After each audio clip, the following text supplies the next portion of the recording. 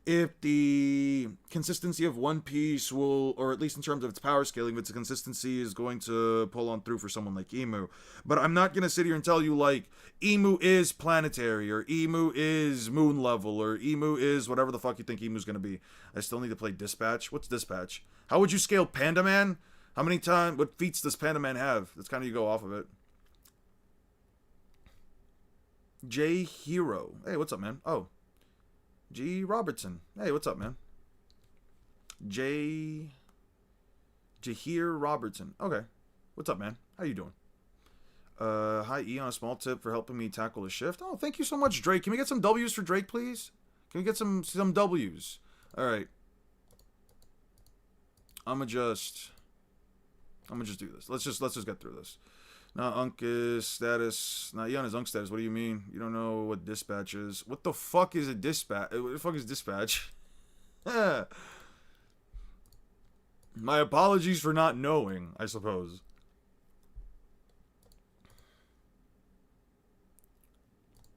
Dispatch is a telltale game. A telltale style game where you dispatch heroes to different troubled cities to help reform former villains. That sounds interesting. I'm not a fan of telltale games, but that sounds interesting. Alright, gunpowder. Wait, what does this say? Something, a huge chunk off the shoreline, but there's no sign of battle. Not even the smell of gunpowder. What happened? Marine ships. Oh, yeah. Arlong really did just eat a fucking cannonball. Also, Moist Critical as a character there, that's pretty fucking funny. That's pretty fucking funny. Moist Critical's a character, that's pretty insane. Okay. This guy spits water. Cool.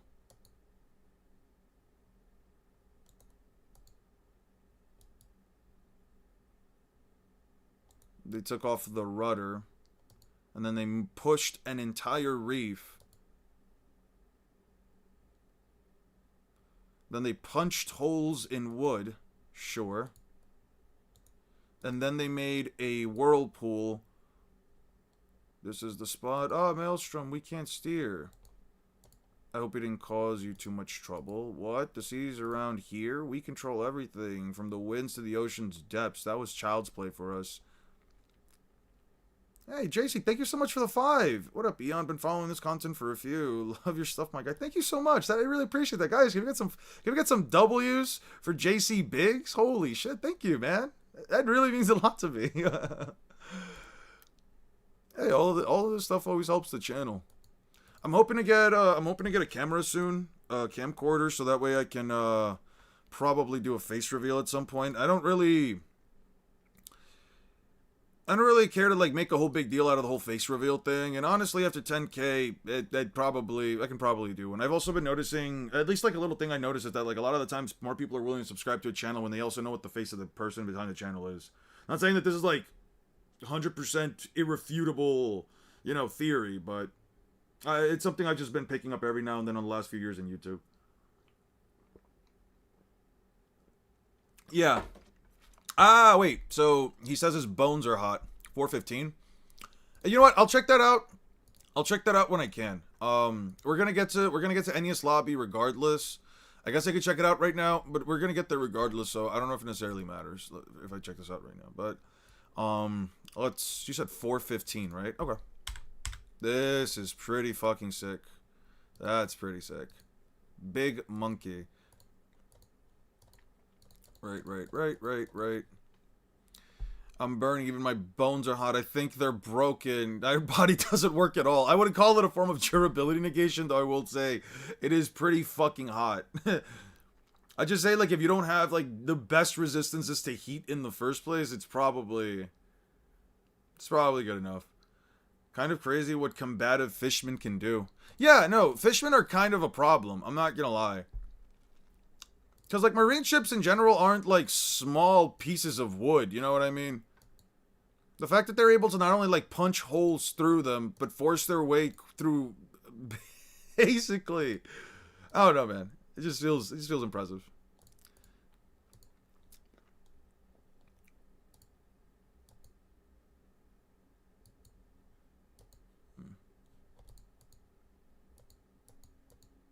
Let me just see something real quick. Hello, scums. This whole village is meh. This village is mean.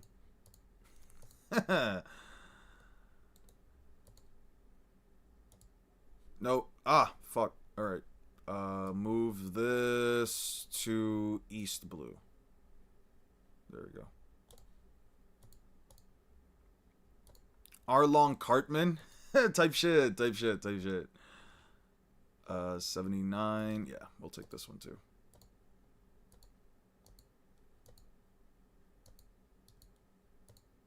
Jesus Christ, they fucked them up. Holy shit.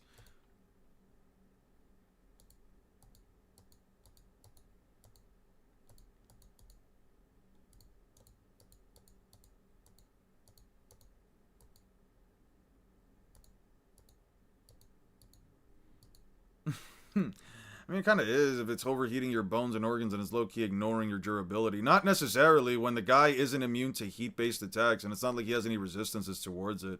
I just say he has very high heat-based move. I mean, yeah.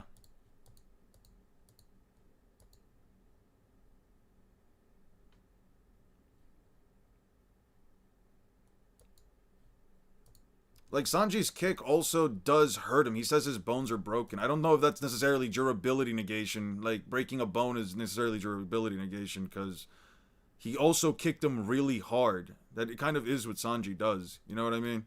I don't know. I feel like putting in, like, a broad perspective for, like, everything, just, like just saying that, like, anything can sort of be durability negation, or anything can be like that. I don't know. It's pretty cool. 1 second. I missed something. First of all, we need this, because we just need the scans that go hard. Let me see. Also, Luffy and what's his face? Luffy and Sanji could quite literally knock out Moo in like 3 hits, dude. That's crazy. I mean, yeah, the same could be said for the resisting, negging shockwaves. Well, Sanji did break his bones. He also overheated his insides. Yeah, but that's more of a matter of heat than it is rather durability negation. If you can burn something, if you can hit something with high enough heat, the heat's going to go through regardless. It's not really... Let's say it's very high AP. No, I think it's very high AP then, 100%. Like, you put a... What is it? You put, like, one of those, what do you call them? The things that you can mark cows with. One of those, like... Fuck. What do you call those things? What do you call those things that, like, you can, like, strike cows with to, like, mark your name on them? Or, like, put in, like, the ranch symbol? If you put one of those on, like, a cow, it'll still affect the tissue underneath even a little bit farther into it. It's because of the heat. You know what I mean? Still ain't beating Luffy's slippers. A branding iron. Yes, a branding iron. Like, if you put a branding iron on somebody or something, the heat's going to go through a little bit farther in than, like, just where they put it at. That's why you see, like, bits and pieces of, like, scorched meat. Do you think Ifrit Jamba would burn through Kaido's scales? That I can't tell you. That I really don't think I can tell you. Kaido's, what's his face? King is able to regenerate flames that Zoro stated are as hot as magma. Assuming that Kaido's flames are hotter. Let me see something. How hot is magma? Let's just see. I know the difference isn't like that crazy between... Okay, so 700 to 1200 Fahrenheit. Okay. So 2200. How hot is blue flames? How hot are blue flames? Are blue flames? There are a whole 100 to 200 to what? 250 degrees Celsius hotter. That's like what? Okay, so on a low end, actually, no, they're about twice as hot. Assuming that Kaido's flames are hotter than what's his face? Assuming that Kaido's flames are hotter than King's, but also under the assumption that they're not, like, you know, twice as hot. Potentially speaking, twice as hot. Probably. I don't know. It's kind of weird. Sanji is branding iron level? I wouldn't say that. I wouldn't say that. That's crazy. Yeah. Complete combustion, indicating blue efficiently, sufficient internet, causing combustion. The hottest part of the flame is the busting burner. The flame is just a tip. The blue flame just above the tip is the hottest part.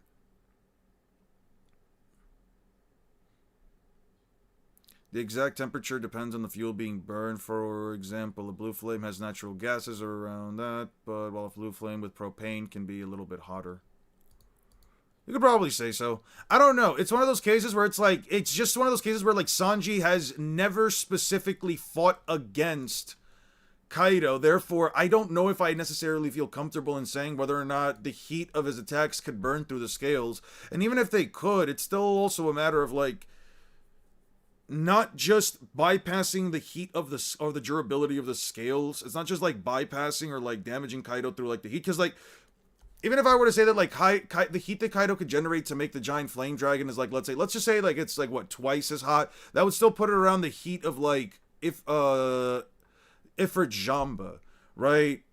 Even if we were to say that, like, okay, King's on the low end is, like, 7 times, and Sanji's on, like, the high end, 700 degrees Celsius, and Sanji on the high end is, like, twice as hot with, like, I don't know, 1650 degrees Celsius, right? 1650 degrees Celsius, right? Like, you can maybe say that, like, if Kaido's flames are hotter, I don't know, like, at 1000 degrees, would it still be enough? Maybe. It really, I think it really just comes down to whether or not you genuinely think so. I don't know. I can't say it just because, like, I've seen Kaido tank enough shit to probably feel like it is fine enough. That, like, he'll be fine enough if he, like, takes a hit from Sanji. You know what I mean? About him being able to take S-Shark's punches, no problems, when he's supposed to be on the same level of durability and supposedly AP. Well, it's not to say that... Okay. The Seraphim are considered the strongest form of humanity. They are essentially advanced versions of what King is, simply by having the green blood that also gives them Devil Fruit abilities and the Pacifistas...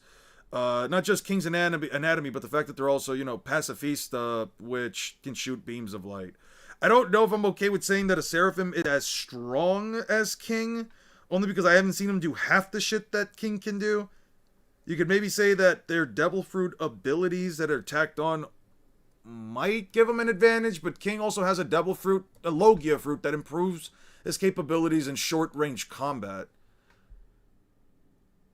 Like... King did push Zoro a lot farther than, like, let's say, a Snake, all things considered. Like, he really did push Zoro a lot farther. I don't think that Zoro really went as hard as he probably need to do against King. Yes, the argument for there is that, like, Zoro did have, like, a ton of broken bones, but broken bones have never been an issue for Zoro in any fight, or at least as far as, like, the latter half of the post-time skip, broken bones really aren't an issue for Zoro, and the superhuman rejuvenation medicine that was... The super mink rejuvenation medicine that was given to him was supposed to, like, remove all the damage, but double it later. How hot is lightning?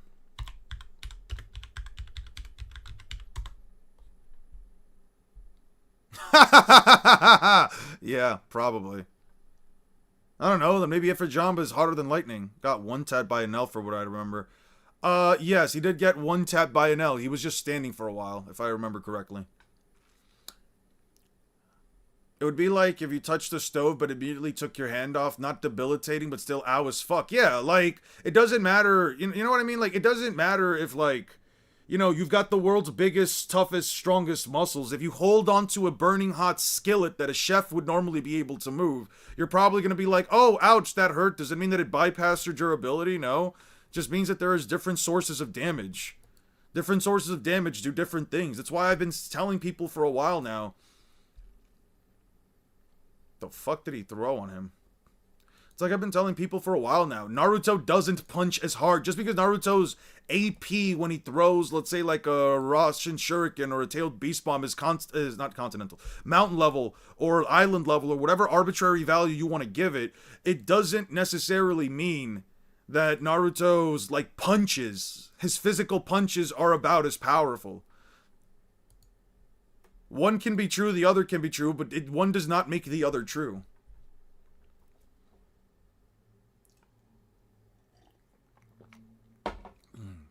Oh yeah, no, his suit really tanked that attack. Hey, what's up, Boros? How you doing, man?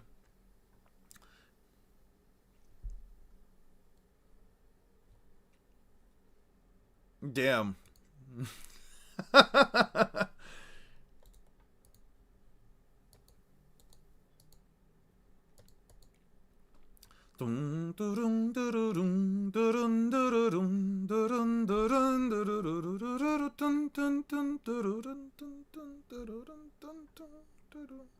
Are we finally done with Bleach?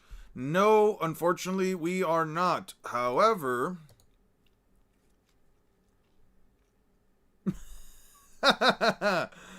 we're not done with Bleach. However, we are working on Naruto versus Luffy.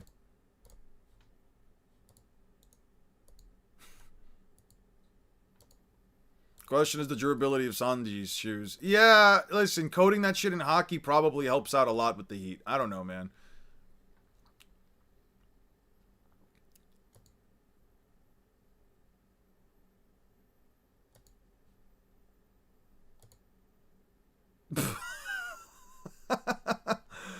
Hachi being fucking stupid is one of the greatest things ever.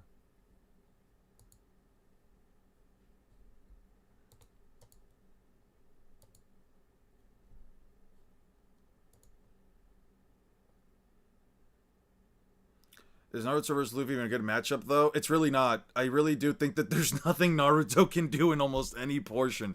Like, I might honestly... Here's the thing, and this is just gonna be like me being kind of disingenuous for the fight. I might just say that, like, Naruto with Four Tails beats East Blue Luffy, just so that I can move on to the next version of Luffy, or else I might be stuck there for a while. I think that it's honestly not, like, the most... I think it's honestly not, like, the most disingenuous take. I think that, like, Naruto... Actually making an argument for Naruto beating Luffy, especially if he can land a tailed beast bomb around Four Tails, isn't, like, a bad argument, to be honest. I don't think that any prior version of Naruto beats East Blue Luffy, just for the simple fact that Luffy really does display some feats that, you know...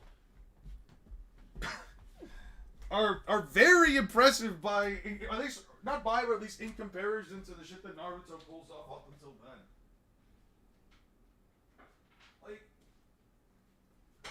Like I've been mentioning for a while, the biggest issue here is just speed, and it's like, and I'm having a hard time even like deciding whether or not the Rasengan, like, even could damage Luffy in the first place.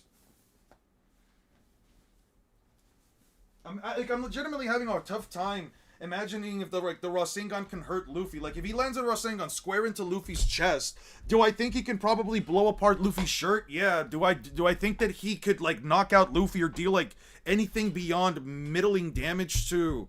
And mind you, me saying middling damage is honestly...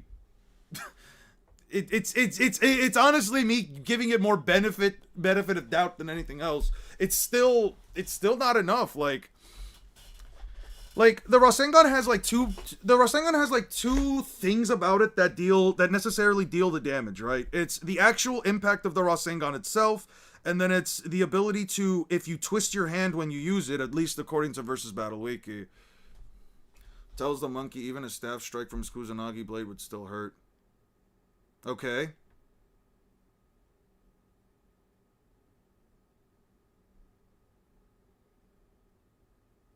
The Four-Tailed Beast Bomb better than the Buggy Ball? I think so. You could make the argument for it. At least East Blue? Probably. Like an East Blue Buggy Ball that can wipe out a small town? I mean, yeah, I'd probably give it to the Tailed Beast Ball. I mean, why not?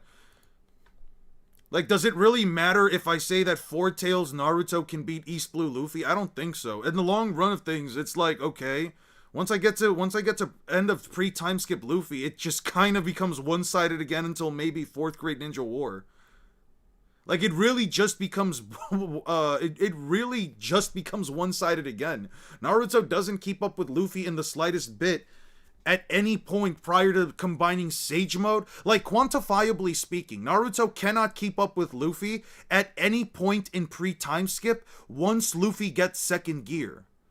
Just because of the simple fact that I can quantify Luffy to at least 10 times the speed of light, and the only way you can quantify KCM even to FTL is by assuming that version 2 Raikage is Lightspeed without any evidence to actually definitively make the claim that he is Lightspeed, just off of the assumption that because version 1 is almost the speed of light, that just automatically must mean that version 2 is also the speed of light. I'm more so thinking of the Jaya feats, but fair enough. I think it's fine. Like, you know what I mean? Listen, the Jaya feats, listen, all that stuff, it's all completely fine. Even if I were to give, besides, I'm saying East Blue Luffy. I'm not talking about like Luffy prior to Enies Lobby. I'm talking about just, again, East Blue. Everything that he's done up until East Blue. Could you make the argument? I mean, sure.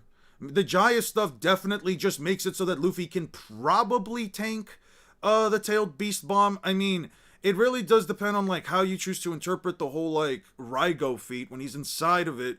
To be honest, it is electricity. Luffy obviously doesn't conduct it, and he was able to disperse the energy to destroy a country, which is greater than anything inside of a Tailed Beast Bomb, but I don't think Luffy is ever going to find himself in a situation where he himself is inside of a Tailed Beast Bomb and disperses it before the Tailed Beast Bomb blows up, which regardless wouldn't really matter because there's never been an instance of somebody being inside a Tailed Beast Bomb to begin with. That whole situation is just so fucked to begin with. It applies a contracting effect to the area it hits. It shouldn't do anything. Well, how would Luffy actually stop the 4 Tails or 6 Tails Naruto? He beats the ever-living fuck out of it, literally physically overpowering it. Trust me, Naruto is not that physically strong in comparison. I was talking about Buggy shaking the mountain or whatever. In Jaya?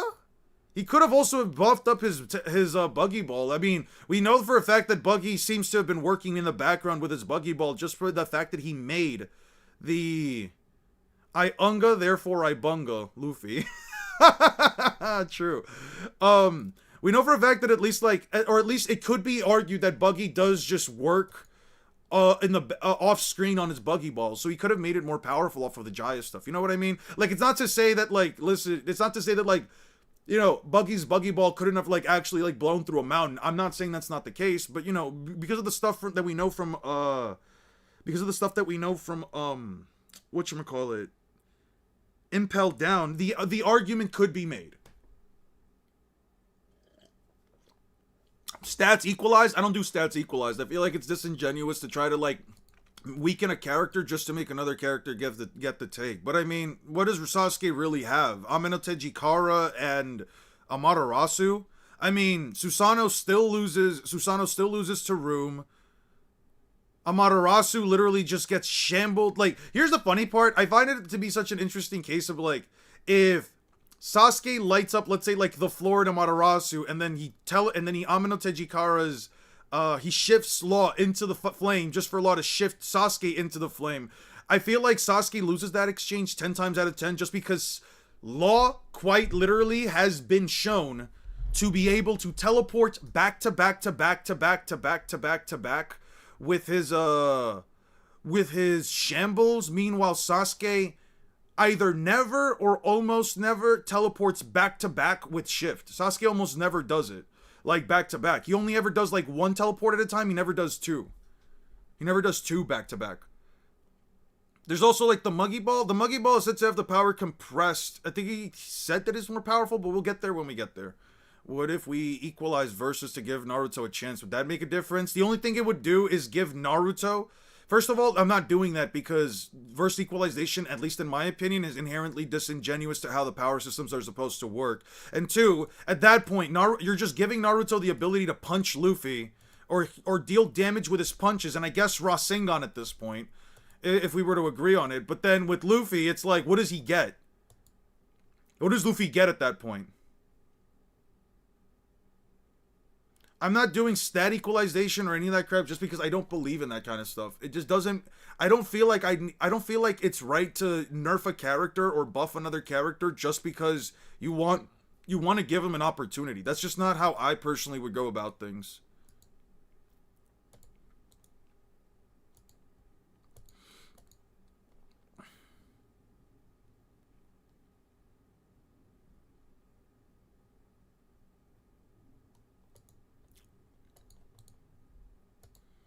What would you choose? And we would have to choose what we equalize with chakra. Yeah, there's also that. You have to choose either devil fruits or hockey. If you do hockey, then devil fruit abilities. Then what the hell do you equalize to devil fruit abilities? Sage energy?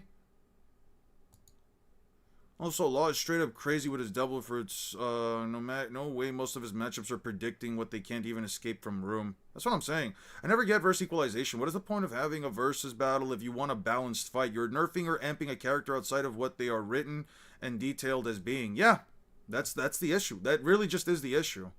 I had a guy comment on one of my one of those comments that I put in on one of these like versus battle Facebook groups.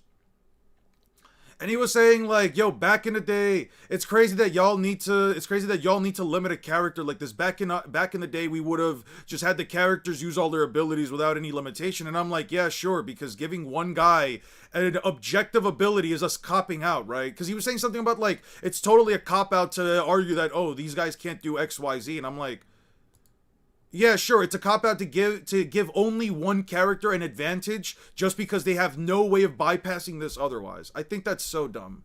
Personally speaking, I think that's so dumb. Sasuke literally would be a Eustace Kid victim without MS or Rinnegan. Probably already without it anyway.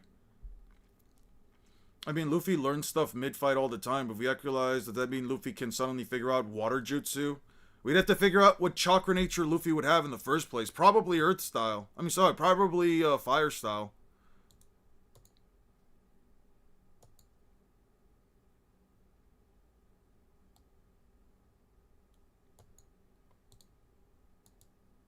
Dun dun dun dun dun dun dun dun dun. Yeah. Are you going to use every version of Naruto Baryon mode and stuff? I'm thinking about talking about Baryon mode. I'm going to talk about Baryon mode towards the end, though I will make the claim that I haven't read Boruto for power scaling purposes, so I don't have the time, at least between gathering all the information now and editing a video that'll probably take me 2 weeks. I don't think I have the time to really sit here and watch all of Boruto. Besides, trying to quantify Boruto sounds like a fucking bitch, because every time I've read Boruto, I've yet to find, or every time that I've looked through a chapter, they still don't use any terms or phrases that could be used to quantify how much more powerful characters get.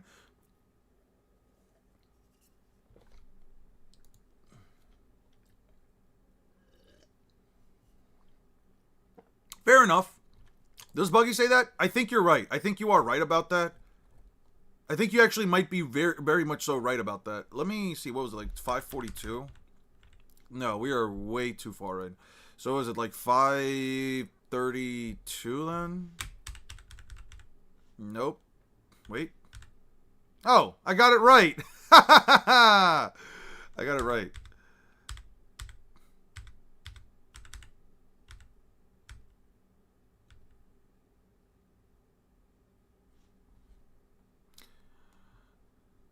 You must have a lot of confidence in your buggy ball. It's a powerful cannonball. It's my trademark weapon. That's right, I made it small enough to conceal in my body while maintaining its destructive ability. It's my new weapon. I call it the Muggy Ball. Yeah. Chew on this special Muggy Ball. It's still conscious. Yeah. Probably.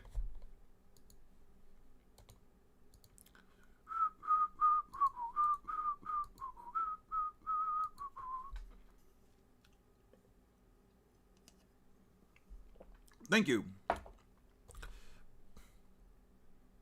I quit Boruto since I got bored of it. Versico is just closer to something like Jump Force. Back in the day, people only reverse equalized cosmology and put different tier characters in the same tier for the matchup, but now verse equalization, people verse equalize everything. Yeah, because it's a fan-made term, which means you can use it for whatever definition you want. Sometimes people will say verse equalization just for the sake of making characters just simply be able to hurt each other. And sometimes people will say verse equalization and say that the power systems are inherently the same because of some bullshit logic like, oh, well, this is spiritual energy and that's spiritual energy, therefore it must all be the same thing. Forget any nuance or context. You and Nixos are a big help in my transition from agenda scaling to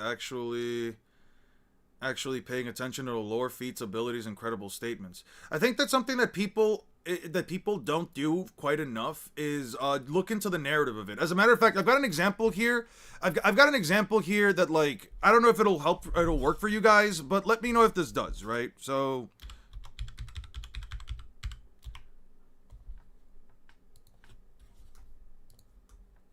all right, so I want you to think of a power scaling. I want you to think of power scaling, but with food, right?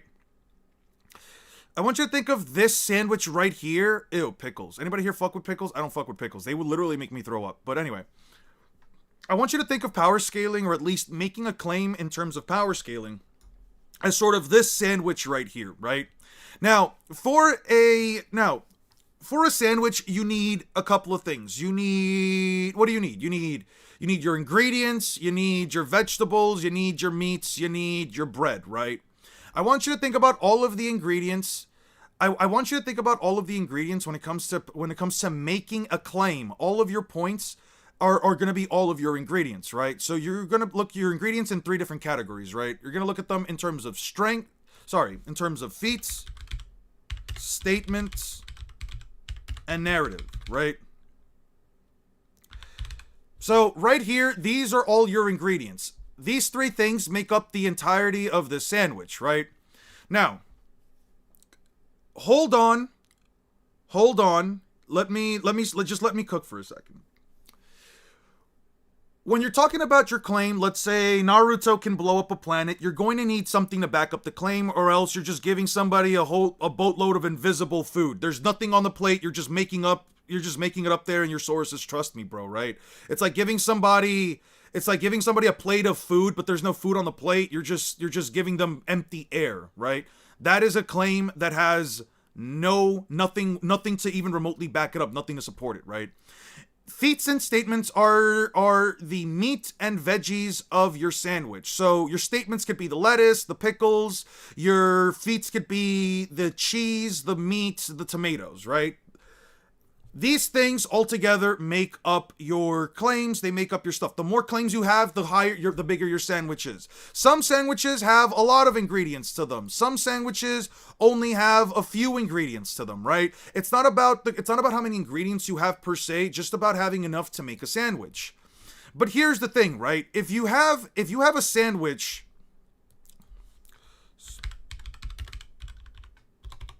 if you have a sandwich that's filled with, let's say, a fuck ton of statements, if you have a sandwich with a fuck ton of evidence, you have something like this, right? You just have a metric boatload of ingredients. Those are all the feats and all the statements that go into your, claim. But here's the thing that you really have to focus on, or else you get some really fucked up amalgamation like this. What exactly does the narrative go in? And the narrative is the bread. The narrative is your bread, because what the narrative does is that it implies the following things: author's intent, plot, and narrative, and just the overall, and just not just the narrative, but like the overall point that the author is trying to convey. If you take a feat and a statement, you can go any number of directions with it, right? You can put it sideways, up and down, left and right, but the point is that you need narrative in order to close out the sandwich, in order to make it a sandwich, because what the narrative does, it creates like these borderlines, you know? It creates like an end to the sandwich from a high end to a low end, right? When I say things like, Kurama can't blow up a planet, even though it's stated in the data books that he can turn the world to ash, the reason why I say it cannot...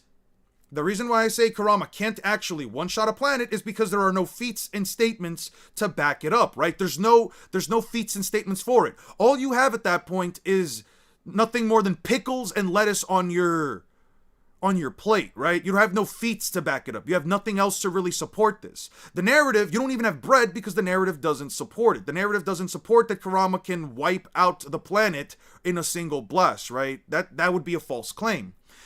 But when you go into the claim and say, for example, Kurama can turn the world to ash. In other words, Kurama can, you know, life wipe the planet over a period of time. You have examples of the tailed beast bombs. You have examples of how much chakra Kurama have. You have examples of how large the tailed beast bombs are. And the narrative, in this case, becomes the bread that, once again, sets up the borderlines for what the limitations of this ability could potentially be, right? The narrative is a bread. You're saying the bread can't actually maintain the sandwich, similar to how narrative can't maintain all the evidence. Power scalers use, right? Kind of. It's sort of to say that you can sort of say, like, for example, Naruto is star level. Well, what? Okay, so the claim is, let's say Naruto is star level. Well, what exactly proves that Naruto is star level, right? The narrative here wouldn't support that. There's no bread to that sandwich because there's nothing that exactly supports it. It doesn't follow the narrative of the story, right? There's no feats and no statements that support anything between it, so you're essentially just having a large, massive sandwich that has no bread at the ends of it because it's not supported by the narrative. Something more closely would be to say that Naruto is like, let's say, mountain level, because you have the consistent feats, and the narrative, once again, backs it up. The narrative seals it all up. Naruto consistently blows up mountains. Tailed beasts consistently blow up mountains. This is something that is consistently happening throughout the series. This is part of the author's intent. I hate that people say Kizaru means the verse is just now passing light speed. Hey guys, I'm back. What I mean is, oh cool, we're sandwich scaling. Grilled cheese all the way, yeah. Basically. The sandwich power. The sandwich problem. The narrative never supported. The narrative put him and Kuzan at the same tier. Why are you saying below Prime, Garp, and Roger? Keep them in mind. Roger almost turned Akainu into past tense. Toye bias. Akainu was toying. Okay, you guys are just having that. Fun. No, white beer. Wash that little. Okay, you guys are just talking about the Admiral versus Yonko thing again. All right. My author's intent says that I'm hungry. Right. So, like, this is also one of the reasons why I'm like, and this is also then one of the reasons why I say things like,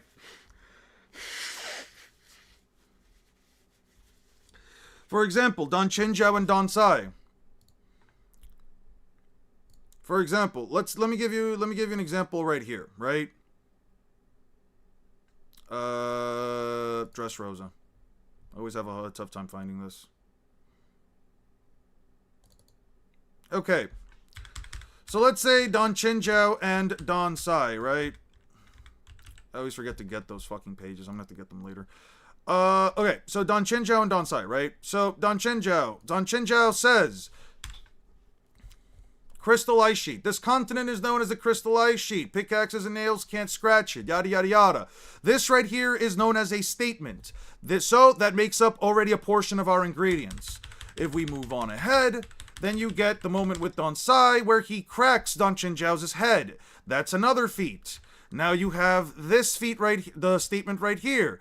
It's now powerful enough to split the continent of ice. These right here are our ingredients. And the narrative here is that Oda has now twice within the same arc.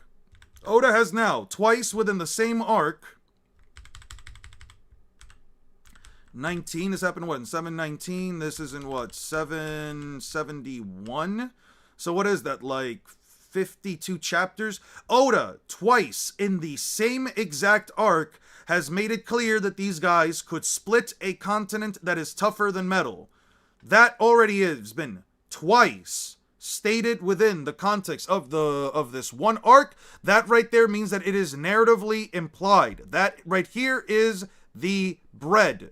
The fact that Oda has implied this twice within the same arc, making it blatantly clear that these characters can split a continent, at that point that is author's intent. That is the bread of our sandwich. It is closing it off because we have now gotten double confirmation from the author, since they are the ones who wrote the story, that the characters can split a continent. That is narrative. There you go. Statements, feats, narrative. I like to call that the sandwich theory. Give me 1 second. I'm gonna go get some more water.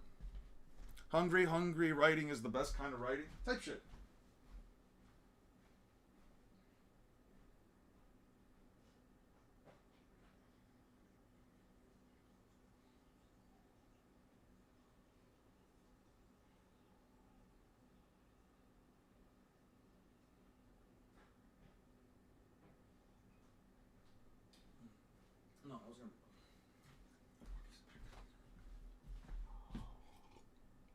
It's not a Subway commercial. I was just trying to find ways of explaining this throughout my video. Yeah.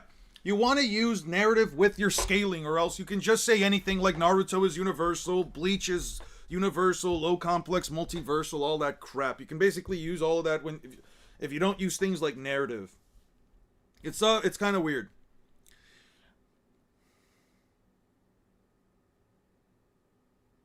Until Whole Cake or Wano, objectively untrue because two characters weaker than him quite literally say they can split continents.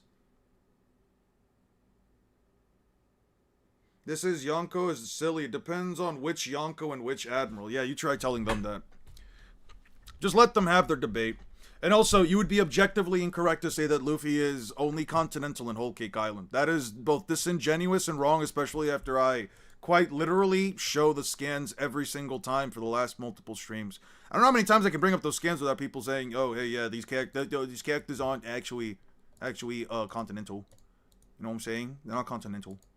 They can't be Continental because that won't make any sense because Naruto isn't Continental. So because Naruto isn't Continental, then that must mean that he got to do it. Why? Yeah, type shit. Ba ba ba ba da rum bum bum ba da rum bum ba da da bum bum bum ba da rum bum bum ba da rum bum ba da da. It's like having a bunch of ingredients but no bread, meaning there's no structure for the sandwich. Right, there's nothing to hold the sandwich together. You're just stacking a bunch of ingredients at that point, and that's not a sandwich. Well, they won't want to believe their eyes or ears if it goes against their worldviews. Yeah, but that's just the case with anything. Man, Usopp was quite literally capable of defeating a fucking fishman. A guy that could do all of this crazy shit, dude. What power? Doesn't he realize I can see him?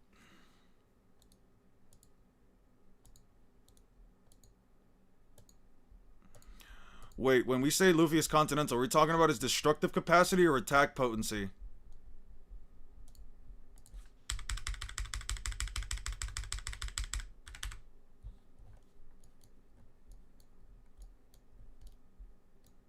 Attack potency. Right there. Doesn't scale past Continental? No, he does. He does. The fact that he can hurt Kaido means he scales to Continental, actually way far beyond it. Feat-wise, it does. Quite literally. Quite literally. Cracking it requires monumental force directed at a single point. Oh, but Eon, that's just one statement in 1,000 chapters. You can't take it seriously. It doesn't make absolutely any kind of sense. It's completely dumb, and you'd be biased to say that it does, because if you did, then that would, for whatever reason, mean that you, Eon, believe that these guys are all this strong, even though they can't be this strong, because why would they ever be this strong? It doesn't make any sense. One Piece character's a fodder. One Piece character's a fodder, man. And because the fodder, that means that they can't be this powerful, or else you're being biased. It would be biased of you to say that these characters are like that. Everyone knows in the internet back in like 2017, the internet collectively agreed that they would only be mountain level. One Piece character, as a matter of fact, I think the internet as a whole has been super duper grateful and generous by giving One Piece island level, because they never even blew up islands, you know? They never blew up islands, so it doesn't really matter. Oh, right here. When enormous power is directed at one point, it doesn't cause extra damage. Just think of my kicks as bullets from a rifle, but only a lot bigger. Yeah. There's already two examples within the context of the story that implies that characters can literally focus their attack potency to single points. Yeah. I don't know what to tell you, but what feat does Kaido have that puts him past Continental? What feat does Kaido have? I got you.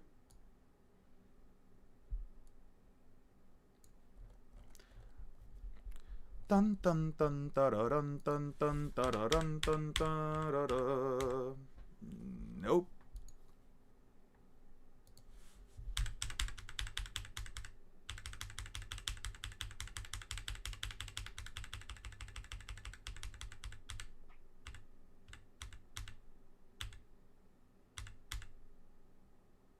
Technically this. This puts his durability past Continental. Doesn't have a feat. Yeah, this feat right here. He didn't take damage.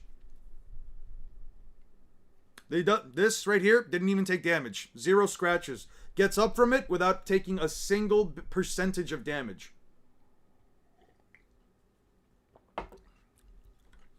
So what about when Kaido's using full power?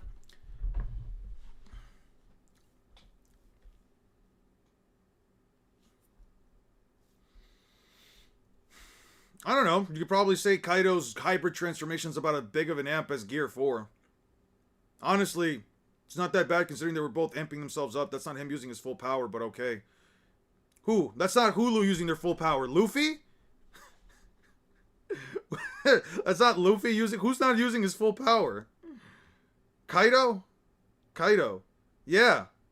He's not using his full power, and he's tanking a series of blows that are greater than Continental. As a matter of fact, let me be clear. This punch right here is technically Continental.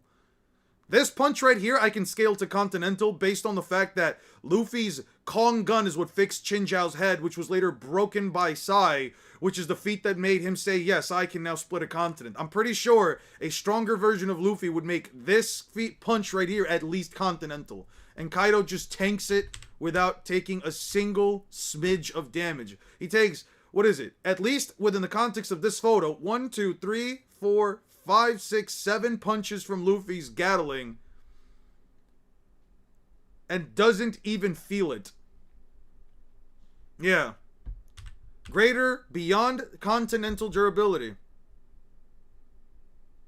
Yeah, Luffy power crept himself an arc prior, and I'm not even counting that. I'm still saying that this is a version of Luffy's only as strong as in Dressrosa.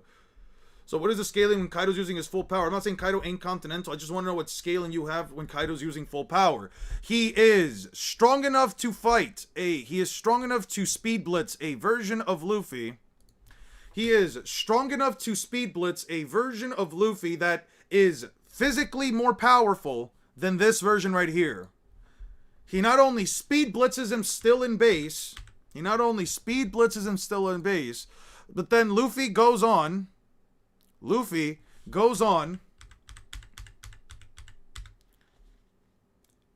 to stack the same Gear 4 times amp that he already previously surpassed. He stacks Gear 4 onto him. So if you want to say that Luffy's base is on a massive lowball, Continental, this is a 30 times amp. This right here is on a massive lowball, a 30 times amp. Then Luffy gets Advanced Conqueror's Haki. Which is now overpowering this version of Kaido. He is now able to deal more damage to Kaido and outperforms his previous Gear 4 self, which means Advanced Conqueror's Haki is also, at the very least, on a massive glowball, a 30 times amp. Then Luffy fights Kaido in Snake Man plus Advanced Conqueror's Haki, which, if you didn't know, 30 times 30 is 900. Sorry, is 30 times 30 900? It should be, right?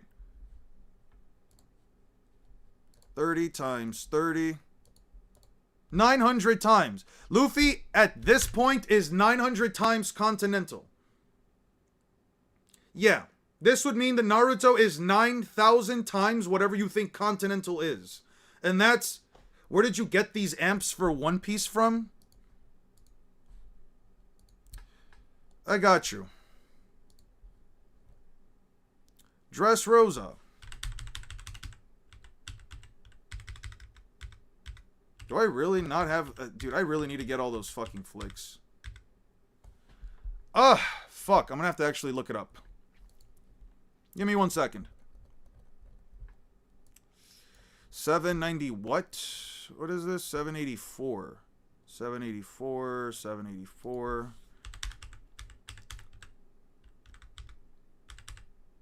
Okay. I'm gonna save this image real quick. Dressrosa. I'm gonna need all of this anyway. Save this image real quick. Give me a second because I need to now go down to... Give me 1 second. When does Luffy fight Rob Lucci? Right, it's around the end of 380, so 400, 383, 395, right? Jesus Christ, you still have to go through the Robin shit, too. Fuck, man.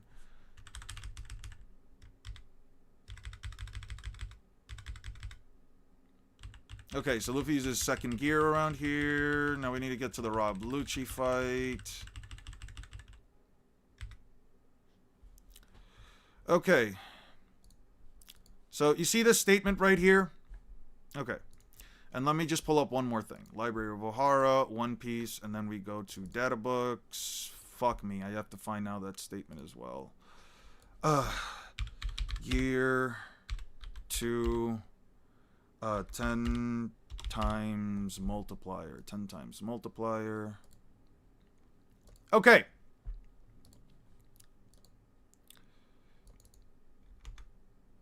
Okay, so let's cover a couple of things.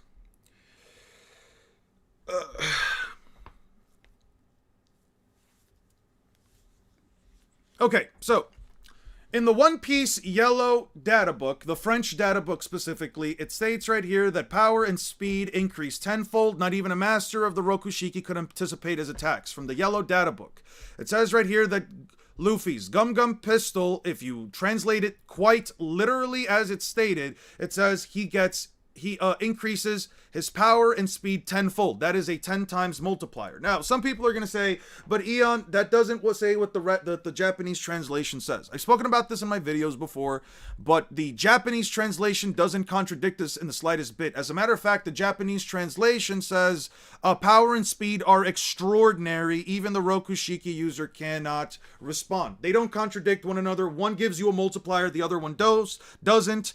They are both quite literally canon data book statements, and this is the only way that I can quantify second gear without using the 10 times. As a French, it's kind of hard to say it's a tenfold because the word duple is weird usage. However, it's a great multiplier anyway. I've had somebody else that's French actually say on at least within chat on stream at the time when I spoke about this months ago, they also said that it basically does translate to 10 times, but regardless. So, you see this statement right here where it says, indeed, your physical abilities go through the roof, but your physical strength can't keep up with the intensity of your organs. Let's see, where the fuck does he say it? You pump your speed and blood, bro, beyond normal heart, because you're a German man. I see you're not injecting power. Where the fuck does Rob Lucci say it? Let me see if I have it right here. Do I have it in Water 7, Aeneas Lobby? Water 7. Where the fuck do I have that? Feet. Where the fuck do I have it? Let me see if I can just find it on my YouTube video real quick. I got a video that already covers this. Give me 1 second. Oh, what it means to fight Monkey D. Luffy. Back to all right.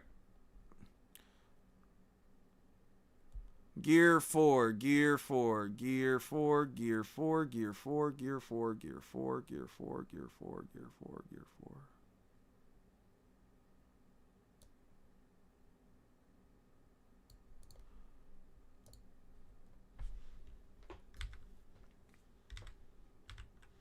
Somewhere around here.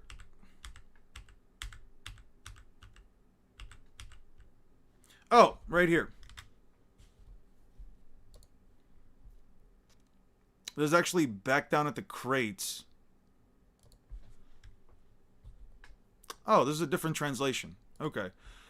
I got a translation that says, even though your physical abilities increase beyond their limits. You see where it says, even though your abilities increase beyond your limits. Where the fuck did I get that scan from then?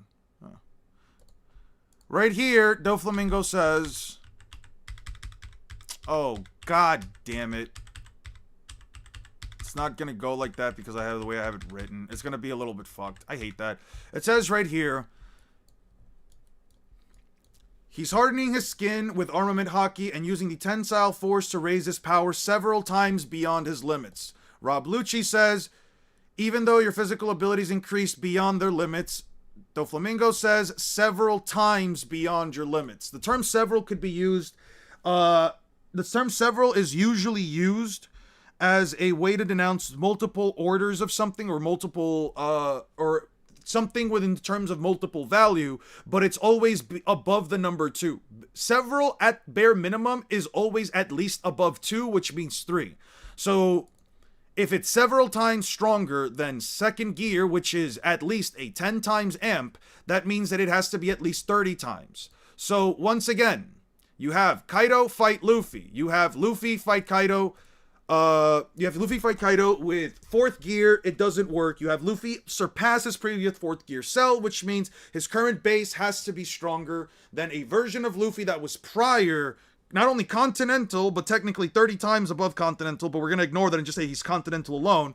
Luffy fighting Kaido in Gear 4, which means at the time of the rooftop fight on a massive low ball would mean that he is 30 times beyond Continental. Then because of Advanced Conqueror's Haki, he would be another 30 times beyond Continental, since it has to be at least as strong of an amp as Gear 4, since he outperformed himself while he was in Gear 4, and then he combines both of them with Gear 4 and Advanced Conqueror's Haki in order to get a version of himself that essentially now has...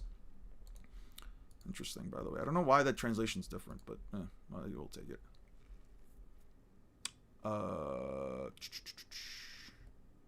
So yeah, Luffy is on a low ball like 900 times Continental on a massive low ball. Something like that, yeah.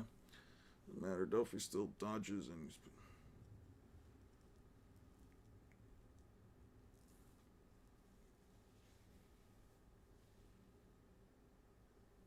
What do you think wins between Queen or Katakuri? Yeah, I think Queen wins. The fact that Elbaf Luffy can now also use Gear 4 attacks and base. Yeah, Luffy can now also use Gear 4 and base. Which is kind of crazy. No, Doriki scaling doesn't actually put it at 10 times. Doriki scaling doesn't. Doriki scaling would probably make it like 5 times, but it isn't good for scaling. It measures strength, not speed. No, it measures their physical capabilities. Especially since we know that Khalifa, who's also one of the weakest members of what's her face?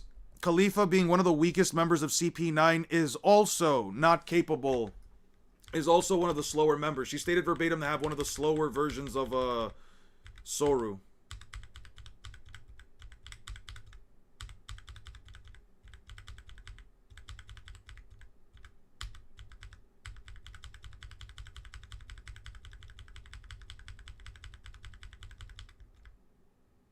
Yeah, Khalifa also has the lowest power level, and she's also the slowest out of the entire band of CP9, and Rob Lucci's the fastest. Doriki also measures speed.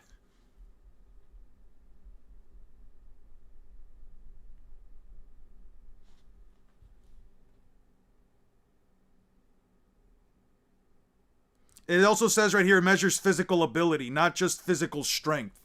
Physical ability would mean all-around physical raw stats. Yes, it does measure speed.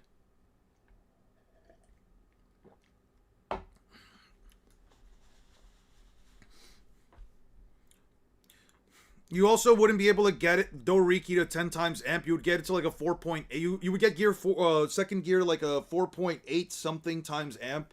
If you say that Luffy is only as strong as Bluno when he fights Lucci, even though Luffy literally keeps up with him. What do you think wins between... I've already been asked this a lot of times. I think Law curb stomps Sasuke. He can't do anything about it. Sasuke can't beat Room. There's nothing in Sasuke's arsenal that beats Shambles plus... No, just Shambles. Sasuke can't beat Shambles. I don't know what to tell you. Yeah, the drug scaling is crazy. And mind you, mind you. Interesting thing about Naruto's cosmic feats and statements in the novel, they apparently do have certain feats like past original series ending before Boruto. Your take on the books? The take is I haven't read them and I don't think I'm going to be using them. Besides, Naruto making some random cracks in space doesn't really mean anything in terms of his attack potency to me. I don't know why that would automatically translate to Naruto having the attack potency to like shatter existence itself or whatever. Again, the narrative doesn't back it up. The narrative just doesn't back it up.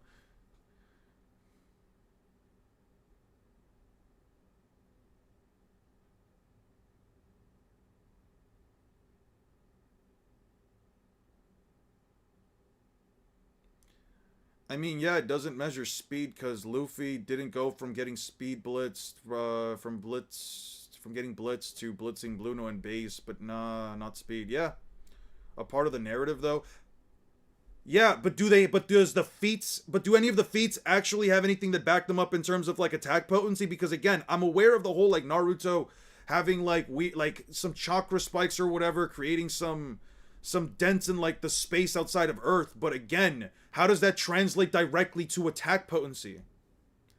Like, if I use that, if I have to use that to somehow translate it to attack potency, how does that directly translate to attack potency is what I'm asking. How does that translate to his speed? It doesn't. That's the only thing I know is that he makes some cracks in space. That's the only thing I know. I haven't read them, and I'm not going to go out of my way to read the light novels because A, I don't read light novels, and B, I only have to go up to the end of Naruto, up to the end of the manga. I'm allowed to just go to the end of the manga for Naruto. I don't have to read the side stuff, especially if the only other thing I really need to go through is the movie.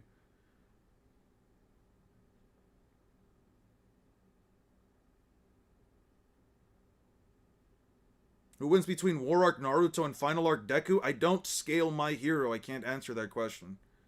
I genuinely don't have an answer to that because I don't scale the characters. Kaguya can get to Universal, so it's quite consistent. How does Kaguya get to Universal?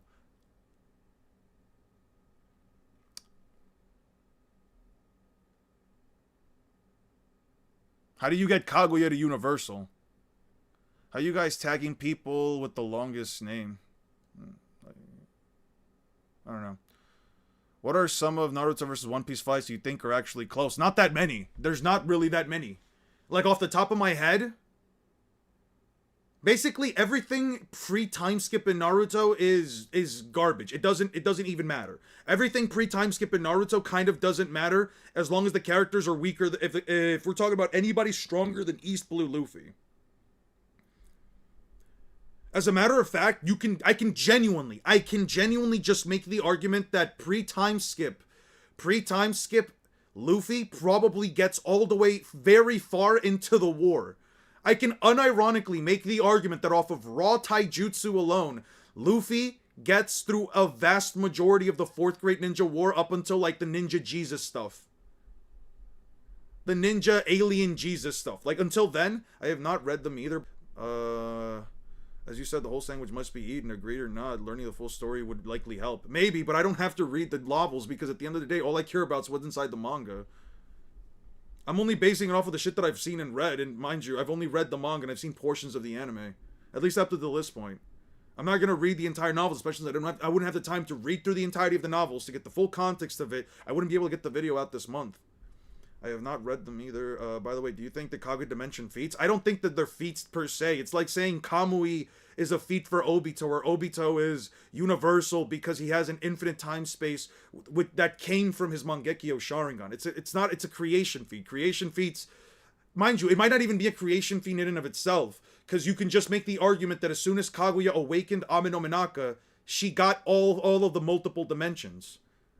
It's not exact. I don't know if it's necessarily stated anywhere that she made the dimensions after getting Ame no Minaka. I know there's a data book statement, but the data book statement also literally classifies Ame no Minaka.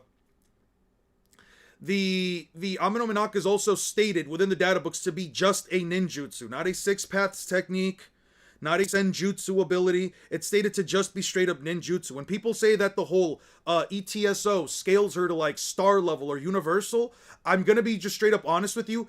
Truth-seeking orbs are stated verbatim to negate ninjutsu.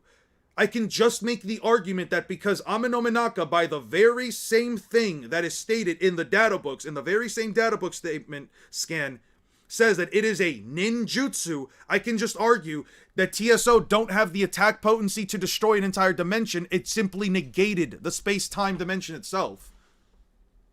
I found a panel that says Naruto characters cannot physically go light speed and they find dodging lightning impossible. Yeah, it's called the Zetsu statement and the Mabui ethereal transmission jutsu statement. Doesn't the planet have nature energy? Yes, nature energy does come from the planet. What about it? Which planet are you talking about? Kaguya's dimensions? I don't know if any of those dimensions have nature energy. When does Naruto gather up nature energy from them? That she's affected by the gravity in the universe she created is enough to say she doesn't scale to them directly. Yeah. Like, low-key saying Kaguya is universal to me is like saying Brule is universal because of the mirror dimension. Creation doesn't equal or apply to attack potency. It's like saying that not even Brule, but Mont d'Or is a low multiversal being or a high-end multiversal being because he's able to create an infinite number of spaces inside a book. And he's able to just create actual living dimensions within those books. It's literally stated in the story.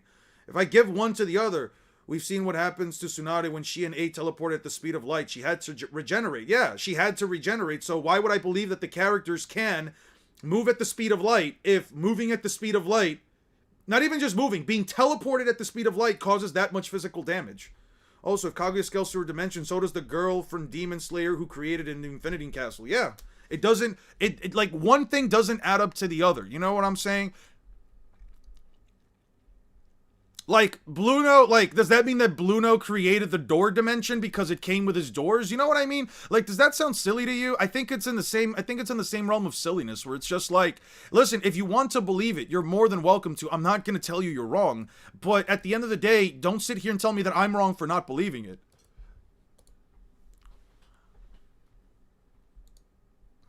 Well, well, well. You went and got all grown up.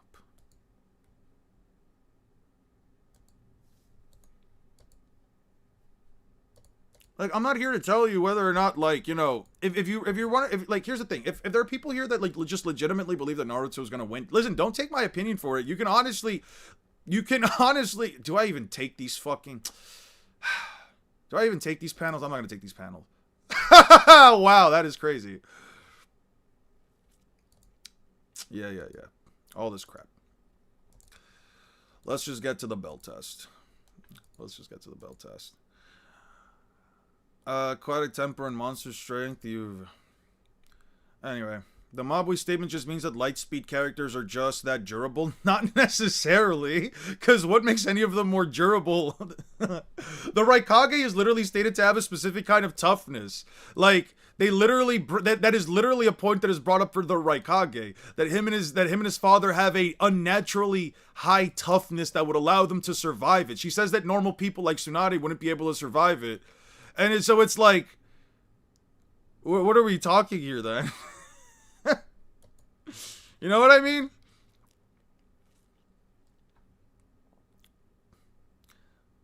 Dropping the lightning naturally, so it is lightning speed. Yeah. Also, are those dimensions she goes to places that she created right in the moment, made long ago, or always existed because she simply teleported to them? That's the thing, right? Like, that's also the thing, right? Like, did they spawn with, as soon as she opened up her third eye, like, the abilities just spawn? Like, what are we talking here? You know what I mean?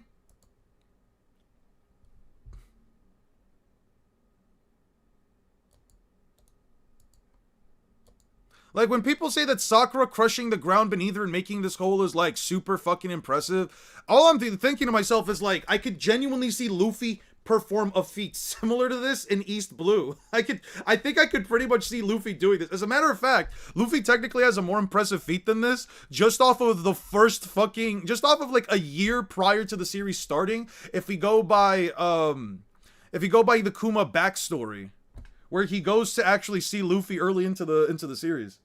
Sorry, late into like Egghead.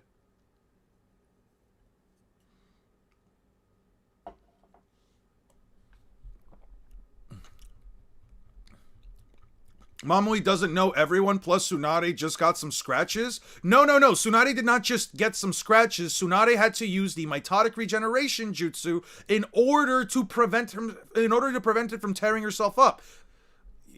What do you want me to tell you?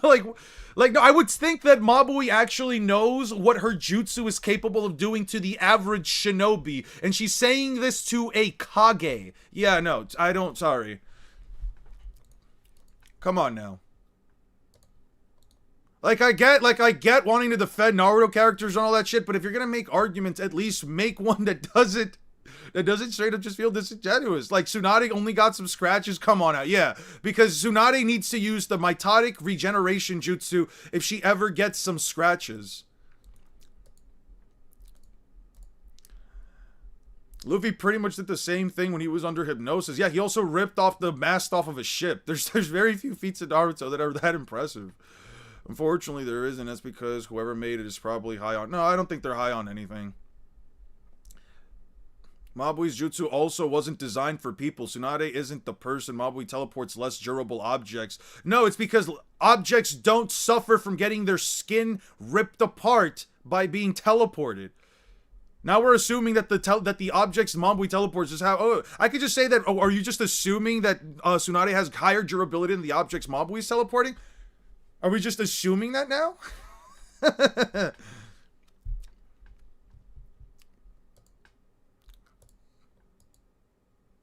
Do you think a fight between Luffy and Naruto could just end in them eating ramen together? Yeah, I could probably just have Luffy share it. I don't think that Luffy's gonna share it. But hey, you can make the argument for it.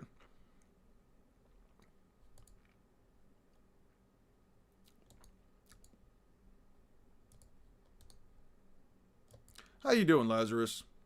Or the objects have higher durability? Yeah, it could also be the case. Maybe Tsunade just has less durability than an average inanimate object. I don't know, man. What do you want me to tell you?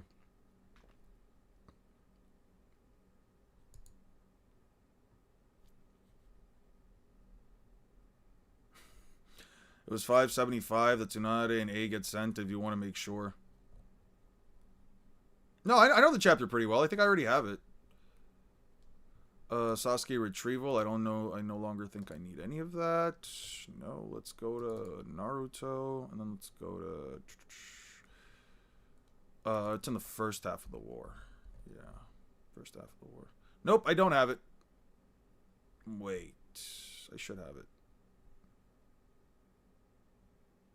It's not in 575. No, it shouldn't be 575. That's definitely wrong. Sasuke get teleported around here. What is it, like 565? Definitely 565. Not 575. Yeah, no, she's not just has a couple of scratches on her. The woman is bleeding out of her fucking mouth. What are we talking about?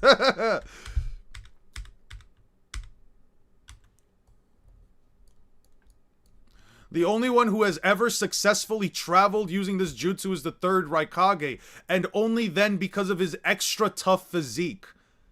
Perhaps it would be possible for the fourth... That means they tested it out on other people. Yeah, and they've tested this out on other people. The only one who has ever successfully... That means they tested it out on other people. Yeah, that's just an objectively untrue statement, but sure. Is for transporting objects. It's not like the Kuchiyose summoning or the reverse Kuchiyose summoning. It's not meant for people, really. It's so fast that the body cannot keep up, and one just comes out torn apart and dead on the other side. They have literally done it to other people. I cannot believe that Tsunade was able to destroy Madara's body with her punches. Doesn't she barely scale to city block? Well, her best feats come from the war. Her best feats, unironically, do come from the war. I'm not gonna say she scales to city block. I mean, Naruto, like, here's the thing. We can make whatever, we can, like, be on whatever side of this discussion, but here's the thing. Whether or not you think I am being disingenuous with any of my claims, and I'm really not. It's not a town-sized island. That is objectively also untrue. Here's the thing. Whether or not people here think that I'm being, like, very hard on Naruto or whatever, I'm being as genuine as I can be. Like, okay, the Super Odama Rasengan is also translated to the massive Rasengan, right? The massive Rasengan that Naruto uses here, there's a statement from the data books that says that Jiraiya's sage-amped massive Rasengan is able to carve away at mountains. Even if I'm as generous as possible, and again, I'm being generous here, and say that Madara Susanoo was able to tank this mountain-level attack which, mind you, it doesn't really tank it more, so he has to shoot it up to this extent. That would mean that Tsunade's punches are at least around that mountain level tier of strength, with the strength of hundreds healing fully released, right? Like, it was designed for objects. Yes, it's not designed to teleport people, because one smart. Listen, I don't know what else to tell you here, dude. Make up whatever you want to make up, but it's not, but you literally cannot make an argument. You literally cannot make an argument if the character is literally proving you wrong.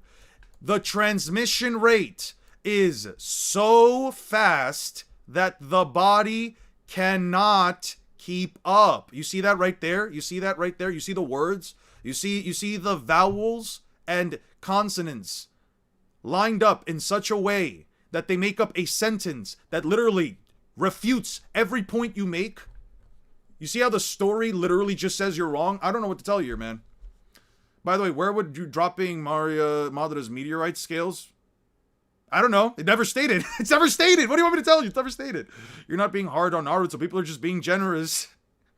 Yeah, people are just way too generous to it. I mean, I don't know what to tell you. Did you see that the body kept up? Yeah, how did the body keep up? How did the body keep up? Read the words up here. Read the words right here. What does it say right here? What is it? What words say right here? I'll read it out for you. Reverse. Seal. Exclamation point. Release. Exclamation point. Exclamation point. Ninja. Art of the mitotic regeneration. Yeah. I did see the Dofi versus Kage video. What am I going to tell you? Yeah. What do you want me to tell you? Text-to-speech is necessary for some people to understand. I mean, listen, I could keep doing this. I could keep showing up and just giving you all of the different numbers and all of the different values and all the blah, blah, blah, blah, blah, blah, blah. The text could say it. I'm still going to be told that I'm not interpreting it properly, even though I'm literally just reading what is off the page. Like... Tsunade had to use her trump card to survive Lightspeed. Yeah. What's the argument? The audiobooks are on YouTube, but I understand the time restraints. Would you consider it in the future? Fuck no. Maybe. Actually, maybe. I don't know. I like to be able to see the page. I like being able to read the characters. If I'm just listening to somebody else, it goes in one ear, out the other. That's why I like manga. Like, this is just me straight up being honest. I have a very tough time paying attention and following people just talking. It's hard for me, man. It really is.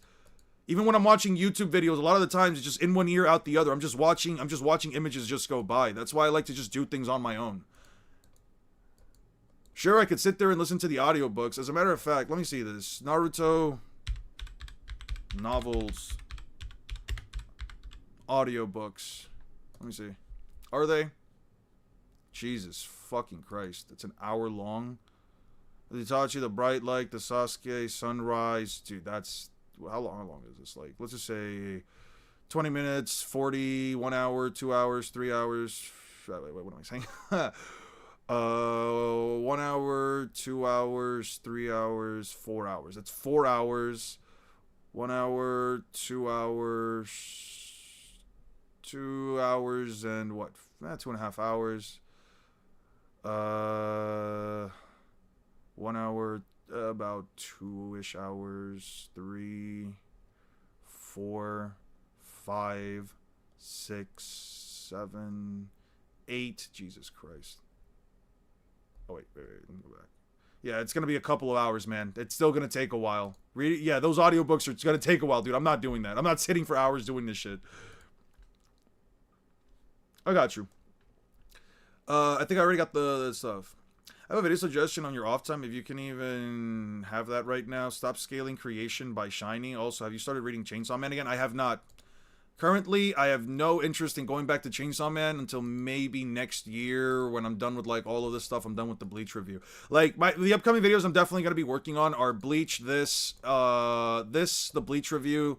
If the 1,000 Year Blood War Core 4 comes out, I'll probably do it around that point in time too. I'll just probably just watch it straight away and just get it out, since it's going to be What about around the time? You cannot let the Naruto power skills go to great lengths to upscale their verse using third-party materials. A for effort.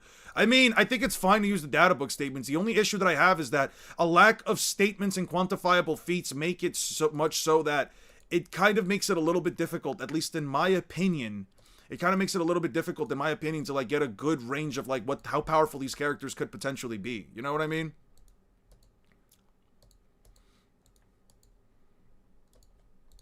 Like, for example, somebody's saying, oh, look how strong Deidara is. He's able to nearly blow up an entire village. And you know what else is capable of blowing up an entire village? A tailed beast. I think I'm perfectly fine with the idea that, like, an Akatsuki could blow up the village with their higher end attacks. But then you have people saying that, well, Deidara's attack potency is always city level. Or whatever the fuck you want to say for, like, let's say, the Sand Village, however big you want to say, whether you say it's a large city, a small country, whatever the fuck you want to use for like this, people will say Deidara's attack potency is that high, and I'm like, well, yes, the highest end of his attack potency would likely be around those ranges. I don't personally have an issue with that. But to say that, like, these tiny little explosions that Deidara cause are also within that town level's worth of explosion, I'm not too sure about that, right? Like, Gaara having his self-sacrifice shit's the only city level AP feat? Yeah, I agree. What's up, Alphobi? What's up, man? What mangas are you currently reading? I'll show you right now. Blue Lock, Kengan, Omega. Actually, where's my history? I could probably just show it to you from there. Blue Lock, Kengan, Omega, mostly just One Piece. I've been skimping on Kagurabachi. It says I've read the latest chapter, but I've been just going through it. And JJK Modulo. Oh, and Versus. Those are currently just the ones I'm like looking at right now. I'm reading Kagurabachi. I'm planning on making content for it next year, likely. It's a short enough series that I feel like I can make some content on it. I also want to talk about Dandadan soon enough. I just haven't started reading it yet. What do you think about somebody scaling Madara's meteors to 247 kilometers? I will tell that person the same thing I'll tell anybody who uses pixel scalings. You are more than welcome to believe whatever value you got for that. However, I don't have to believe it in the slightest bit, and it means absolutely jack shit to me that what values you get based on whatever pixels you counted, because at the end of the day, that value that you got is not written by the author. I don't care what values anybody gets for their pixel scaling calcs or their physics-based calcs. If that value isn't confirmed by the author to be true, I do not care what value they got. As far as I am concerned, it is as close to headcanon as possible. Thoughts on me saying Hirohiko beats Gojo? Hirohiko,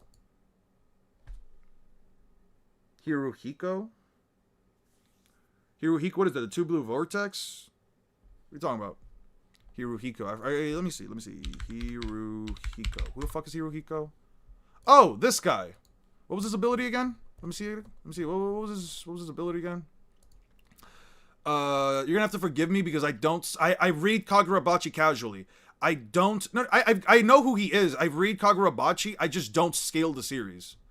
I like to take my time with each series separately. Sorcery allows him to create paper and fold origami. He can remotely control the origami he creates. They are sharp enough to easily pierce through a person's body, as well as being strong enough to carry Tenseki. He can also control multitudes of papers in swarms, and even a sizable distance away in order to disorient and attack the enemy. Can create paper constructs inside the theater room, preventing hero from seeing more than a few meters in front of him. Given in any given direction. He's also able to see through this paper in a sense, and able to effectively keep watch on the situation near his paper. Sorcery is not without drawbacks. Okay, I don't care about the drawbacks. Kumeyuri. Upon activation through Kumeyuri's names, two faceless geisha-like entities emerge from the blade and fly out to bear Hirohiko. Form the contract during this formation. Okay. Activated Owl. Covered Kumeyuri to be sealed away, and Hirohiko to avoid using it to prevent or avoid Samura. Hirohiko, Summer. Okay, but what's the abilities? Okay, Banquet. Summons two faceless geishas. Pour sake. This effect causes intoxicating hallucinations. Emerge from the Banquet's targets, creating a potent illusion that fool multiple senses. Bear is able to target who is affected and is able to affect Chihiro. Banquets are influence its potency. or hurt influence its potency. Chihiro reinforces ears to in preparation against a technique, while less affected by others. Play is able to freely manipulate nearby objects such as corpses, represented by the geisha-like figurines, playing their instruments as well as reaching towards the and flying around the bearers. Objects manipulated more fluidly, the more bearer respects the object in question. Hirohiku's skillful enough to use the technique to manipulate in the hallway. Though his ability is skillfully manipulated and hampered by that, and the restricted play, where instead of manipulating objects, destroys them through weaponizing his natural utter lack of care towards objects. Using this ability, was able to tear apart the upper perceptions. Yeah, I don't know how he beats Gojo. I don't believe that he beats Gojo. None of this bypasses Infinity. Even if he puts Gojo under the sense of hallucinations, he still can't bypass Limitless. I don't know if I would agree with that take. Are you okay with loose size scaling, like the panel of Kaido sitting behind a mountain rock from which he had an ancient giant walk out of? I don't care for loose size scaling. I mean, I've done it to, like, scale, like, the One Piece stuff to, like, Continental. But, like, I don't know. I think it's fine. I don't think it's necessarily necessary. Hey, you're done with exams? Lovely. Pixel scaling is prime time dork behavior even with power scaling. I think it's fine. Like, if a person wants to use pixel scaling, it's completely fine by me. I don't personally believe that, like, it's necessarily a bad thing to do. I think that you can actually get a lot of good values from it. But I do think that a lot of the times people resort on it too much. And I feel like if you're going to be basing this off of this idea, I feel like if you're going to be basing it off at least entirely around the idea that, like, yeah, these characters are able to, like, perform these feats and have these megatons of jewels and all of their attacks equal to stuff, you might want to also follow a bit with a narrative to say that, like, let's just say, like, Sasuke's fireball jutsu. Some people have calculated it to be small town level because it was able to vaporize a patch of ground and dirt or whatever, right? Like, sure, I guess, but it doesn't mean that Sasuke's punches automatically translate to that, right? Like, Sasuke, even when he uses the fireball jutsu, you know, it's not like it's an actual massive, like, heavy fire. It actually, last time I've seen it, it literally just doesn't work. It's like 0 for 4. Like, the ability is like 0 for 4 or 0 for 5. I've had a really good idea I wanted to express, but I couldn't last time I can. Yeah, you can totally express it. You're more than welcome to. Just the thought, if Whitebeard Planet Statement wasn't a thing, where would Luffy scale? Bare minimum 900 times Continental. Whatever you think that means, just that. At least 900 times Continental off of a massive low ball. Excuse me. Off of a massive low ball. I was like saying the Spirit Bomb scales to Goku's normal punches, and that just doesn't make sense. I agree, but hey, some people believe that because Deidara is capable of blowing up a village with one of his stronger bombs, or at least wreaking massive damage to a village with one of his stronger bombs, that automatically means that his punches must scale towards it. I would graciously disagree with that, but hey, listen, if I don't want anybody else to be called a biased tard, as many communities would like to use the phrase. I personally, with this community, I don't like using those phrases. Would really kill calcs for you to not use them. Actually, I could show you something. In my early videos, I would actually throw in some calcs I would get off of the internet to, like, say, like, hey, you know, these calculations could probably be used to, like, quantify these characters to XYZ and blah, blah, blah, blah, blah, blah, blah. Let's see.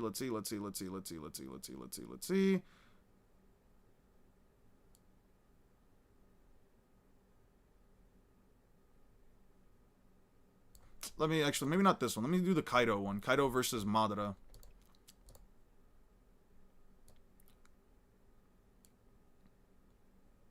Like, I used to use calcs, but, like, I've gotten comments before that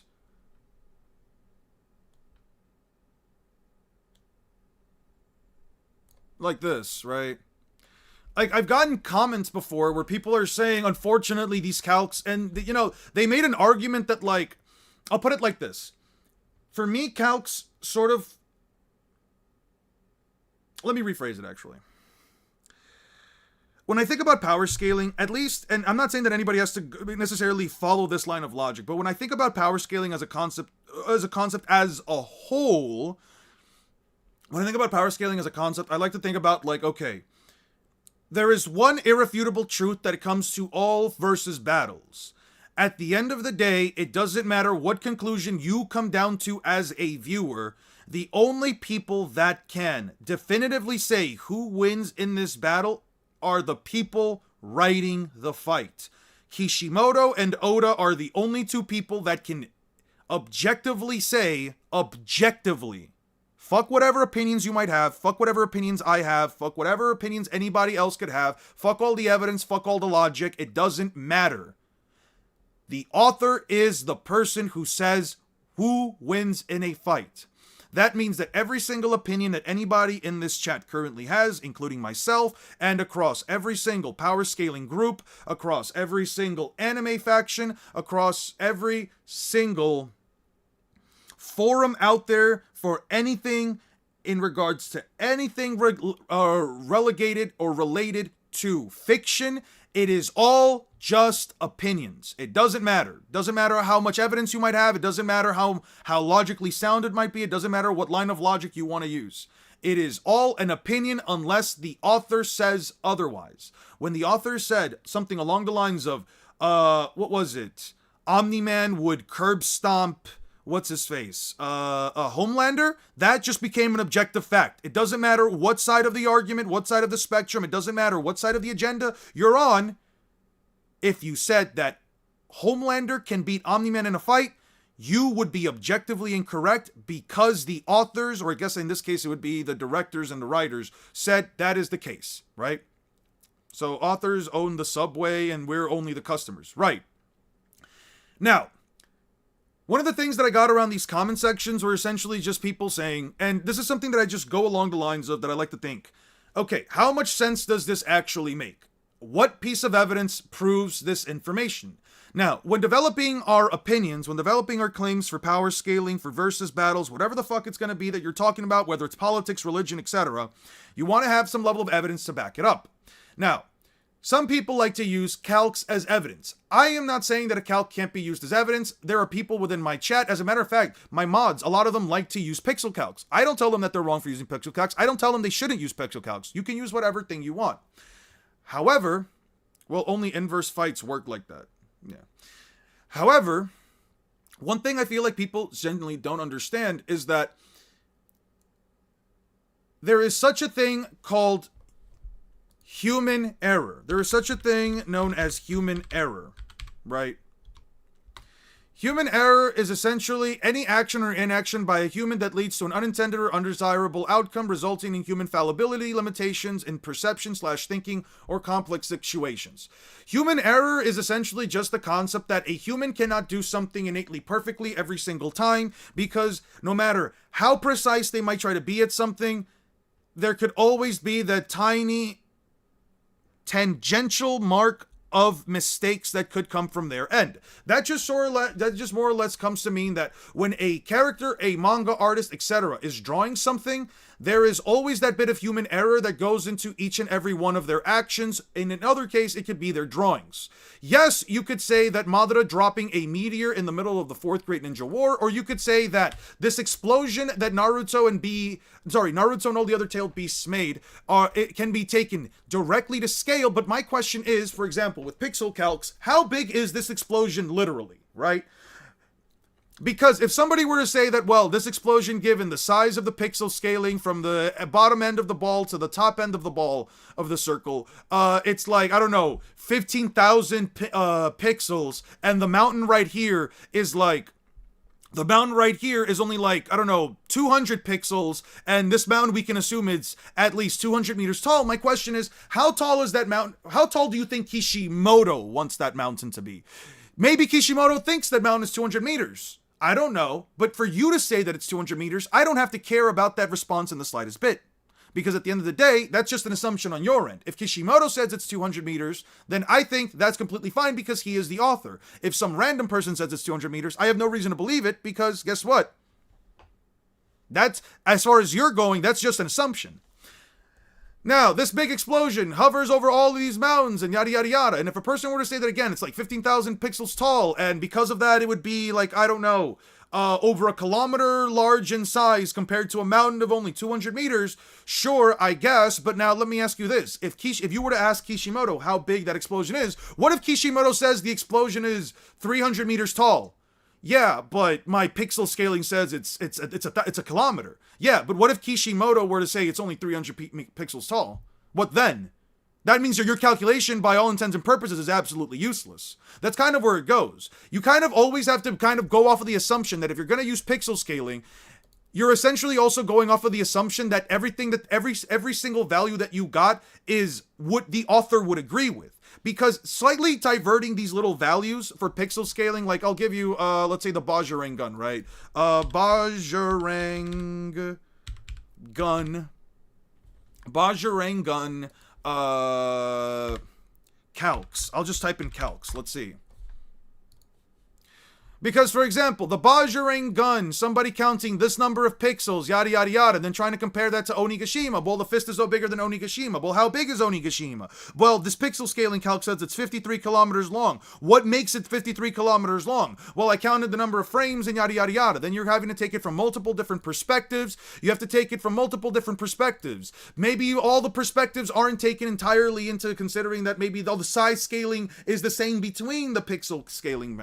You have to make for pixel scaling, you have to make so many fucking assumptions, assuming that every single frame, everything is perfectly to scale. You're assuming that, for example, Luffy, who is at the end of this little dot right here, is actually supposed to be the right amount of size. Maybe Luffy's bigger, maybe he's smaller. Maybe Kaido's supposed to be bigger or smaller. I don't fucking know, dude. All I'm saying is there is so much information here that you just have to sort of assume in order to get these values, and at the end of the day, I have no reason to believe that these values are right if the author hasn't necessarily written them off. That is why I don't believe in pixel scaling. At the end of the day, whatever value you or anybody else gets is also going to be different because there's a lot of different levels of scaling. There's a lot of different levels of scaling where like somebody gets, so like you can have the exact same feat and there are other fucking values that people can get. If somebody were to get like, I don't know, let's say Bajrang gun versus Battle Wiki. Let's just try Bajrang gun again. All right, let's go for this one. Let's type it. Let me open them up separately actually. Open up this one, open up this one, open up this one, right? This one right here says that the mass of Luffy's giant fist has to be 1.138 times 10 to the 16th power in terms of kilograms. Let's see. Oh, this one doesn't actually give me anything. What about this one? Where's the mass of Luffy's fist in this one? The mass of Luffy's fist is 1.64 to the 17 kilograms. The speed is this value, but then this one has another speed, which is a different value. You know what I mean? It's like, why should I believe one over the other, especially if I'm not going to go out of my way to figure out. Like, this guy says that this is the speed, 2.28 millimeters per second, or meters per second, and then this one says the speed is this meters per second. You know what I mean? It's like, who the fuck is right? I don't know how to do the fucking math, so why the fuck would I believe in any of this? Not even AI was accurately able to pixel scale. That's what I'm saying. So it's like, best example is Gamabunta. People say he's 30 meters tall, even though that is objectively incorrect. Yeah, I mean, people say that Gamabunta, for example, let me give you an example. Gamabunta, maybe this is another example of like Kishimoto just having a hard time writing like proper scaling sizes, right? Like, sure, some people say that Gamabunta's sizes are consistently inconsistent. I mean, look at him. He's the size of this building, but it's also stated right here that he's only 17 meters tall. But then some people say that he is like, I don't know, he gets bigger or he gets smaller. And some people say that this is actually supposed to be the real Shikaku. And it's like, what if I just go by the size that is stated to be canon? What then, right? Am I really being biased at that point if I just go by the size that's stated to be canon? Like somebody saying during the QB attack, he's 130 meters tall. Why? Why is he 130 meters tall? Well, right here, when I counted the number of pixels, I don't give a shit. If the answer is because I counted the number of pixels, I'm just going to be straight up honest with you and say, I don't give a shit then. That's really just my point there. Like at that point, like after a certain point, I'm just going to straight up be honest with you and tell you, I just don't give a shit. Like you're presenting me all of these values in order to try and like a lot of the times people present all of these values trying to say that like the math has to be right. And listen, for all intents and purposes, the math could be right. I'm not saying that it is innately wrong, but what I am saying is that my issue here of all things is more so just that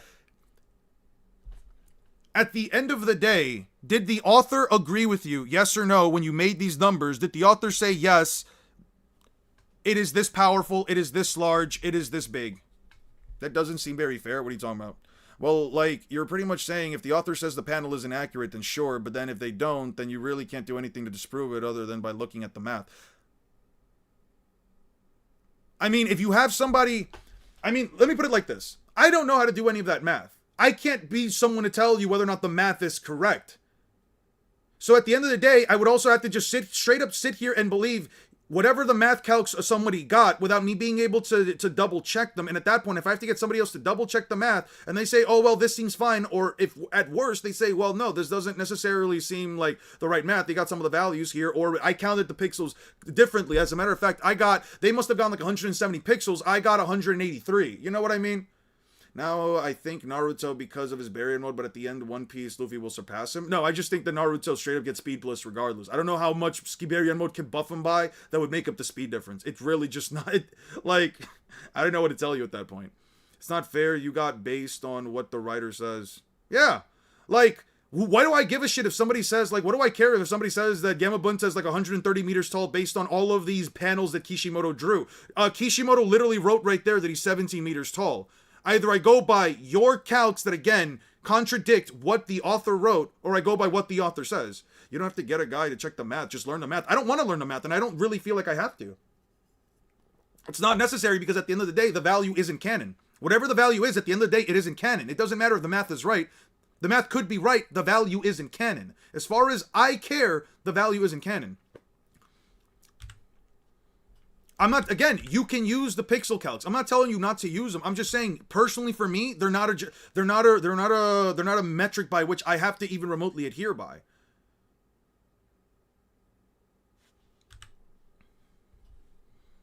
Because, like, let me put it like this. If a calc says that, I don't know, Madara's meteors calc him to be, like, multi-continental, even though there is no feat within the context of the story that backs up the meteors being continental, and there is no feat backing it up saying that the meteors are continental, why should I believe it's continental? Because of some math? The math, again, could be right.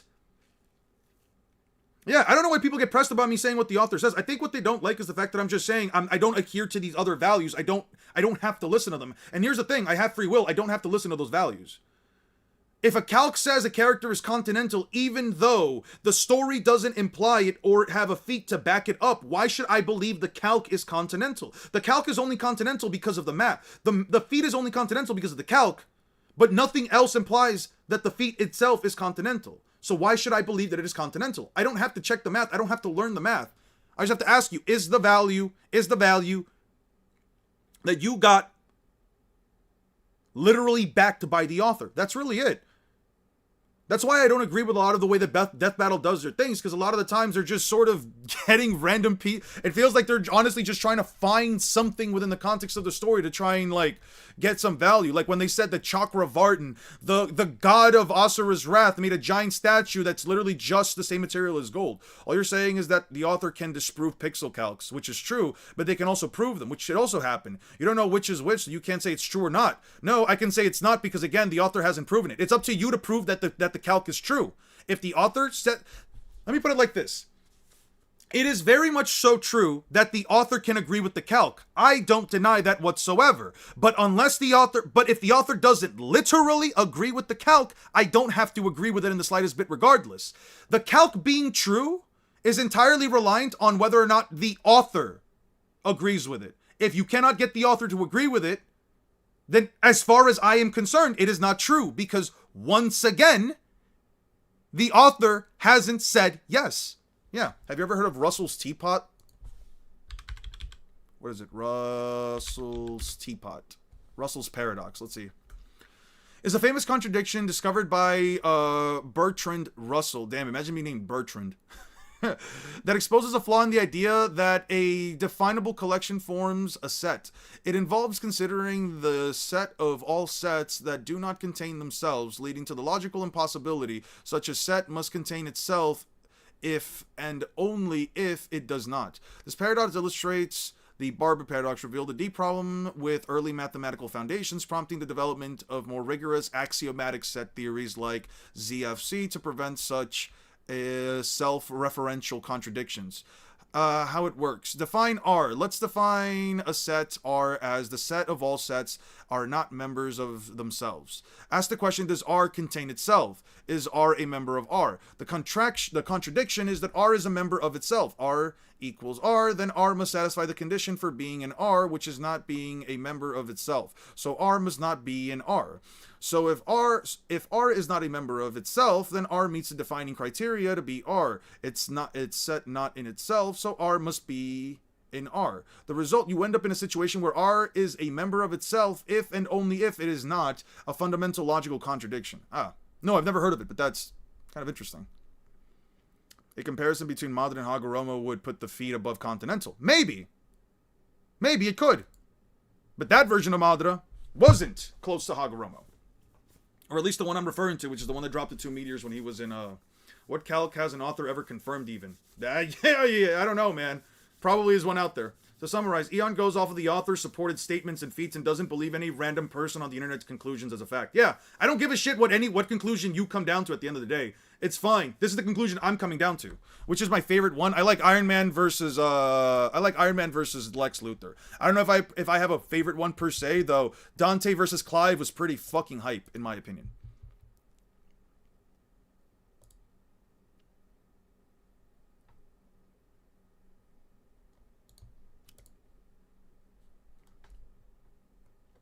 Like, in all honesty, it's really just not a hard concept to understand. Like, could it be true? Yeah. Is it objectively true? No. I don't care about could it be true. I care about is it true or is it not. It's really just that simple for me.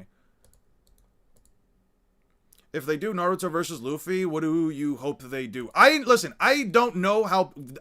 Let me not even say I don't know how Death Battle is going to do it. They're going to probably look for different interpretations based on different versions of the story. I'm not sure if they're going to look at the movies. I would hope they don't go to the movies. You can probably get some pretty insane upscaling from the movies themselves. Granted, I don't think... If we go back to the sandwich logic, what would calculations be? Food coloring? Yeah, you can technically say that, like... it's food coloring. Not really. Maybe like mustard and maybe like condiments. Maybe like condiments. It's not bad to have condiments on your sandwich, but a sandwich shouldn't inherently require condiments. Condiments are just there to... Oh, as a matter of fact, yeah. In terms of like the sandwich theory, let's go back to like my sandwich theory. Sandwich. Let me go back to like the sandwich theory, right?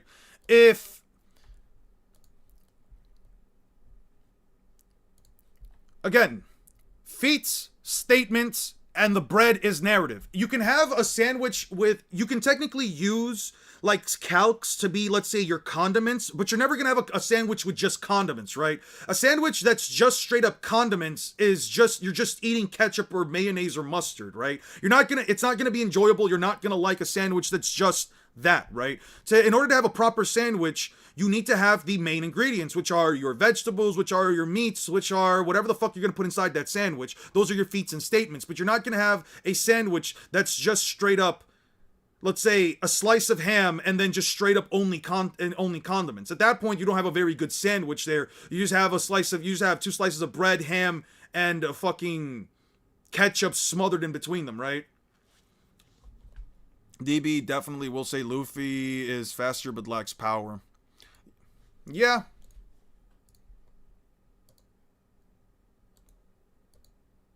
Too much condiments can ruin a bread, just like how calculations can mess up the narrative. Yeah. Because once you get too many... Because let me put it like this. And under most slices of, like, bread, if you put in too much condiments, like, way too much of the shit, it just ruins the sandwich as a whole, and it makes your bread soggy. And at that point, you just have a very soggy narrative argument. You get what I'm saying? Bread and hot pepper relish is perfect. I'll take your word for it. I don't know if I would try that. Would the Bleach and Narutoverse be without their false calcs to lie, say tree cutting feat is Continental? Alright, well, how do you know where the feats scale without calcs? By what it's stated. By what is stated. Hopefully Vegas doesn't open up. I brought this up a lot of times before, but when I say, and again, I'll just keep bringing this single feat up. Right here. If it's stated. if a feat is stated or it is shown quantifiably. When Naruto blows up a mountain, when Naruto flicks away attacks that can blow up mountains, I can say that he is above mountain level. These attacks, why do I say they can blow up mountains? Because they literally stated right here, the mountains. It's shown right here that they are blowing them up. That is how I quantify my calculations. It's very simple. It's a very simple way that entirely uses the narrative, feats, and statements to get my conclusion. Does that mean that there are certain feats out there that cannot be quantified because there is no... Pixel calcs are the beans of sandwich. No, it's never that serious. It's never that serious for them to be the beans of it. But the problem with calcs is one guy says X with a calc, but another guy does the same calc and gets Y thing. Then there's the answer. It's kind of messed up. What if those mountains are smaller than normal ones? What if those then that just makes it worse for Naruto. You just can't know. Yeah, no, I'm just assuming that they are the smallest mountains possible. Here's the thing. I go by low balls. I go by bare minimums.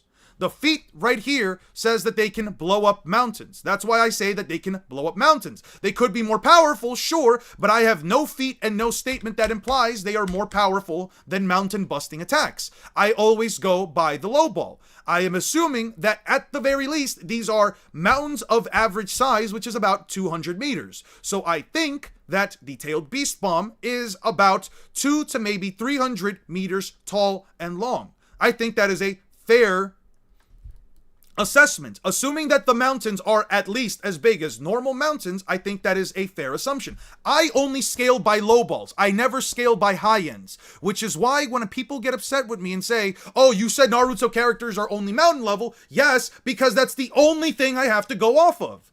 When people show something like the Ten Tails massive fucking explosions in the horizon, I have nothing to go off of because, yeah, we're still pulling. I have nothing to go off of because I never have a direct comparison for how big those explosions are. Are they bigger than mountains? Likely. The Ten Tails is much more powerful than the average tailed beast. But can I give you a direct scale? No, I cannot, and that is the issue with Naruto. And that's also a massive issue with Bleach, which is actually a bigger issue with Bleach, if anything, which is why I don't personally scale Bleach. Or I won't be scaling it, I should say. Beans are getting a lot better than Eon would have you think. No, it's worse. I wouldn't necessarily... No, like, you should never have beans in your sandwich.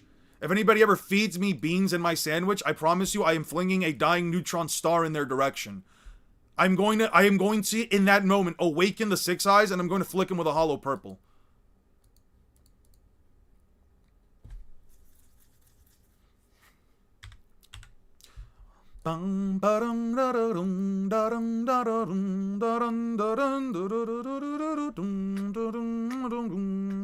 Invincible versus Naruto? Invincible's kind of crazy. I haven't checked it out to scale it. I've only seen it casually, like at night before sleeping. I'm not gonna lie. I don't scale Invincible. I could. It's not that long. Okay. Bleach verse with no feats and false statements with no backing is real, believe it.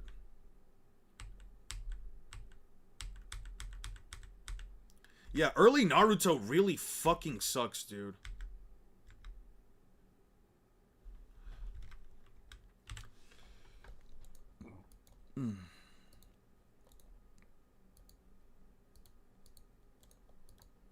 Ichigo versus Naruto? I'd probably give it to Ichigo. Just because of the Yuha stuff. It's like... Personally, it doesn't make a lot of... Please tell me to throw it in. Okay, Kazekage Rescue. I literally debated someone who was pulling the same Ten Tails bullshit the calc used on Versus Battle Week is using the vaporization number and the curvature of the Naruto's planet isn't consistent. It's not. Yeah, it's kind of not. There are enemies who use genjutsu, you're going to have to learn how to deal with it. If you're caught by a genjutsu, stop your chakra flow as much as possible. While you're caught in your chakra is under your opponent's control. If you can break that control, you can break the genjutsu. But what if they don't have any chakra? Scaling Invincible is kind of easy, but it's still just a speed problem, especially with its inconsistencies. I was debating Flood, Halo versus Davoth. The guy said that the Flood wins via reality warping, but Davoth exists outside of reality as he created the concept. Wouldn't that mean it won't work? Dude, when we're talking about things where like we're just manipulating the concepts of galaxies and reality and shit, you're kind of fighting above my extreme. I like to talk about series that are like scaled lower for the very reason that, you know, it's more quantifiable or at least perceivable within the context of like, you know, what we can tell. I would probably give it to Davoth just because he is considered more of a god within the context of the, at least in terms of higher cosmology. You could probably argue it based on like cosmology and like where the cosmology of the Halo Flood is in comparison to like where Davoth would be in the cosmology of the Doomverse. You can maybe make the argument that if Davoth scales in a higher relativistic sense towards his own cosmology than the Flood does, then it shouldn't necessarily affect him in the same concept. No, I'm not into Star Wars. Star Wars kind of cringes me out. Star Wars is kind of cringe to me, but it's also in part because of personal experiences I've had in my past. I'm just not that interested in it. And Darth Vader is one of those characters that based on how goofy he looks, I have absolutely no respect for him. Or Doctor Doom. Just to be clear, a perfect counter that scans is using the asteroids that killed the dinosaurs, which is similar explosion to the tailed beast bomb. Really? Interesting. I feel like even with pixel scaling, Luffy still claps Naruto. I mean, I can't answer that for you only because I don't actually know any calcs for One Piece. I'm actually more familiar with Naruto calcs just because of the stuff that I saw when I was first getting into power scaling.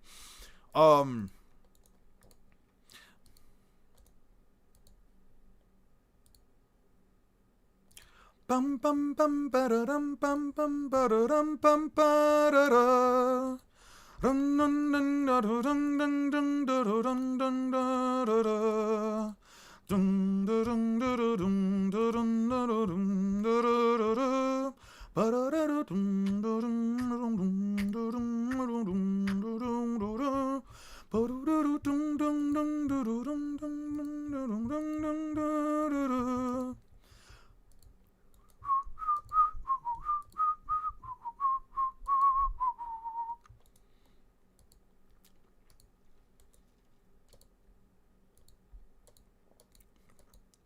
Is Rogue One. The rest is either mid or garbage. That's unfortunate.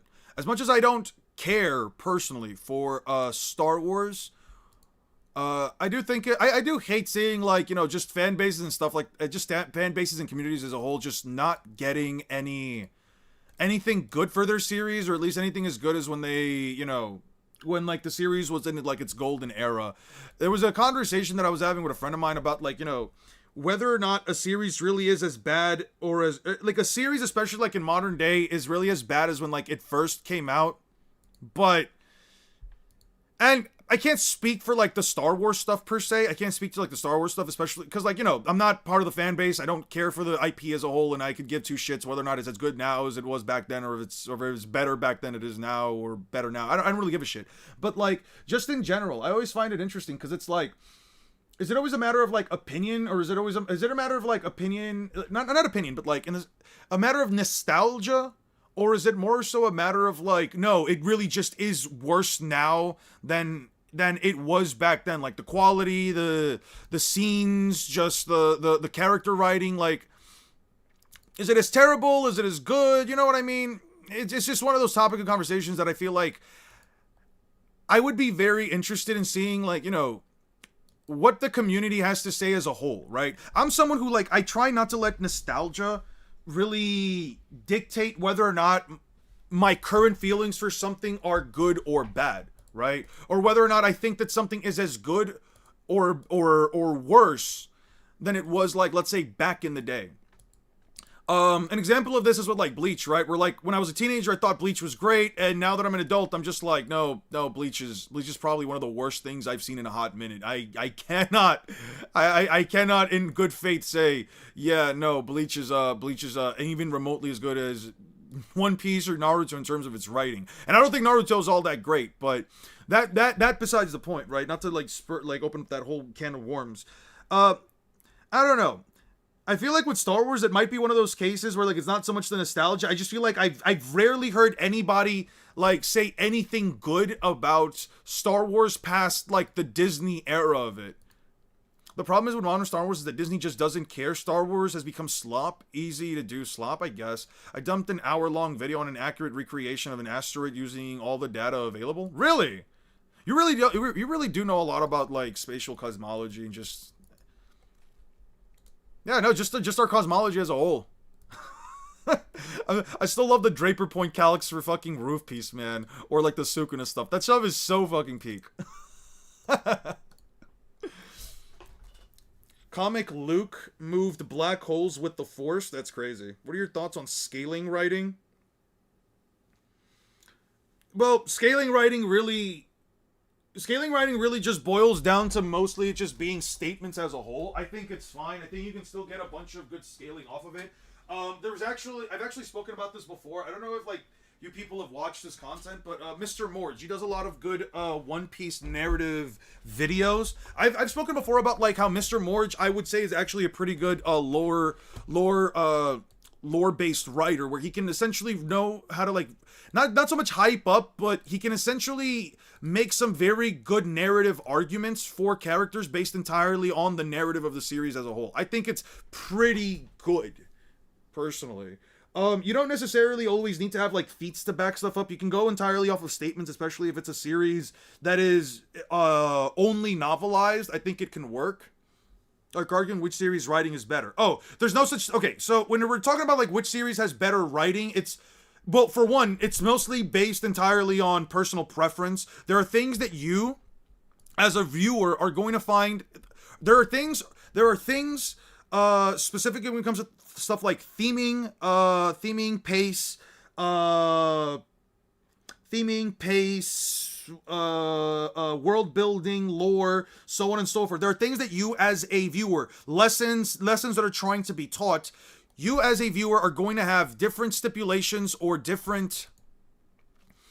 I wouldn't even say just stipulations, but you're going to just have different things about, or at least different criteria that's going to matter more than other people. Like, a lot of people, for example, with Bleach, a lot of people really value, like, the themes that Bleach goes into, and just sometimes, like, the lessons that it tries to apply. But in my opinion, when you have a series that has terrible characters, underutilized characters, flawed world building with constantly contradicting plot points, and just a lack of just examples of things just happening here on out, and you're supposed to just take things in, I think that for me completely trumps the idea of theming. But for some people, those things don't matter, and, you know, again, whatever references, whatever themes that the story might have might be worth more. I don't know if writing scaling is necessarily a thing. I think at that point we're just talking about which series you think has better writing. If you think that Star Wars nowadays just doesn't have the same level of writing as, like, a series back in the day, then you can probably go by certain criteria. I think it's actually designed entirely based on criteria, right?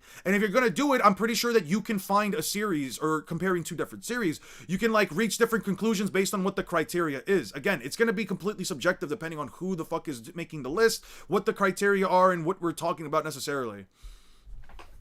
Unlike the movies, Disney had a good start with the comics. They just fell off hard recently. Is that back? Yeah, I'll probably still be around in 2 hours. You know me. I fuck around a lot. The same fate happened to Halo just like it did with Star Wars. That sucks. Disney is trying to replace their Star Wars audience right now. I don't like hearing that. That would suck if it's true.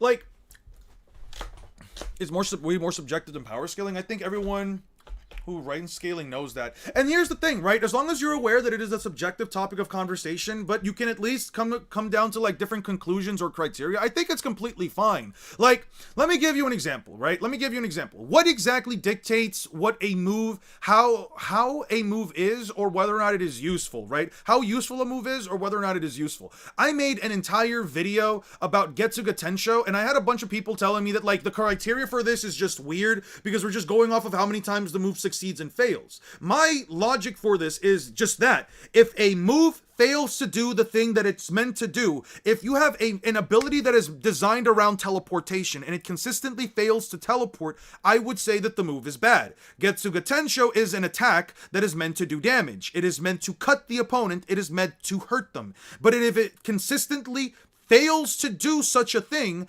then I would say, hey man, the move is pretty bad. What other criteria could I talk about for a series like Bleach, especially for an attack like Getsuga Tensho, other than how many times it damaged the opponent, how many times it defeated the opponent, how many times it even managed to deal damage in the first place? The objective truth of the matter is that it consistently fails to do it more times than it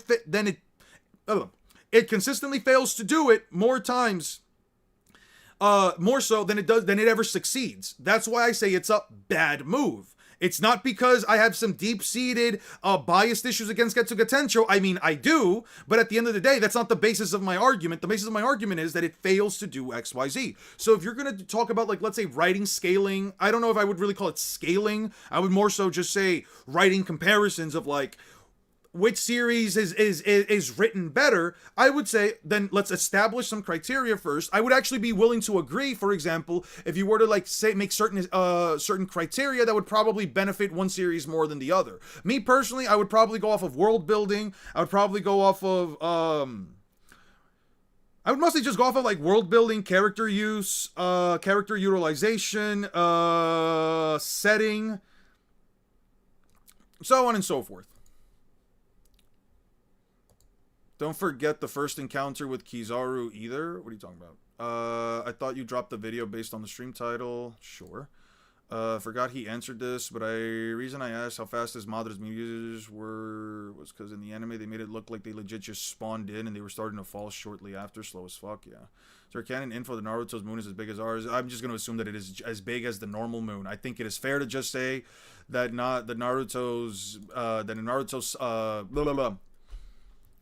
that if Naruto survived an attack, that tanked an attack that could split the moon, I'm willing to say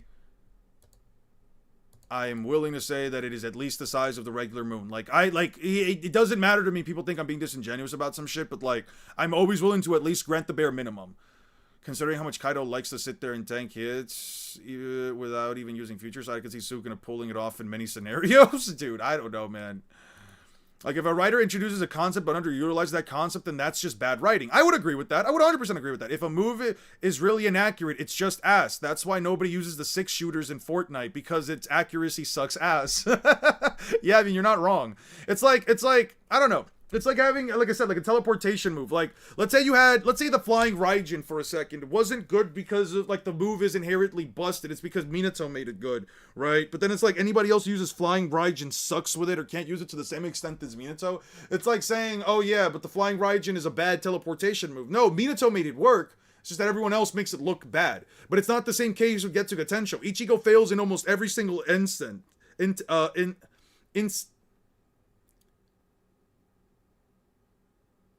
What? I can't even say the word. What the fuck? In every single instance. He's failed in almost every single instance. And just because, for example, a character like Kugo Ginjo can use it well for one time. The one time he used it, which, I mean, to be fair, Kugo Ginjo, he actually has a better use rate for Getsuga Tensho than Ichigo, because his Getsuga Tensho actually damages opponents 100% of the time. It's a one time, it's 1 for 1, but yeah, it is. He at least did it, you know what I mean? Dude, I'm gonna get a cookie.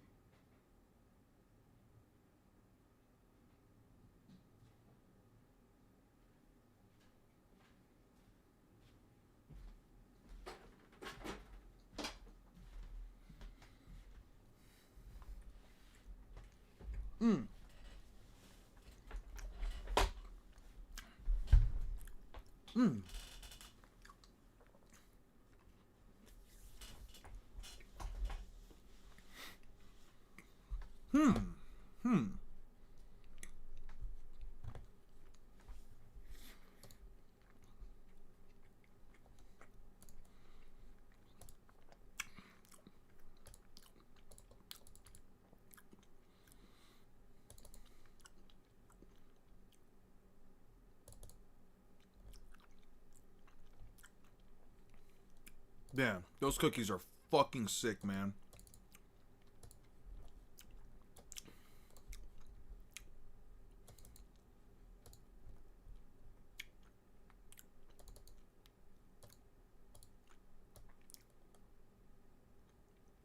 Let me just take everything from here on down.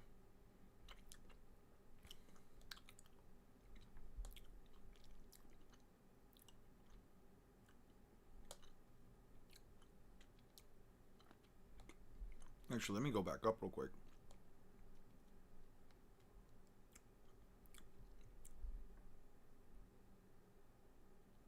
I may not do all of these at once.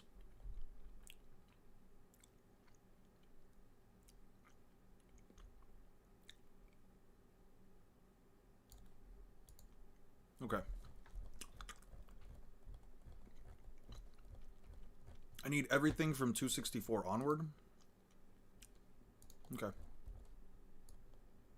Thank you, Jeff, so much. 271.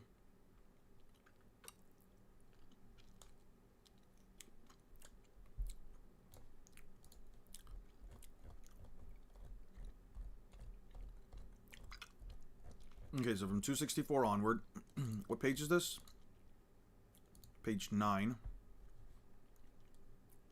What was the last thing I downloaded? Page 5. Okay, so from here down, we can actually download everything.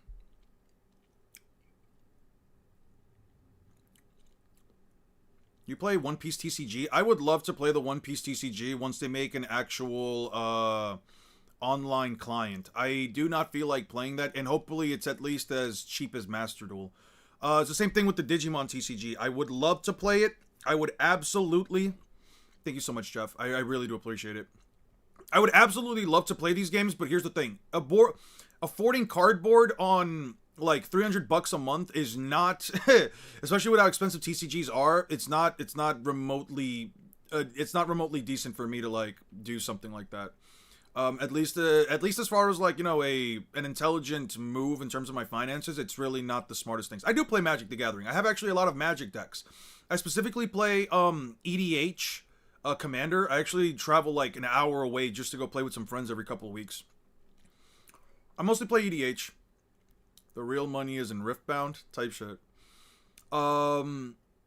I would love to play some of these series. I would love to play some of these like games and stuff. I just don't because I can't afford it.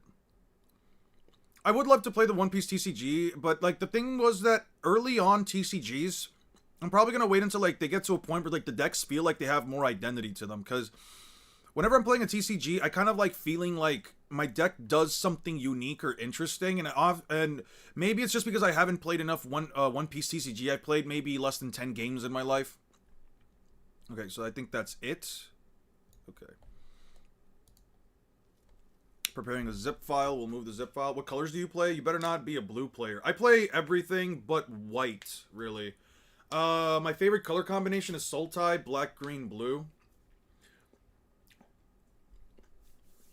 Using existing calcs for the mass of the Bajorang gun based on Eon's calc stacking. Holy shit. Sweet. Okay. Let me open this. And then all of this.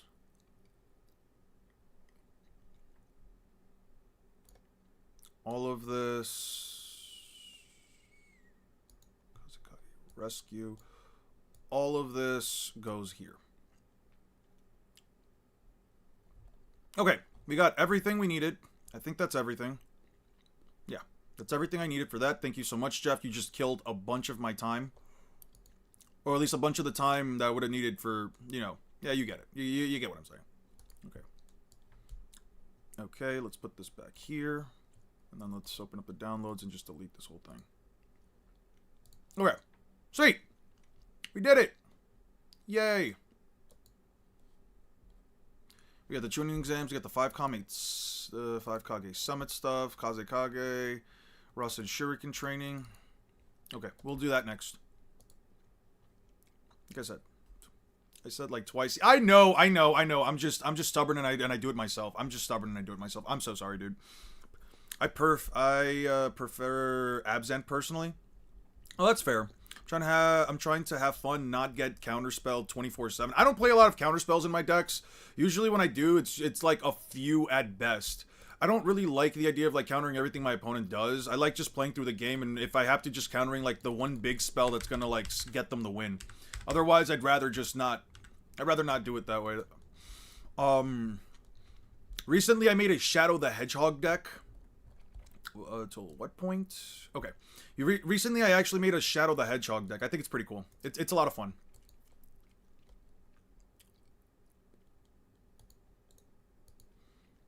Seriously, I would like to know how far CP9 gets in the Naruto series. That would be a fun mini-series. Pre-time skip? No, they cleared pre-time skip. There's nothing in pre-time skip that stops Rob Lucci or any of the other CP9 agents. It's not even remotely close.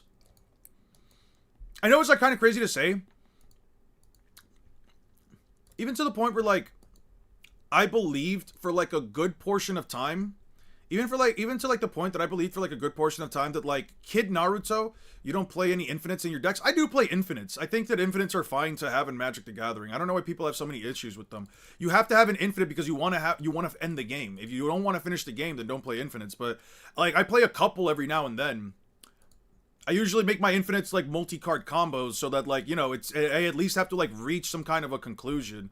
Like it's not something that I just get out of nowhere, but like, you know, if like my opponents like just leave my board untouched and I can just like go out of my way to do it top to bottom, I think it'll be fine.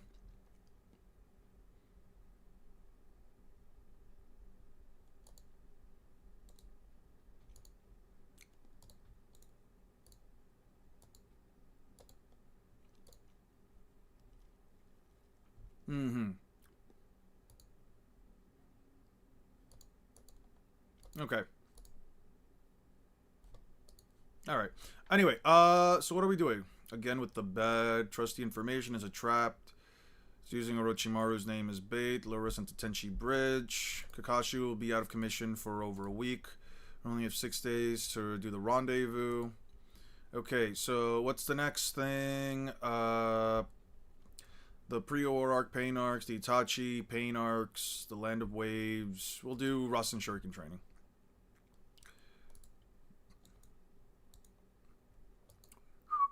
Claire Obscura, ba ba ba da da. Such good music. Rasen Shuriken training. Oh, right, Tenchi Bridge. Tenchi Bridge is a thing. Tenchi Bridge. Yeah, it's not Rasen Shuriken training yet. We're in the Tenchi Bridge arc. There we go. I forgot who, but somebody did a bunch of Avatar The Last Airbender scaling, and each of the gang gets pretty far in Naruto. Alright. Infinites are good. I've never seen a problem with it either. I'm Grix's Esper. One of my favorite deck is Narcy, Fabled Singer. Ooh, that seems interesting. Doom is the only series I like the scaling to Outer and Beyond. Otherwise, it gets extremely annoying debating. Debate a Boundless versus a Boundless character that will go nowhere. It's like running in circles. I agree. At that point, it's just trying to figure out which cosmology scales higher, and then it's like, okay.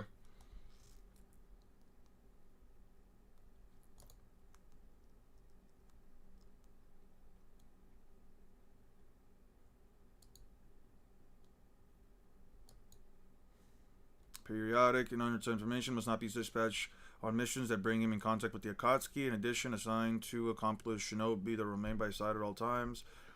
Try to do it back as no more all missions, the more limited the scope of his activities. I wonder if he would be a good job. Naruto. It's been a while. Man.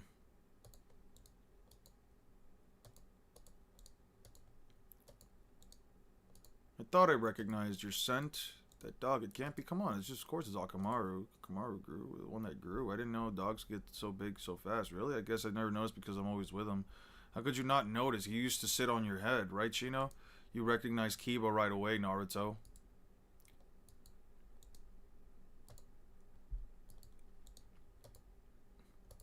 I will say Hinata looks way better with long hair. Do you guys know when the next One Piece chapter? It's next week. This week is a break. Made one of the worst power scalings on Avatar. He tried to make them be outer versal. How nonsensical. It's whatever. With 60 pills, no calc stackings on a low ball is times the speed of light. Luffy is way faster than Hordy Jones, and that makes Hordy look like a slow turtle. Who's going to win, Expedition or Silk? I probably would put my money on Expedition 33 just because it's like a larger game overall. It offers more than just Silk Song. I can't speak on Silk Song that much just because, you know, they waited a while. I've heard people say, what do you think had the most aura in God Valley?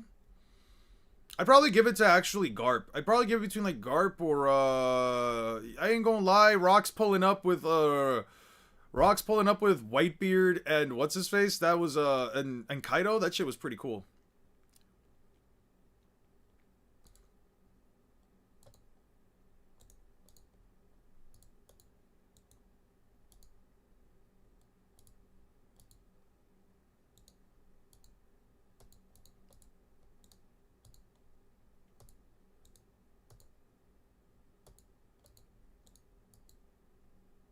I don't recognize him, but he's got a Konoha headband. Came out of nowhere. I don't know who he is, but someone like that captured first. And hand over the torture interrogation corpse. Naruto, I'll cover you. Okay. Art of Beast Mimicry. You guys remember that one meme where it was like, where they said Sai is mad, and then they go on to say, what's Sai gonna do? Draw faster? Oh, I love that meme. Like, who gives a shit if Sai gets upsetty spaghetti about some, like, in the middle of a fucking versus battle? What the fuck is Sai ever gonna do? Draw quicker? Draw harder? Like, come on, man. Who do you think got the most, how long did it take for Sanji to reach the sunny ship from the middle of Dressrosa when Biola, with her ability to see 4,000 kilometers, told him? I don't know, man. Fast enough to get back relatively quickly. I think that, like, finding legitimate values for every little thing, not necessarily my strong suit. At least by far as my scaling metrics go. Bro, they did Chino so dirty in Boruto. Dude should be a Jonin, but for whatever reason, he stays as a Chunin. I didn't know that. I thought he was a fucking Jonin. What the fuck? No way. No way. No way.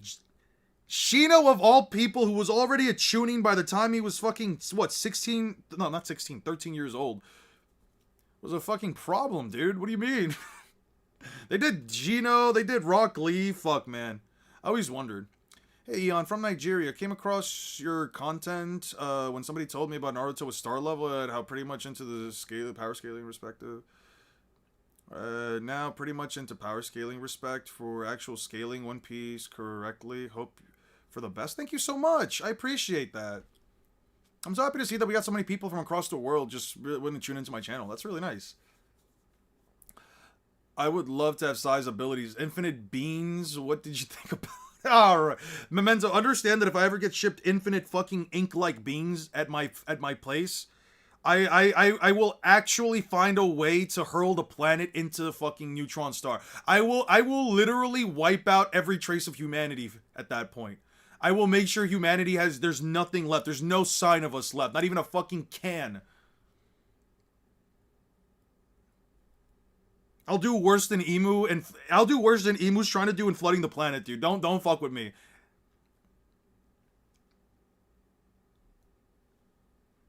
They also have the most fragile egos known to man. Who does?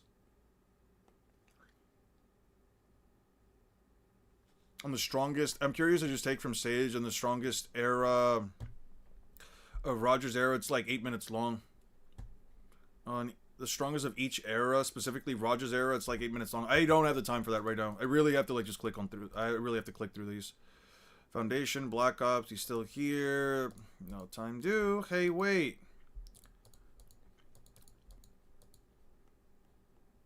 I do like this design for Ito. It's pretty cool. They will have to leave before Kakashi finishes recuperating. Team Kakashi will need one better. There's no much time now between then. Charizard to require exceptionally distinguished commander among the Black Op assigned the Hokage himself. This is acceptable, but if you don't have any objections to that, Tsunade. And so that's why I need to fill in your position. Kakashi Senpai has a rude role to fill. Danzo selected this newcomer. Okay. Foundation, a new cell. Hello, you again. Sure.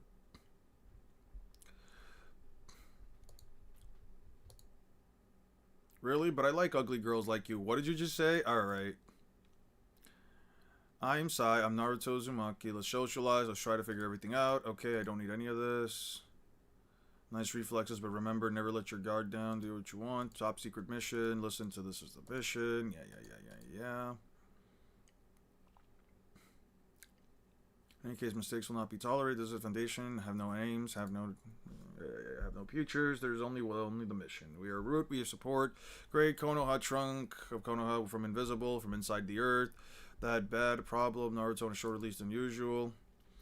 You're able to assign a distinguished Black Ops operative to lead cell. Princess Tsunade. I have selected an exemplary shinobi experience. Third Hokage. Just as the third Hokage was rooted in your grandfather's teachings. In that case, I am relieved now that you'll excuse me, Princess. Who was that? Someone who long ago competed with late Rutobi over the seat of the third Hokage.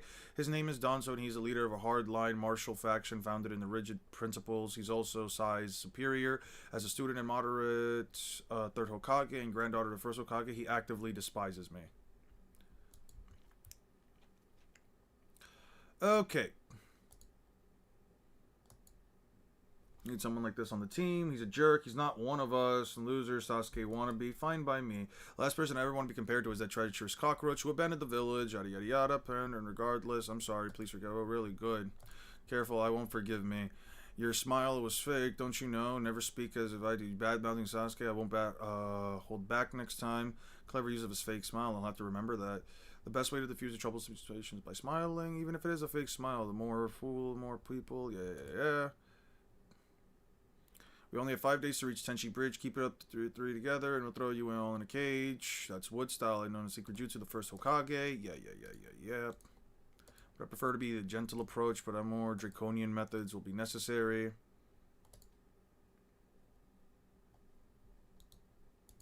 Tsunade fractured 6 ribs, both arms, and suffered ruptured internal organs. How would Sakura react in that situation? Yeah.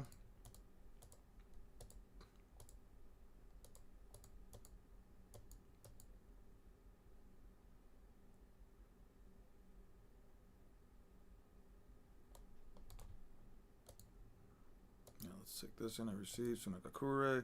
Activates. Infiltrates Orochimaru. Expects a rendezvous with Sasori. Then right away, I'm going to try and approach in disguise. Spy work entails pretty high risk. The target, blah, blah, blah. Sends a Katsuki plan and plausibility. Blah, blah, blah. Okay, yeah, so we're here. Yeah. Killed. Intelligent.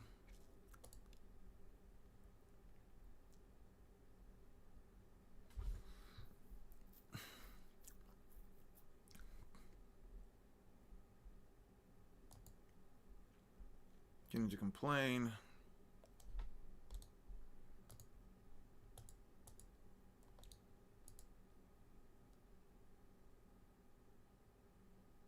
Okay.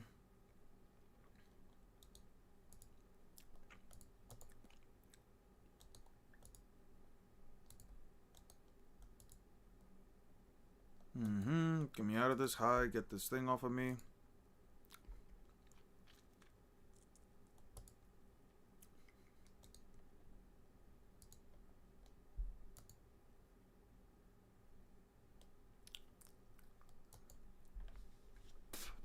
Is that all you got? If you hadn't fallen for the commander's obvious bait, he wouldn't have known that I was hiding elsewhere. He wouldn't have known that I was hiding elsewhere. If you had used your own jutsu and transformed into me, even if you had used your own jutsu and transformed into me, he would still have known that it was only a shadow doppelganger. It's impractical to fight while covering for someone who can't maintain his cool, not to mention dangerous. I simply considered what would be best to ensure the success of the mission and acted accordingly. I will never accept you as a comrade or as a team member.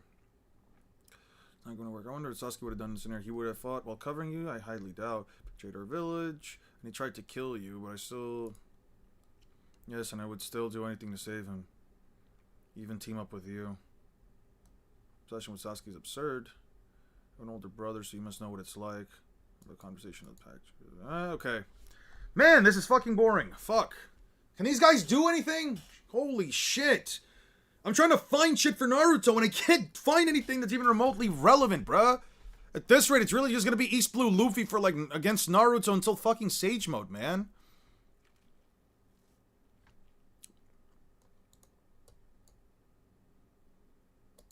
Jesus Christ. Alright, I don't need any of this crap. They have beef. Yeah. There's more reason why I want to know. What face you would make that? Your brother die. Handful schedule. I just want to clubber you again. Truth be told, like you said, I wanted you to keep balancing. I wouldn't hold back. The reason I didn't knock you into the mall is because of what Naruto said. That in order to rescue Sasuke, team up with you. For once, he's being more forgiving than I am. But oh yeah, alright, you dumb bitch. Sakura and Naruto consider his feelings. How much so? Yeah. Alright, Tenchi Bridge. Finally. That's a nice bridge. Sasuke, did we beat up Luffy? No, Naruto, that was base Usopp. We see Tenten and Choju on solo missions like Jonin. Yeah. Good for them. Many questions. Sasuke Uchiha. How time flies. Oh no! Oh no, it's Orochimaru! Oh no! Is actually dog shit even in the manga up until he gets Rust and Shuriken, yeah. Do you have to reread the entire manga to scale Naruto? Well, I want to have the best context possible. And besides, it's also good to just have the chapters ready for some other time.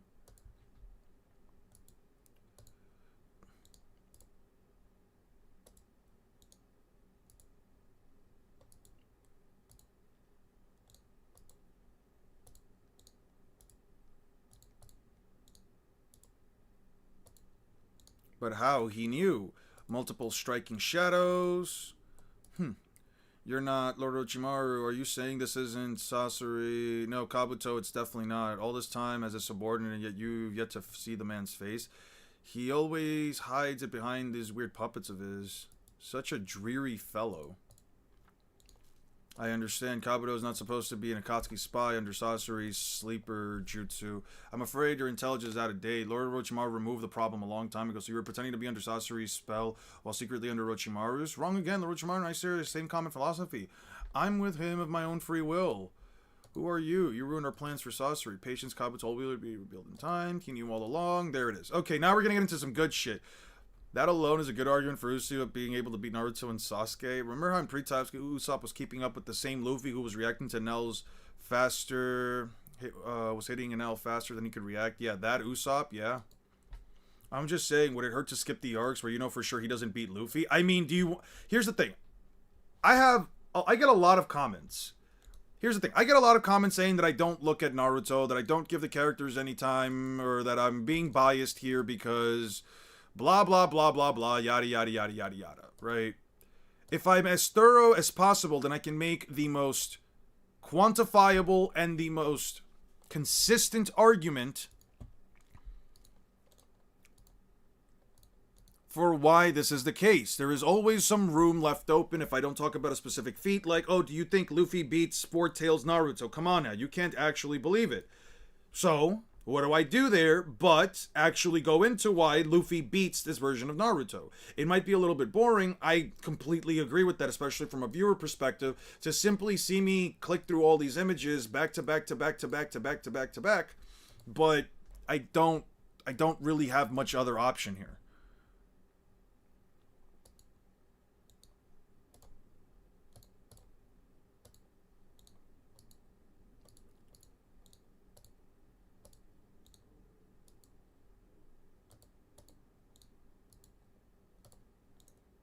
Yeah.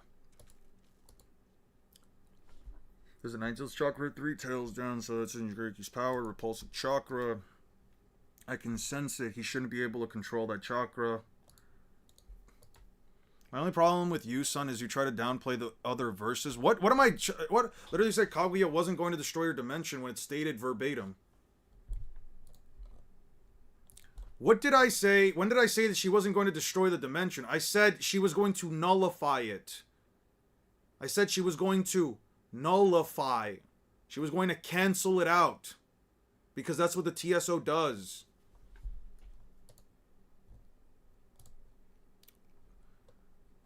How am I downplaying? Can you explain to me how I downplay the Naruto verse? Because it's one thing, again, I constantly get these claims, but nobody ever actually explains it. Or at least explains it in such a way where it's actually following up with things that I've said. It's fine if you think I downplayed. I'm okay with that. But what do you want me to tell you? Okay, so he does...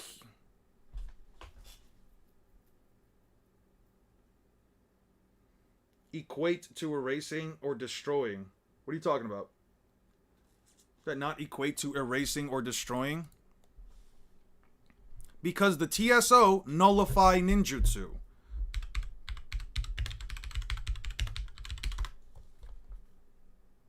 Actually, do I have an argument right here? Wait, let me see. Data books. Do I have stuff for the data books? Chakra, TSO, TSO. No, I don't have the TSO stuff. TSO data books. Truth-seeking orbs. There we go. Okay, first, I'm going to take a screenshot of this. What is Kaguya's dimension?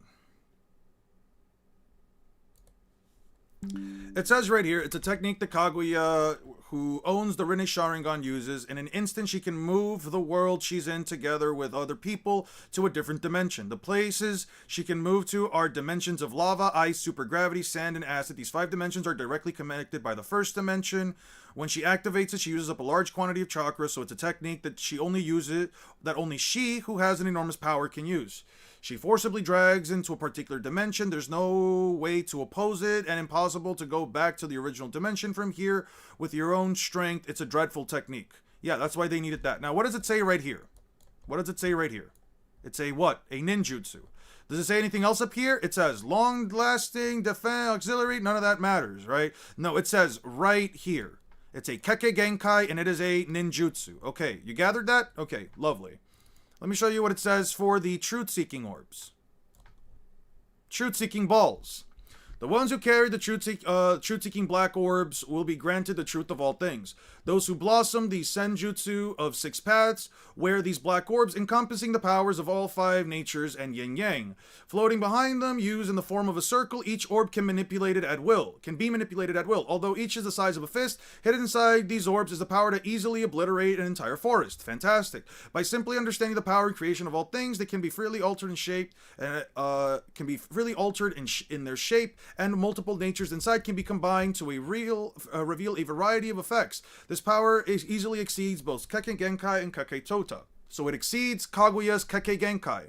The multifarious truth-seeking orbs are orbs that can freely change, use their size, grab in a form. Because of the high density orbs that are pulled into the stretch, she can be freely manipulated into other shape. Okay. Now, let me just take this into it. Okay, let me just take that there. And then let me show you what it stated in the manga. Naruto. Actually, I could just go here. I don't need to do that. I can just go here. Okay. When does Obito get the 10 tails? That's around like, what, 650? Let's go to 650. Yeah.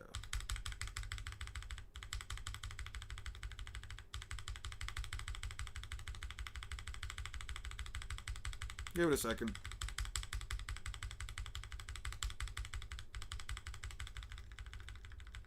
Okay, dude, I'm just gonna, yeah.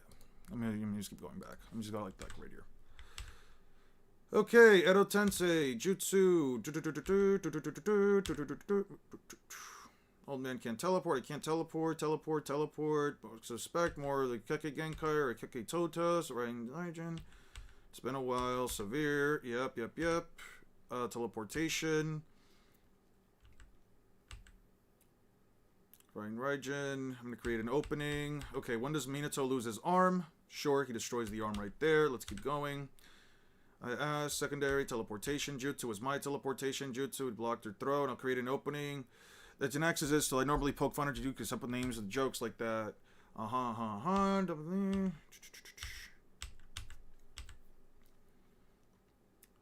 have to avoid those black transmission orbs. Our attacks don't work. His offense and defense is fast. It's perfect. Imagination. You had only had an arm torn off. There should be a dust swirling around and restoring it by now. I have the power of the same power, no longer meet by your standards. Don't tell me your jutsu. 4th, try not to get seriously wounded anymore, even though you've got an Edo Tensei body. I suspect this guy has a jutsu based on shadow and light style that nulls all ninjutsu. There you go. Nullifies all ninjutsu. Truth TSO. TSO Naruto. Let's look at the TSO in the Naruto wiki. Usage, floating behind, levitating, blah blah blah blah blah blah blah. Call or truth-seeking all 5 chakra natures. They are capable of instantly turning anything they touch into S, no matter the release, though this does not always occur. Right. The orbs can nullify any ninjutsu they touch, thus becoming impervious to it. This also includes negating regenerative qualities of the impure reincarnation, making it possible to permanently damage and kill those reincarnated by these techniques. However, these orbs are incapable of nullifying senjutsu, as according to Naruto, natural energy can combat it itself. There you go. So, let's go back. Kaguya's dimension is called what? A ninjutsu by the very fucking data books that you have to use in order to scale the characters to a high-end tier. Right here, ninjutsu, not a senjutsu. It is a ninjutsu. There you go. And what do truth-seeking orbs do? What do truth-seeking orbs do? Nullify any ninjutsu. There you go. What do you want me to tell you?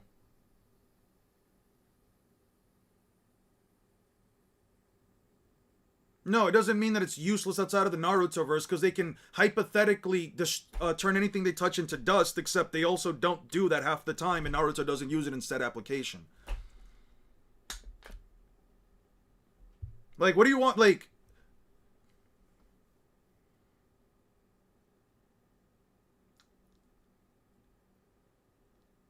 Yeah, I can make the argument, I can make just the argument that she was going to wipe out the dimension by nullifying it. She wasn't... How is this not a feat? So how did that not a feat? She was going to nullify it. It doesn't pertain at all to her attack potency. She was going to nullify the dimension. Sure, that's very impressive in terms of destructive capacity, but it doesn't mean it just one-shots anybody or anything. And it also doesn't mean her durability scales to it either. It doesn't mean her durability scales to it. It doesn't mean her attack potency scales to it. It just means she was going to wipe out a dimension made entirely out of a ninjutsu. Impressive in terms of range, sure, but you're going to have a hard time proving that her attack potency is the same as the truth-seeking orb. So if she was going to use her orb on a One Piece world, are you saying it wouldn't work? It's a destructive feat. I'm saying she would keep expanding it just for it to do nothing. I don't know if it's going to wipe out the verse itself, because, let me be real with you, I don't know what the attack potency of the move is. I can just argue that it nullifies it. Besides, I'm pretty sure in One Piece, Luffy can make a fist bigger than this thing. The TSO at the end is not that big. Luffy's Bajirang gun, I've been thinking about this more and more lately. Luffy's Bajirang gun is bigger than this thing. Yeah, Luffy's Bajirang gun is bigger than this. The perfect Susanoo isn't even 100 meters tall. This thing is not that big.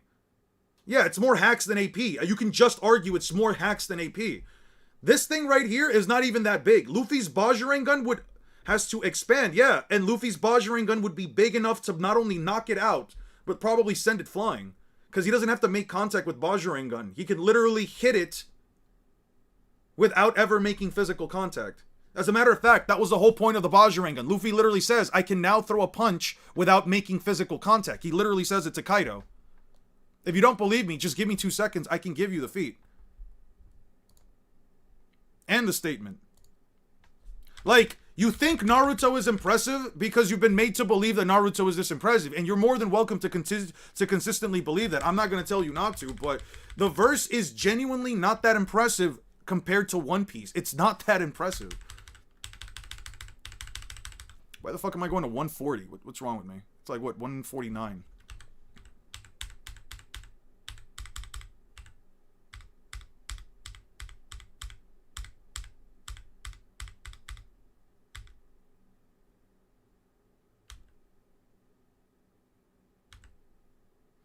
The old man taught me how to do that without touching. I'll smash you all the way down to hell. What you call hockey is known as Ryuo here. He learned the advanced armament application of emission. That means that he doesn't have to deal physical contact with the hit. If you want me to show you Luffy Bajirang gun versus Kaido, I can just show you it also in the anime.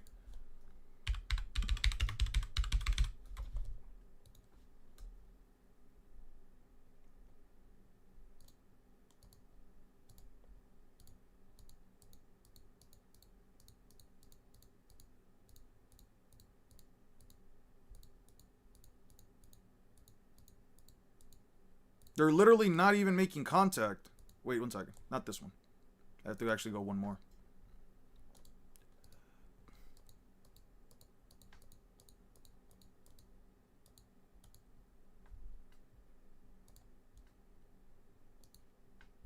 See how they're not even making contact?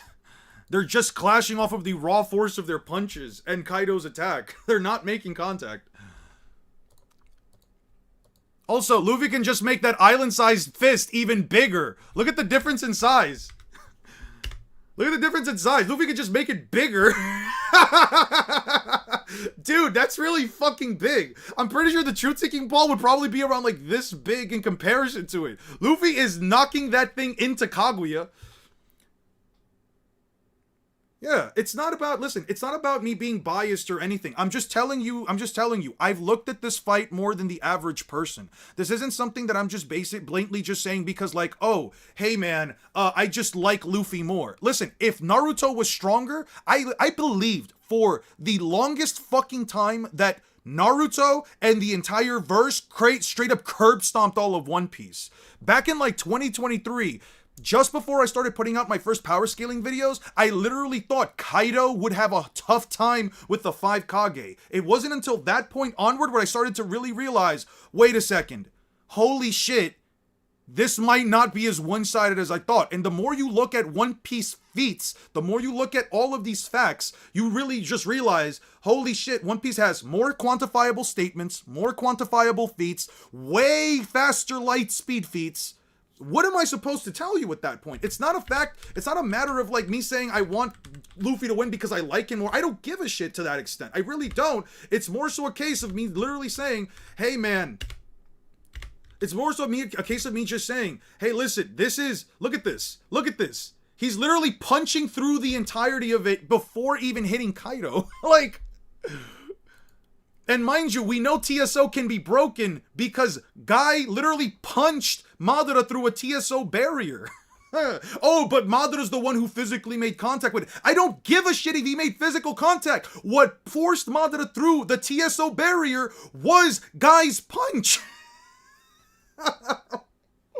Like, this has never been a matter of just straight up like, oh, I like one character more, therefore they must win. This has been an entire matter of, I just cannot find a reason for Naruto to win.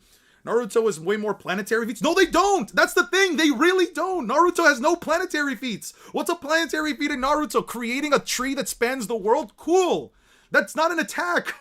It's literally the jutsu's whole goal. The point of that jutsu is to put everybody on Earth into these tiny little fucking cocoons. It's not an actual attack with attack potency. It's not an attack. It's just ceiling jutsu, basically. There's also no planetary feats. I'm sorry, no statements. One-shotting Romero who was going to destroy the Earth. Romero? Who the fuck is Romero? Who the fuck is Romero? Are you talking about, fuck was this dude's name? God, now I forgot. What was the dude? Toneri. You mean Toneri? Toneri wasn't going to destroy the Earth based on his own attack. Toneri was going to fling the moon at Earth. You realize that if the moon came down to Earth, regardless of any kind of manipulation, that would end the planet regardless, right? It's not going to one-shot. It's not going to pop the planet like a little balloon. It's literally just going to hit a side of Earth, and then the relentless shockwave is going to kill everybody else. He wasn't going to destroy the entirety of Earth. He was going to simply wipe out humanity, which is fine enough in and of itself, but it wasn't going to be something that he did out of his own physical raw power. He's just chucking the moon at Earth. Yeah, okay, but he sliced the moon. Okay, and? Luffy can bypass conventional durability. It doesn't matter if Naruto can tank an attack that blocked out the moon. Luffy can speed blitz and blow up his entire internal organs before he ever does anything, before he even reacts.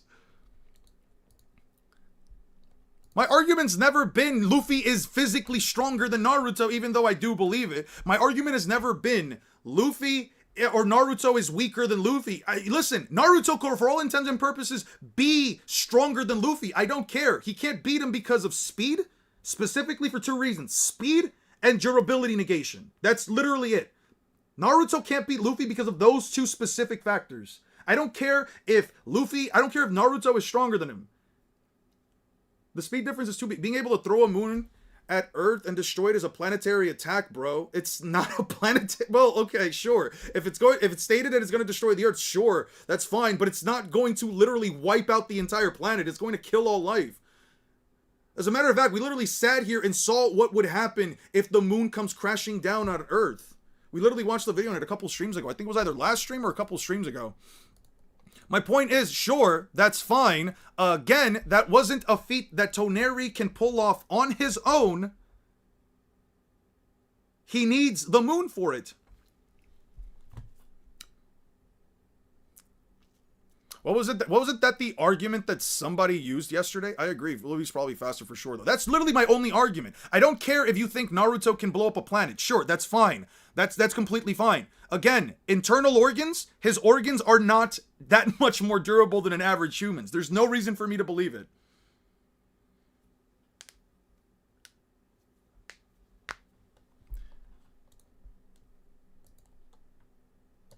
That's like saying if I use a nuke to blow up a city, I'm city level. That makes no sense.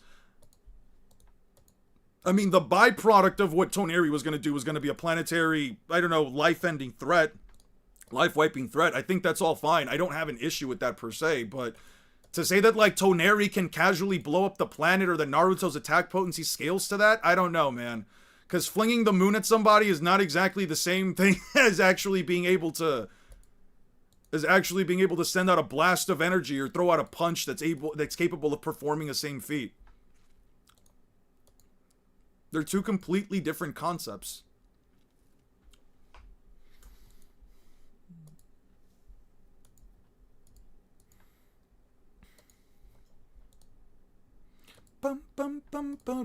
Like, I'm gonna be real with you when I say that up until right here, right now, I'm willing to say that Luffy East Blue, like Luffy off of the start of the series, is still capable of beating Naruto until maybe Four Tails. I'm willing to give Naruto Four Tails. I'm willing to give Four Tails Naruto a win against East Blue Luffy, but as soon as I get into, like, end of pre-time skip Luffy, it's just a massive curb stomp again until we reach War Arc. It's just not close.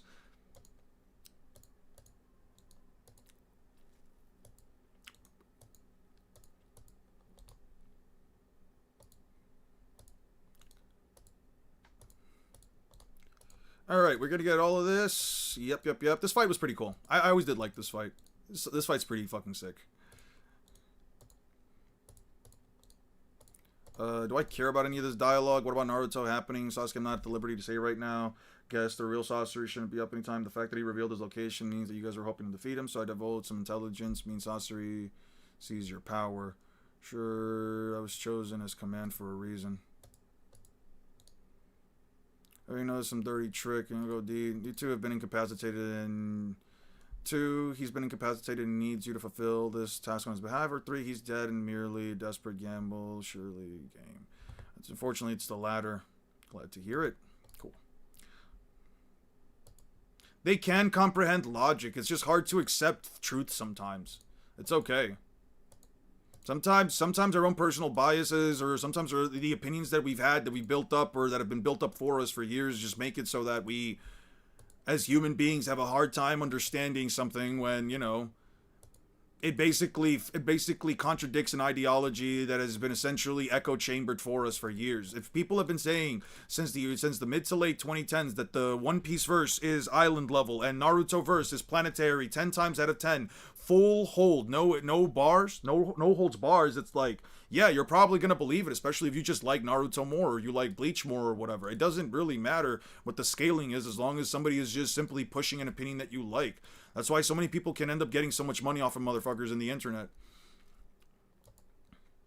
I don't know. Me personally, I've realized that when it comes to this kind of conversation, specifically with a series like this, it's like,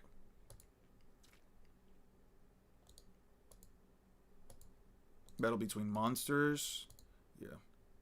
Even my Kusanagi blade can't pierce him. Yeah.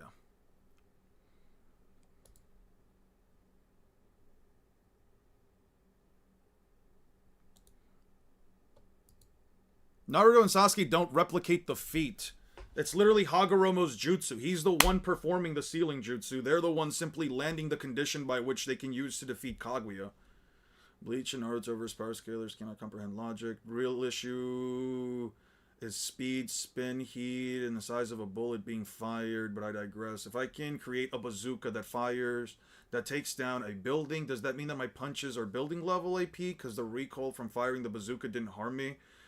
I said this last night, but even One Piece fans didn't really recognize how consistently big One Piece is. Remember when people thought that Viola's 4,000 kilometer feet was a mistranslation? Yeah. There's a statement in the Boruto databook that says Kurama's Biju Bomb can destroy the earth. Yes! Boruto! I'm talking about Naruto! Where's it stated in the Boruto thing, though? Because I actually have been looking for that. Boruto databooks. Other data books, the Boruto movie. Nope. Wait, is the Boruto movie one? Does that work?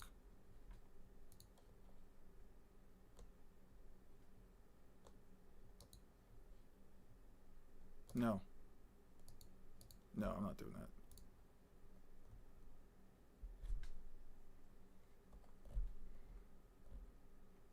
Can you please provide me like a link or something? Maybe this one? Holy shit. Yeah, I'm not going to be able to get these, am I? Alright, this is just ass. I'm not doing this. Official character data book. Nope, nope, nope. What about the new Boruto data book? Can destroy the world with a Biju Dam. That's the fucking scan that Six was talking about. That's the scan that Six was talking about. Not R6, another Six, the YouTuber.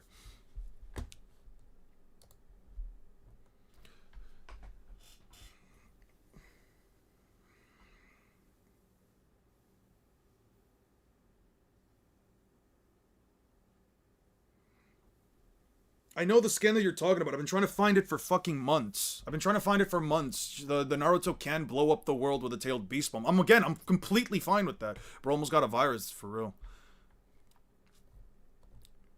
But I need a translation for it.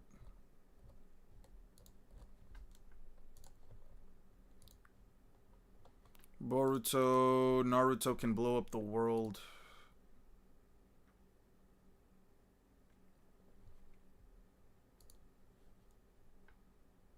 No, but it doesn't give me the translations and I can't read it. Is this at least in hiragana?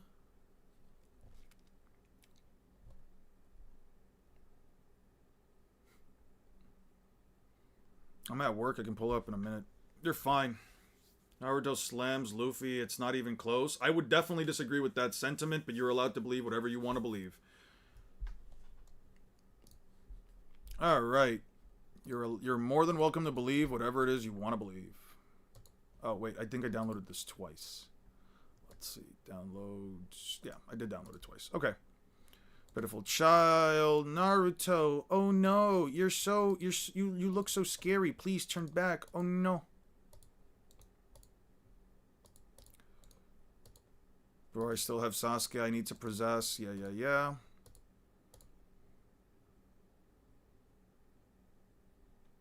I won't let you hurt him. So hurting is not my intention. We share. I'll let you live, but I'm hoping to get rid of the Akatsuki.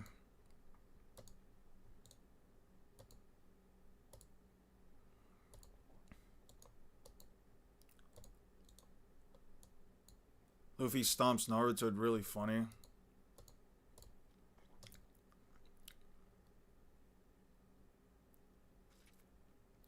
Senile errand boy. Etiquette.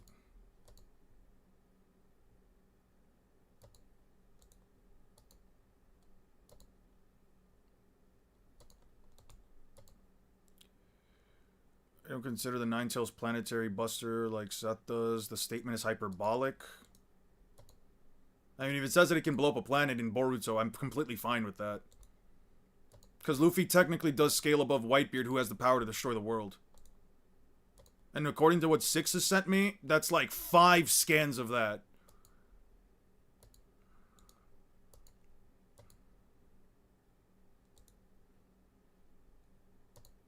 To's necklace used to belong. It's a crystal seal that responds to his chakra alone. It brings the Jinchuri's host under control. It is said the Lord Kage qualifies Hokage partly because of his power, but that's why also said first qualified. The Lord first qualified to be Hokage partly because of his power. Also an experiment in pale comparison. Yes, I have power, but nowhere near enough to forcibly suppress the first Hokage. Always like, you're done, large small talk. What happened? Rather than a snake. Yeah. What's going on here? Our ranks have increased by 1. Yeah. Okay.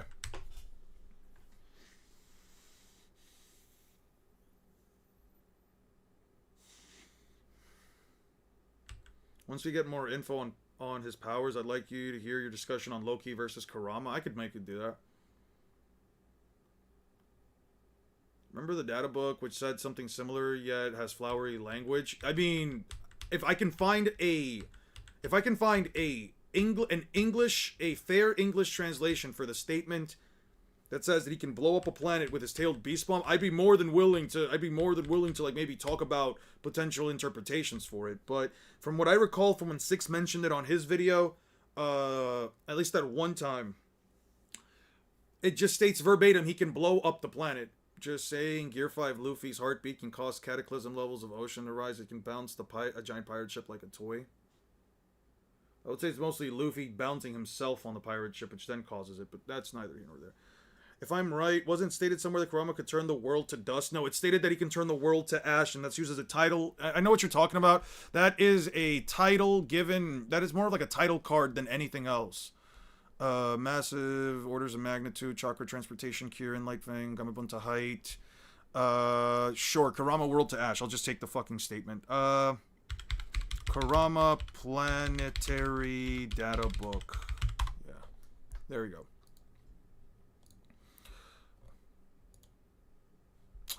It's always some bullshit. Nope, that is too roughed up. You might call this hyperbole. There's a scaling above planetary meta. Yeah.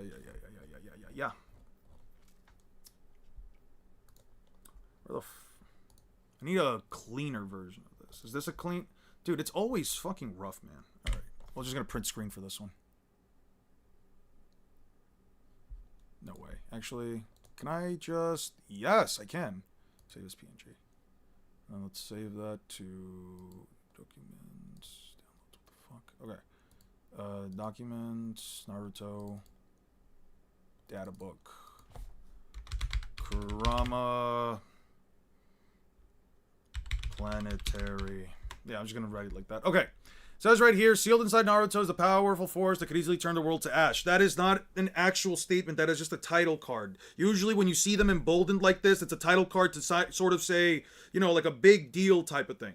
And this doesn't verbatim say he can blow up the planet. It doesn't verbatim say he can blow up the planet. What it says is that he could turn the world to ash, which the narrative and feats and statements don't back up. If anything, Kurama only ever blows up or at least makes giant explosions larger than villages. I would agree with the notion, I would agree with the idea that that Kurama can wipe out could go around the surface of the planet, wiping out everything around him. I would agree with that notion. That wouldn't necessarily make him a planetary level threat, but I think he can at least life wipe the planet. So like there was a one time in a One Punch Man where he left the 2 black holes and everyone took it as canon.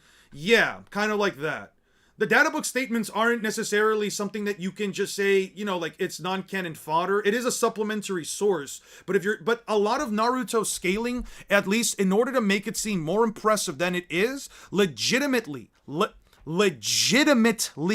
requires you to take data book statements as objective as and hyperbolic as possible, which is annoying.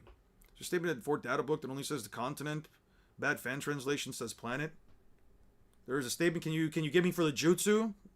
Usually for the jutsu or for what character?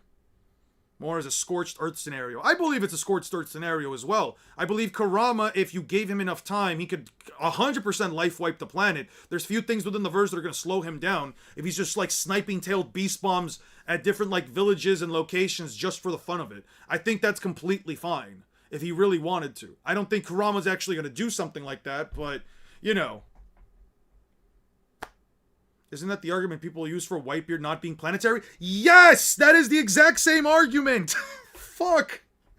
People say Whitebeard, even though it's stated multiple times. As a matter of fact, one of my mods literally sent me 5 fucking different scans that say Whitebeard can destroy the planet. And my mom, and yet Naruto, Kurama specifically has the one fucking feat, not the one fucking feat, the one fucking statement in a data book that's a fucking title card.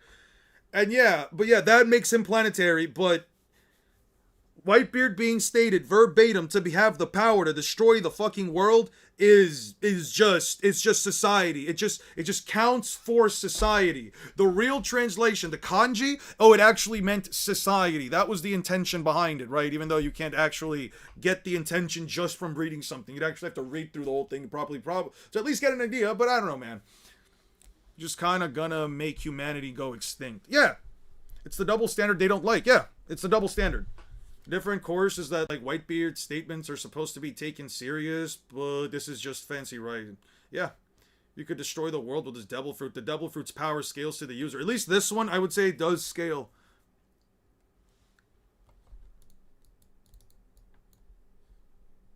Where's 6? Did 6 send it to me here? No, he sent it to the, no, 6 sent it to the Discord. And the Discord, this is bleach venting? Yes. Expedition, Dragon Ball, One Piece. There's like 6 statements here. There's like 5 statements here. The original one from the manga. Damn it. The original one from the manga. One from a data book. One from the same one from the data book. 4 statements. This one right here from a separate data book. And this is just Sabo Ace stuff. Yeah. I don't know, man. A normal person with the Quake Blade fruit couldn't destroy the world. I don't believe that they could, and I don't believe that Blackbeard had the capacity to do so, at least at the time. I know we're being tailed. Laura Orochimaru. Just we proceed. Either way, I believe a corpse is in order.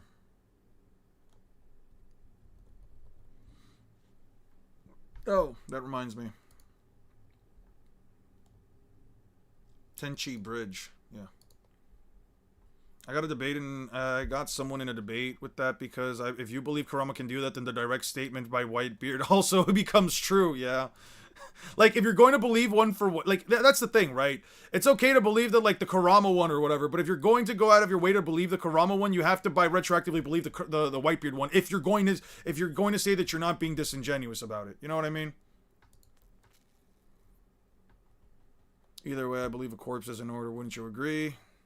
That's my point. Whitebeard's destroy the world statement doesn't make it less true because of the fruit. The fruit would do that because Whitebeard's just that guy. Yeah, I agree. Fully recovered from all the damage.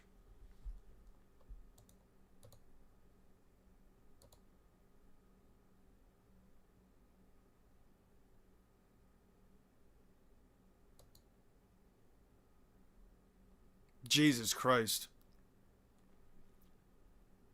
You two are no longer apprentices. Your full-fledged enemies that must one day surpass Kakashi and bear Konoha on its shoulders. Nine-Tails chakra, like a poison, must have entered her body through her injuries. Even with her medical ninjutsu, still too much for Sakura to deal with. Only Naruto seeming immunity to the chakra, even more astonishing. Wounds inflicted on Orochimaru. Don't overdo it. Sakura, let's take a break. I said I'm fine. We have to get moving. I said you're still commander. You can falter here. I know what I said, but I also said that haste makes waste. Charging right now would be reckless. Only monster medical ninja. Well, you cut it with the monster strength nonsense. Wingman. Yeah. Okay, is this far enough? Naruto wasn't Orochimaru who hurt Sakura. It was you. That's right. Naruto, you really don't remember a thing? So then, the bridge grind was it all lied to protect you from the truth. The Nine-Tails Chakra's special power enables me to suppress the Inchurki. Hereby help you. You didn't have... In other words, I didn't have to tell you this, alright. But there's a reason I did. Using the Nine-Tails power gives you a shortcut to rescuing Sasuke, but you can't depend on it because it's not really your power. The more you use it, the more you will hurt others around you. But you can also hurt the people around yourself and the people around you. Yeah.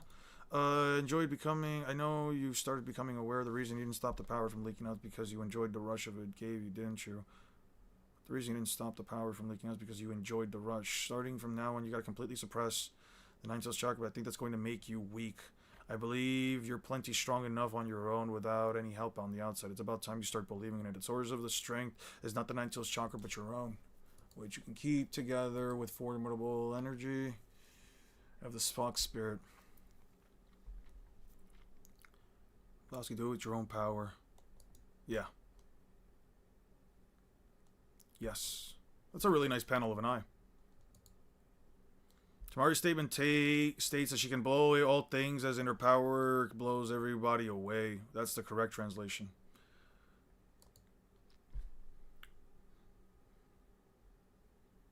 Paramecia, Whitebeard, that's my point. Whitebeard, 3 ancient weapons.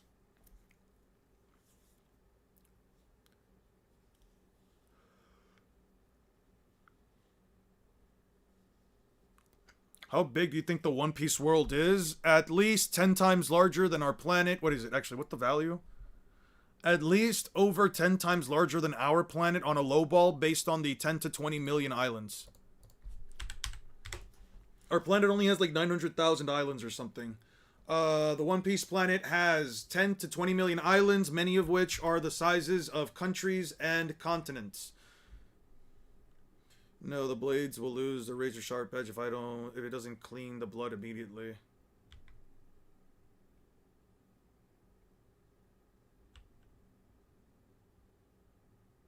I have another male corpse, don't you? Just suggest 15 males like this. Always at least one to... I don't always have at least one of each age range stored in chronological order. My skulls, I get anxious. You must be a type A, Kabuto. Actually, AB.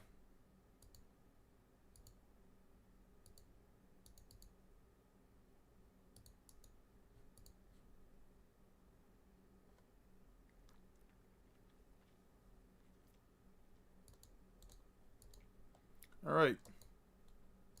Man, I love the interior design for like Orochimaru stuff.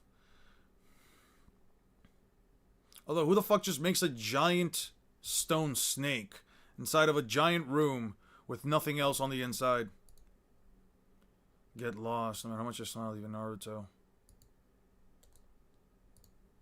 Yeah. They made Sasuke look very menacing for him to be wearing just a shirt that basically shows his entire midsection. People like to discredit the statement because Marco isn't a reliable source. Yeah, even though we've gotten plenty of information from other characters about the world building in One Piece, but yeah, Marco all of a sudden just isn't a reasonable source. How would he know, right? Because Oda hasn't used plenty of other characters within the context of his story that aren't also experts in each of their fields, but they have somehow provided for us information about the world itself. I don't know, man.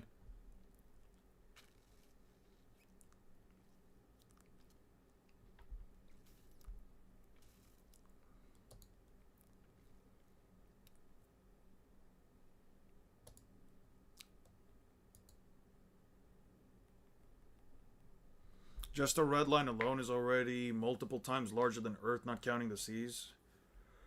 But I use the side characters for lore info all the time. Unless it's disproven later, we have to trust what Oda says. Yeah, I agree with that. Even every snake-themed villain needs a snake statue room. It's the universal law, I suppose. I guess that's fine.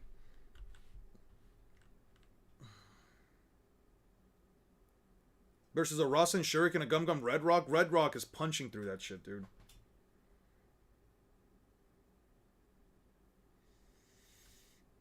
Yep. I mean, that's what it is. And you know what? You're gonna see a lot of comments on that when I make the video.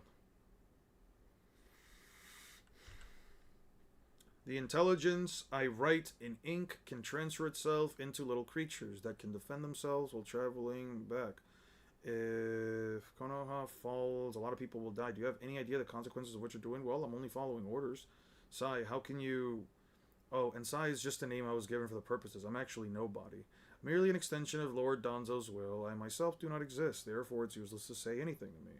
Why do you carry that picture book around? The two boys on the clovers are you and your brother, right? You hang on to it because it's the only thing that proves you actually do exist. You're emotionless as you thought before. Not even a shinobi can cut up their feelings completely, you know. How does possessing this book translate into proving my existence?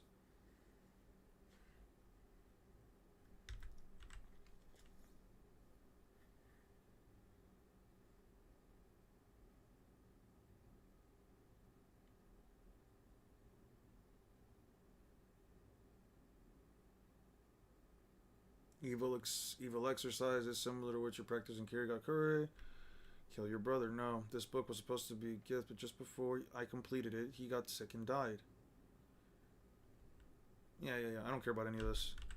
Doesn't tell me how strong these guys are. Let me create a lookout so we can go by. You've been captured. I'll give you benefit of doubt. Yeah.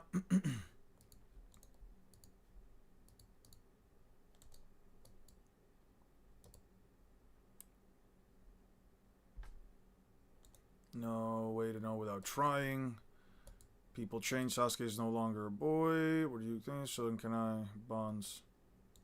Yeah.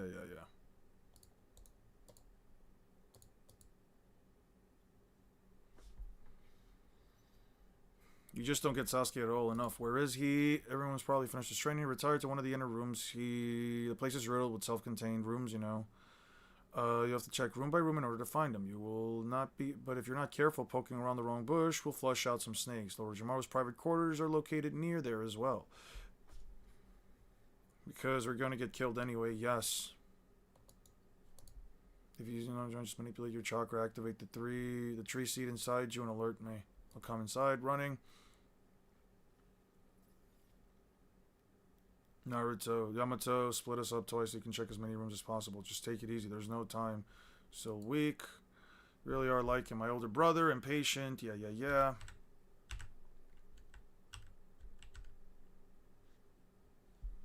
He's already killed. In order to assassinate Sasuke.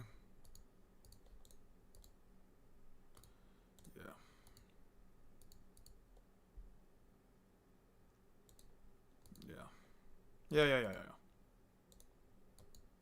Okay, yeah, he's gonna kill Sasuke. Yeah.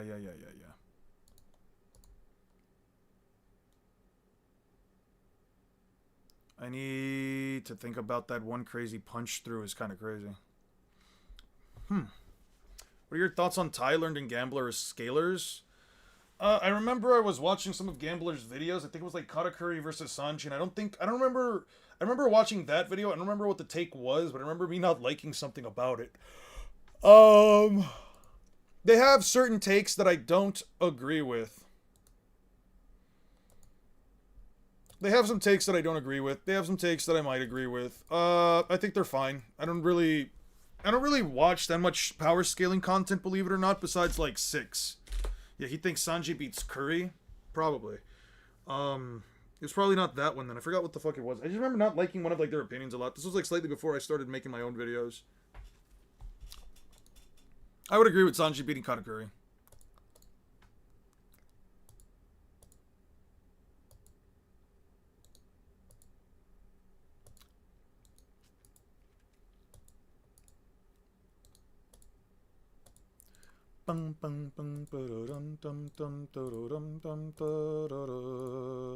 Claire obscura, don't think somewhere here, Team Kakashi. Standing. Is he my stand-in? He says something about waiting to protect things or really once important. But I'm done following orders from now on. I think I will think for myself. I don't really know that much about you, except now I'm willing to risk their lives for you to keep that special bond alive and share, don't you? Yeah, I did. Exactly why I cut him off. I have different bonds now. Bond of hatred between me and my brother. Personal ties cause confusions. Personal memories only make you weak. Why didn't you just kill me that day? Just a simple explanation. It's not that I couldn't break the bond between us. To awaken, you have to kill your closest friend. It's simply that by doing what my brother did before me, it was a strategy to gain power. What do you mean? Do I not need to explain anything to you? The only thing I need you to know is that your life was only spared on a whim.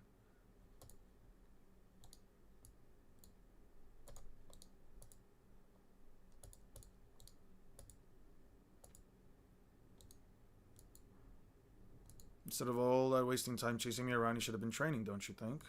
Because this time you could lose your life on a whim.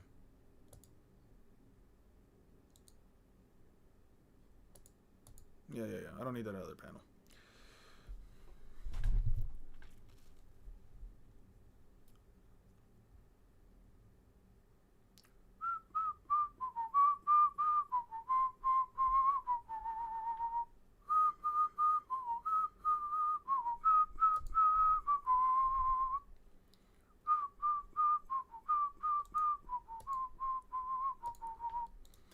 The block you chose was correct. Then he attacks. Then he does that.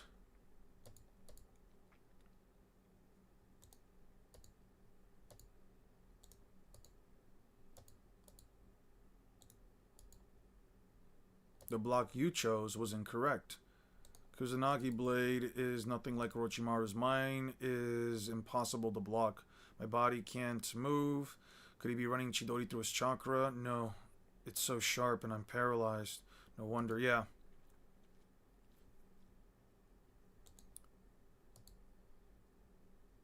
Yeah, this is your chance, Naruto. Why? Who do you want me to kill? Don't ever come out again. Why are you so afraid, boy? This is the first time you've come for my help. Get lost. I can see it now, the source of your strength. I never imagined you had such a thing inside of you. Actually, thanks to that abominable Sharingan, a product of your accursed bloodline, your ocular power, and that vile chakra remind me of Madara Uchiha. I know no such person. Can't believe you're even able to suppress my power. It may be my updoing, but let me tell you one thing. Don't kill Naruto, you'll regret it. Sure.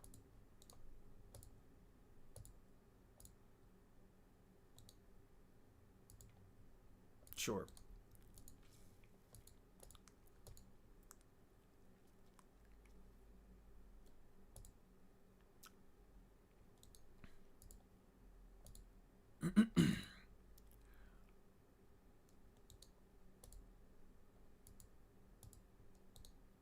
I wouldn't use that jutsu. Let go. What did I tell you about being more respectful? Why should I stop? Yeah. Okay. So Naruto got curb stomp.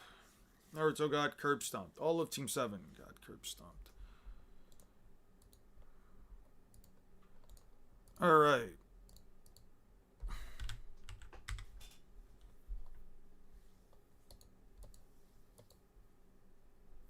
I love Kishimoto's buildings, man.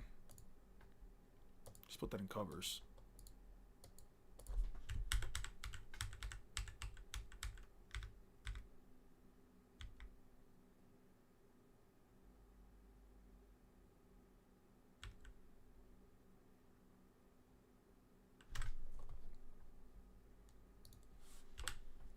Could be the top dog of One Piece scaler if you just keep it up. Yeah.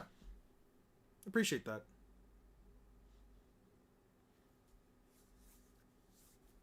I mean, One Piece does have a few scalers. It does have a few. Okay, let's see. Any text here does he record? Nice to meet you. Bruises on his body. Hey, come here. Those bruises. Did they get into a fight? What happened? Naruto told me I'm not strong enough. Become strong. Well, in that case, you have to get even stronger. You realize that the books that help you understand, which is what I can do, is accelerate your own growth. You've been sleeping doing this whole time. I've been brainstorming. That's how it works. Only rather, I'm sped. And if it does pan out, Naruto, you may even surpass me. Sure. Okay, so we're going to move past Tenchi Bridge, and now we're going to go into Rasen Shuriken training. Rasen Shuriken training.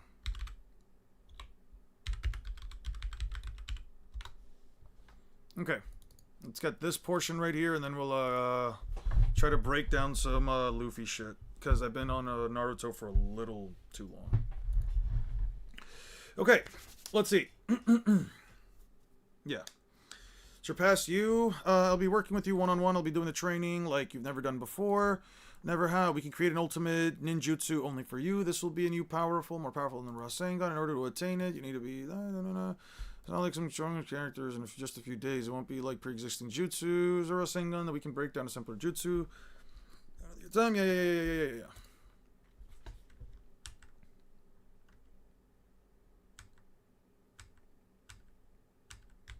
Okay.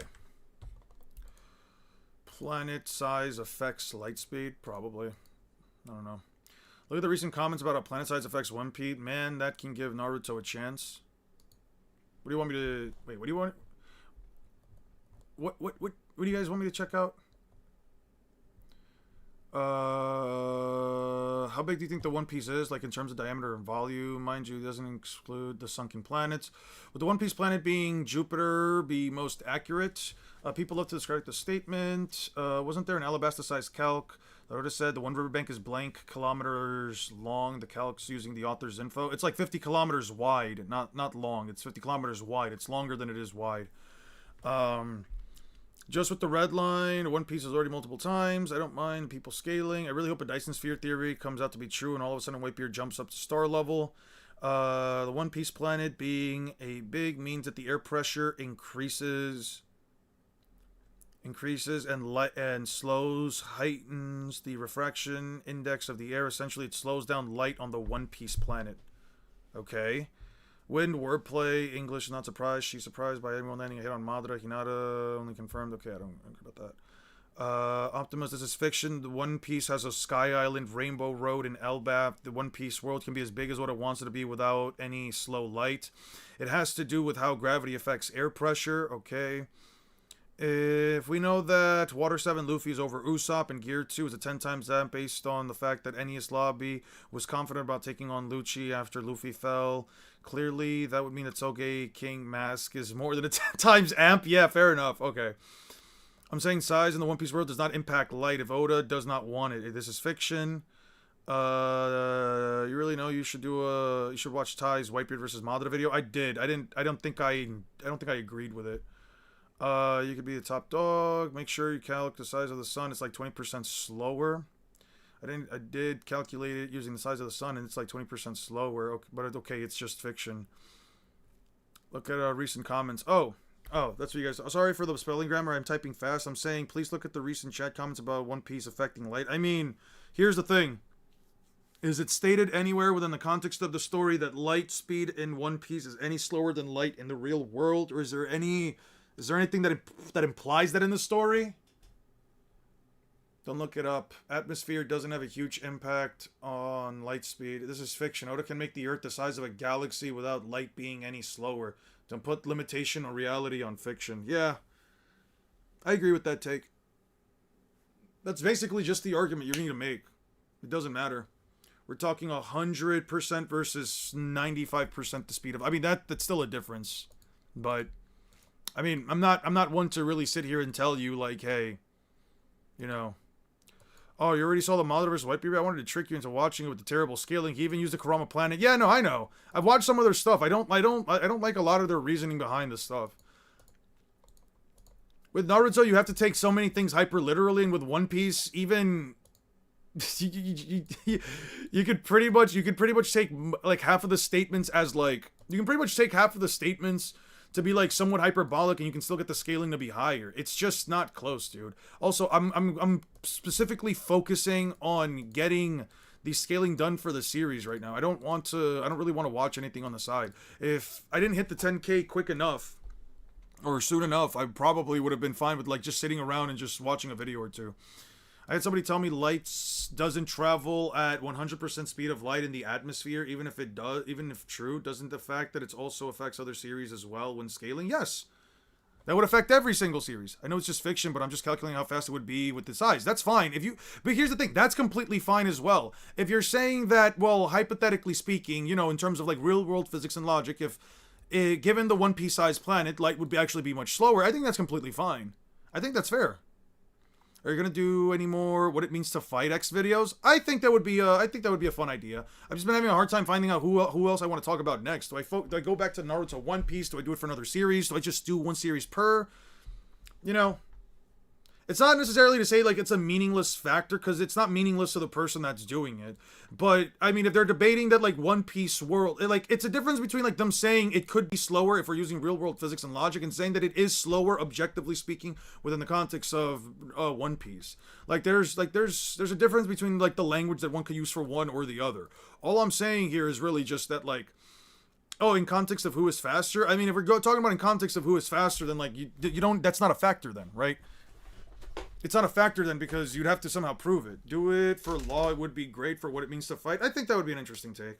Me personally, I like to see one of the other two Monster Trio members. That'd be cool. I could definitely do something like that. It's really impossible to move faster than the speed of light, but we'll only argue this for One Piece and let every fictional universe have FTL feats because I say so. Type shit. Type shit. These are just the thing. These are just the little demons that come with power scaling, guys. It's okay. It's really, you don't really have to think about it too much. Wish to go harm. There's a Temple of Fire, Shinobi Fame Temple, located in the Land of Fire, with a monk's special gift known as the Gift of the Holy. I don't know what the fuck. Especially a man worth 30 million. He's an elite ninja that was once appointed to Guardian Shinobi 12 to protect the rules of the Land of Fire. Guardian Shinobi 12, impressive. The fire emblem on the waist is proved, so be careful with him, Hedon, or you'll die. Cool. What it means to fight God D. Usopp? That'd be fun.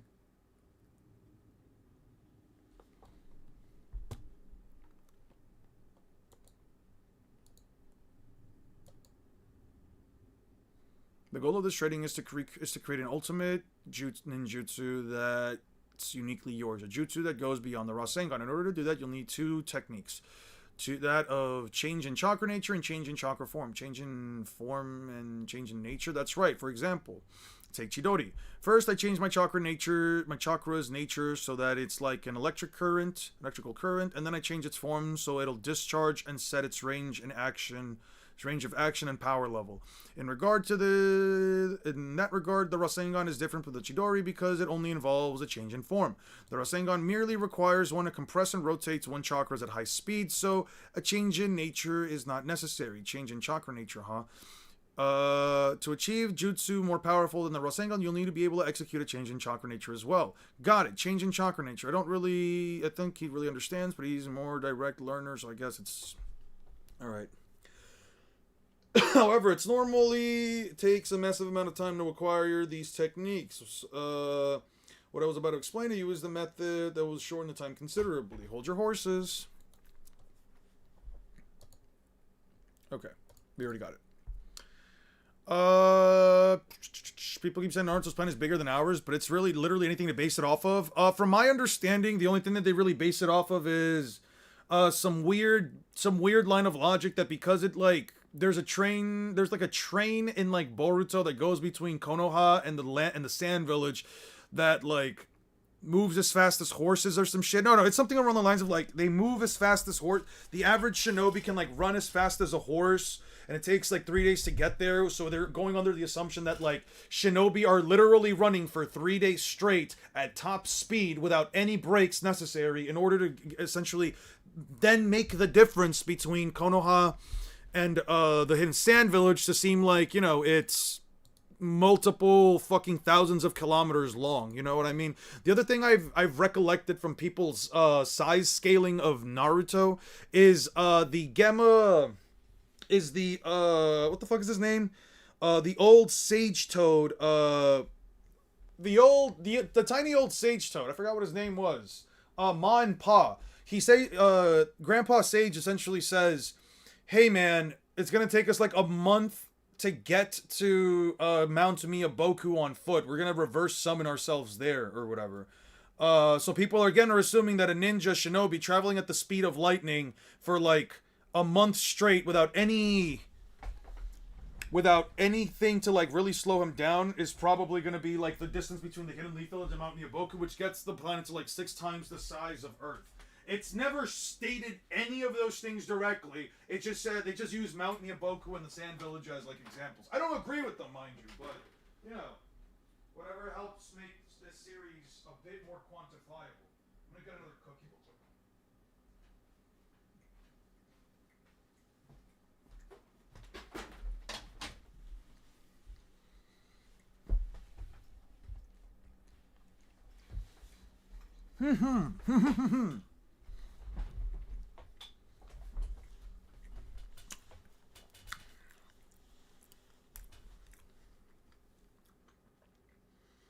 Naruto speed depends on if you take the FTL Kid Kiba databook statement. What FTL Kid Kiba databook statement?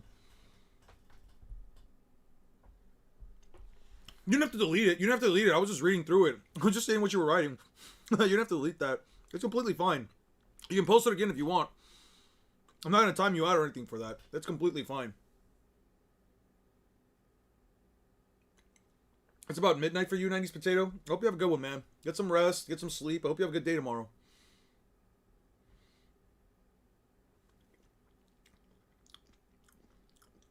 Yeah. If they didn't feel like running, that's the thing. Like, it doesn't account for the fact that the ninjas can rest. It doesn't account for the fact that they can, like, literally spend the night sleeping. We've seen them do it multiple times. We've seen them do it right now with Yamato. They need a place to stay.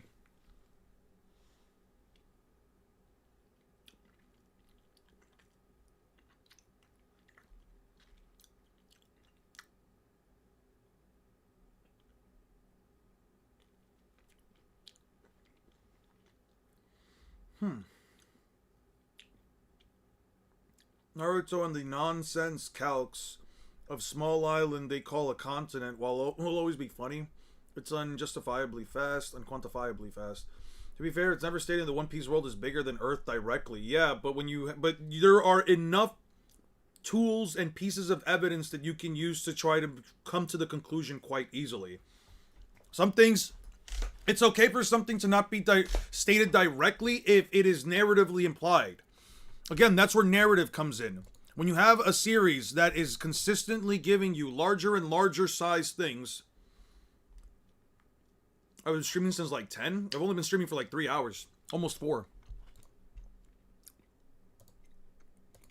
Okay, we're just gonna...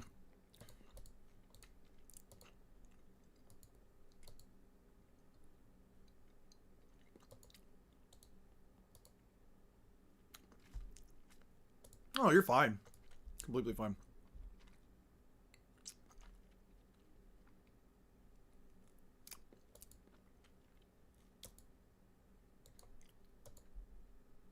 There's a data book statement. Let me see. You said Kid Kiba? Kid Kiba, Kid Kiba, Kid Kiba.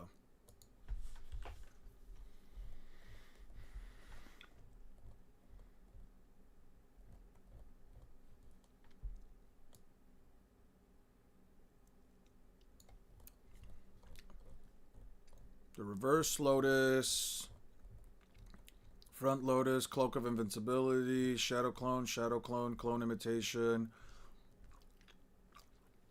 It's a secret of the human beast taijutsu that transform Kiba into beasts and makes their bodies revolve at the same time and deal a high-speed blow to the prey.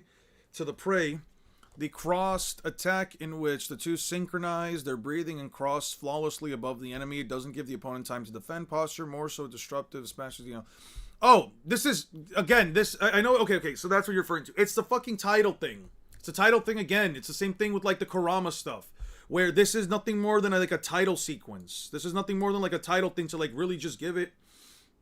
Have a good night, 90s Potato. Hope you have a good one, man. Hey, what's good, 6? This is the same thing with, like, the Kurama statement, where it's not verbatim saying he's faster than light. It's just giving something to, like, hype up the statement. This is the statement. This is nothing more than any title. Hibanakomaru's rough power demolishes even a deposited stone table. Among the cloud of dust created, you can undergo a merciless pursuit of raging billows. I don't know if Sanji will get it. Yeah, like, you have to take it as literally as possible in order to say that, like, yeah, no, this kid is light speed or whatever. Not that. Naruto, data books, Kid Kiba light speed. I'm just gonna type Kid Kiba light speed.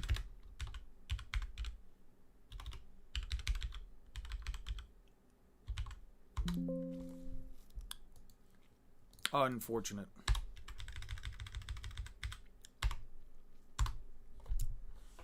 How's the scaling going? I might give Naruto, Four Tails Naruto, a win on Luffy. I might just give him like, I might just give him the win on Luffy just for the hell of it. I think it's fine. I don't think it's remotely a bad thing. It just gets me to talk about second gear Luffy a lot quicker. I think that giving Naruto 3 losses back to back and pushing it up to 4 until it gets to like Sage mode, I think it's probably gonna be a bit much. I want to make the video entertaining at the very least, and I don't really feel like having enough people come at me for the comment section, so I'm just like, you know what, I can give it a Naruto. I don't really care. I see you got through a bunch of naming fallacies. Probably. There's a lot of naming fallacies to go through. Okay. Which reasoning for Naruto winning and what version of Luffy? East Blue specifically and a Tailed Beast Bomb. I don't know if I really want to argue that Luffy can tank a Tailed Beast Bomb without like a closer thing. Yeah. Like, yeah, you could probably bring up like the explosion that happened back in the explosion that what's-his-face survived. Not Thriller Bark, not... what the fuck is his name? The explosion from Whiskey Peaks. I know that you could probably bring up the explosion from Whiskey Peaks, but I'm bringing up, like, pre-time skip Luffy, so I'm not gonna give him a feat from, like, an arc later. Sorry, Igaram, yeah, the Igaram feat. Like, I can probably bring that up and say that, like, if Igaram can survive something like this, likely Luffy should be capable of doing it, but I'm already going into, like, Grand Line and onward, and I'm just trying to stick to East Blue feats specifically for Luffy. I can essentially make the argument that Luffy does beat Naruto in almost every single instance up until like maybe Four Tails, and I think I'm fine with just pushing Naruto. I'm just pushing Luffy forward to like the next thing. I mean, Iran is just a normal human, but fair. Like, again, that's a feat that happens post East Blue. I could grant him it, but he does not have something that at least makes me believe he can tank a Tailed Beast Bomb from Four Tails Naruto prior to that specifically.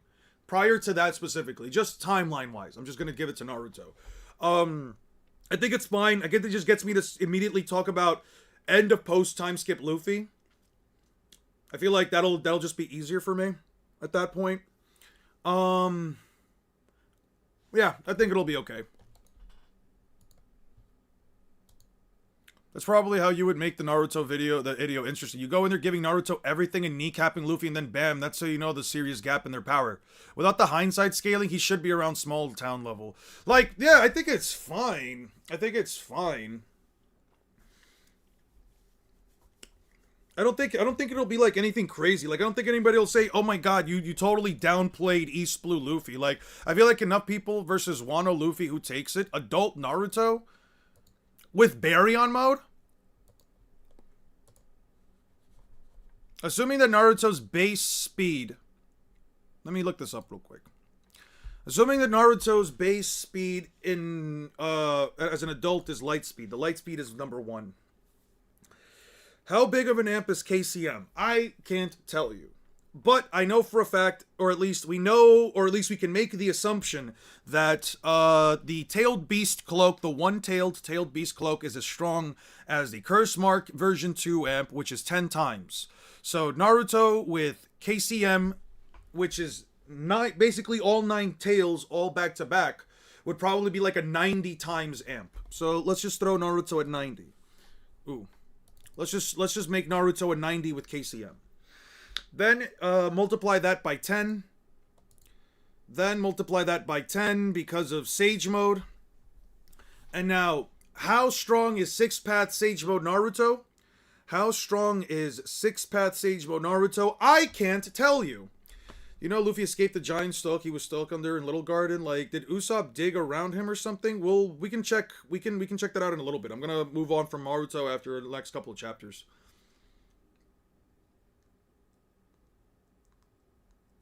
Okay. So, we can say that Naruto's like 900 times the speed of light, right? Then, I don't know, man. How much stronger is 6-path Sage Mode? I don't know. I'm just gonna say 10 times stronger than that. So 6-path Sage Mode would be like 9,000 times amp to Naruto's base, right? How much stronger is Baryon mode? I don't know. I actually cannot give you a quantifiable metric for how much more powerful Baryon mode is. Why am I saying I can't tell you how much stronger Baryon mode is? Well, it's very simple. Baryon mode doesn't have anything within the context of the story that even... He's like 8,000, maybe 10... Using calcs, he's like 8,000, maybe 10,000. What kind of calcs? What kind of calcs are we talking about? Like, even when they supposedly get, like, has several light speed statements, but all of them say faster than light several times throughout the series. Even when they are supposed to at least get, like, 10 times stronger. I don't know, man. So, let's just say that Baryon mode is, like, another 10 times stronger than Sage of Six Paths mode plus, yeah, all that other crap. So, let's just say Naruto's, like, 90,000 times faster than the speed of light. Let's talk about post-time skip Luffy. So keep this 90,000, keep this number 90,000 in the back of your minds, okay? 90,000 is how fast we got Naruto so far. Well, just throwing in some numbers in there for him, right? Because I literally cannot give you some actual values. I'm going off of the top of my head based on a single 10 times multiplier statement from fucking Jirobo, right? Okay. So, has to survive physical attack that can't damage him now? Okay. Let's go to Luffy. Luffy, post-time skip, is 10 times faster than the speed of light. Why is he 10 times faster than the speed of light? He calls light slow. But that doesn't innately mean that he's 10 times faster than the speed of light. That does not mean that. The reason why we say he's at least 10 times faster than the speed of light is because Luffy was... light speed pre-time skip in his base form. There is no way I'm going to even entertain the idea or the logic that Luffy isn't at the very least as fast as a beam of light in pre-time skip in his base form by the time of Marineford. I am lowballing Luffy here. Because he actually should be light speed or at least relativistic by Long Ring Long. Can run at FTL speeds. I don't either, but again, we're just throwing in some shit in there, right? He has to surpass his second gear self from pre-time skip. Second gear is stated to be a 10 times amp. So, if Luffy is at least as strong as his second gear self from pre-time skip, that would mean, if we take the literally him dodging light like speed Raikage, if we take that literally, it's calculated KCM1 is like 72 times, then Raikage, then add KCM2 and add non-6, and then we get high MFTL. Except here's a couple of issues with that line of logic, Optimus. The 72 times faster thing comes from one of the first pixel calcs for Naruto, and I want to be very clear here when I remind you that, again, I don't go by pixel calcs because those things are, as far as I'm aware, headcanon. Also, the Raikage is not light speed. You actually can't make the definitive argument that the Raikage is light speed because there is no feat and no statement within the entire context of the series that definitively proves he can run at the speed of light, let alone faster. The only statement that he has is the light-like statement, which uses the kanji, that is primarily used for similes, which means it is not a direct comparison for the light-like statement. And in the English translation, it says almost the speed of light. Which means, again, not the speed of light. Okay, so either you go with a feat. What does it say? Now would be a good time to insert. So wait, if I click it, I can insert ads manually? That's crazy. So Naruto from Boruto. Well, they're asking me Naruto, how fast Naruto, adult Naruto is. And I'm just giving in some random multipliers that I can give him. We got to like 90,000 times faster than the speed of light. Now, Luffy starts off at a 10, right? He has to be at least as fast as pre-time skip second gear Luffy, which is already 10 times faster than the speed of light because second gear simile can be literal. It depends on where it's contradicted or not. Well, the English translation also says almost the speed of light. So again, I am very much so. So it would either contradict, the English translation would either contradict the Japanese translation, or you can take both translations as, again, a simile and as literally, and then say, hey, yeah, it matches up. But either way. So Luffy has to be at least 10 times the speed of light. Now, I talked about Gear 4 earlier. I'm not going to repeat myself on Gear 4. Gear 4 pushes Luffy's body several times beyond its limits, and it also increases speed because we know for a fact that he could blitz Doflamingo. So it's 10 times 30. You get 300. Okay. Now, assuming that Luffy does not get any stronger throughout the entirety of the post Dressrosa arc, so everything between Whole Cake Island and Wano, assuming that Luffy does not get any stronger until he goes through his Udon training, that would mean that Luffy's new base when he fights Kaido on rooftop is 300 times the speed of light. So Luffy's new base form is 300 times the speed of light. So Wano Luffy versus Naruto, Luffy already has 300 times the speed that you can quantify Naruto to. Then you give Luffy 4th gear. Now it's at 90,000 times. Then you give Luffy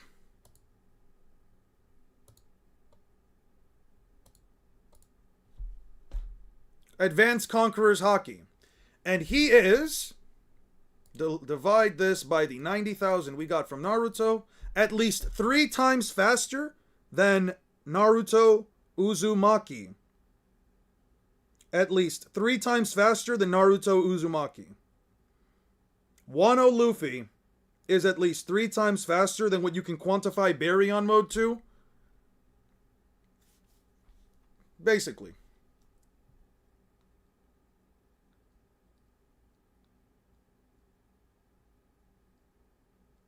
Well, in that stage mode has to be a balance with his other chakras, and the other chose has to Naruto, so even if he was using Ninetales chakra, the amps would simply add from the start. Yeah.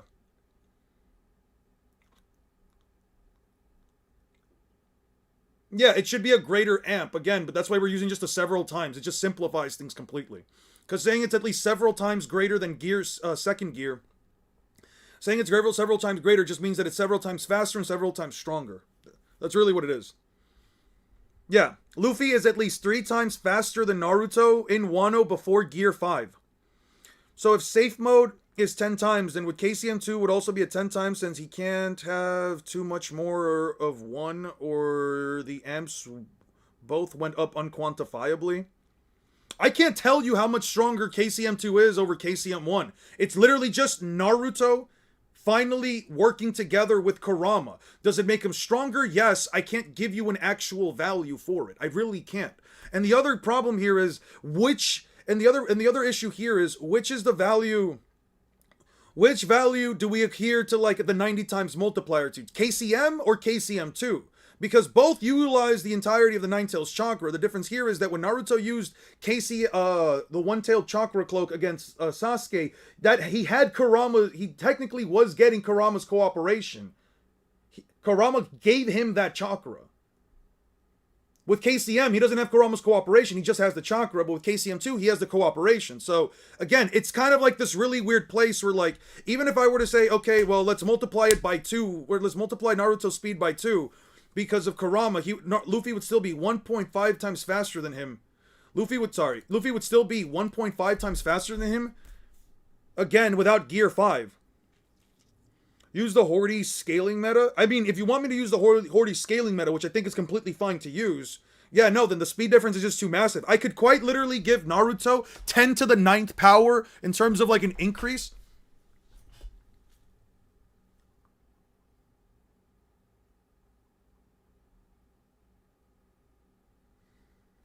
Has any research yielded a quantifiable difference in AP/speed between Gear 4 and Gear 5? No, there's nothing. So far, we know that Gear 4 is faster because he can dodge Kizaru, unlike Snake Man, who got hit by it, and we know it hits harder because he can down Kaido and deal more damage to him than Snake Man Luffy. Than Bounce Man Luffy. We know that Luffy's punches in Gear 5 deal more damage than what the Overkong gun can do to Kaido. So we know for a fact it is at least, on the lowest ball possible, it is at least twice as strong and twice as fast as it's twice as strong and twice as fast as fourth gear. But I just don't really have anything else I can give you, in all honesty. I just genuinely don't have anything. We know that, like, Luffy powering up to Gear 5 just pushes it way farther into it. Now do it, but include Doriki and Hordy Jones scaling. Jesus Christ. Alright. Guys, can we get $5? Sorry, not $5. Can we get some W's for Lapis? Thank you so much for the 5, dude. Okay, so let's talk about the Doriki. Actually, we'll talk about the Fishman meta scaling first, right? So, I'm not going to start off with light speed like I did. The Hordy scaling meta I only use for strength. It's never stated how much he increases speed, but he does increase in speed. He does increase the speed. And we know for a fact that he does get faster. And we know for a fact, we know for a fact that Hordy Jones not only gets massively faster when he's overdosing on pills, but we also know for a fact that, like, the bare minimum multiplier you can use for anything if a character gets stronger or faster is 2 times. 2 times. And what is... And let's just go over this real quick. What is the bare minimum multiplier that the Hordy Jones pills do? What is the bare minimum multiplier that the pills can give somebody in terms of power? Does anybody know this? What is it stated on the page? I just say he increases speed by 1.2 times. I have no reason to believe that. That is way too low of a ball. If I have to go down to decimal points for a one-time increase, I'm not going to go through with that. I think that saying something is at least 2 times faster or 2 times slower is the bare minimum that you can go with power scaling where you're making up numbers for something. Saying that a character gets at least twice as strong or twice as fast upon getting a visible amp, I think is at least fair. And with the pills, each of them double in strength and double in power. So I have no reason to say that it doesn't also double in speed, considering that Hordy Jones also increases in speed. Yeah, so let's start off. Let's start off with the number 1. This one will be meters per second. Let me show you guys something. The speed of light, meters per second. M/S. Okay, the speed of light in meters per second is... Oh, not right here. Let's move this.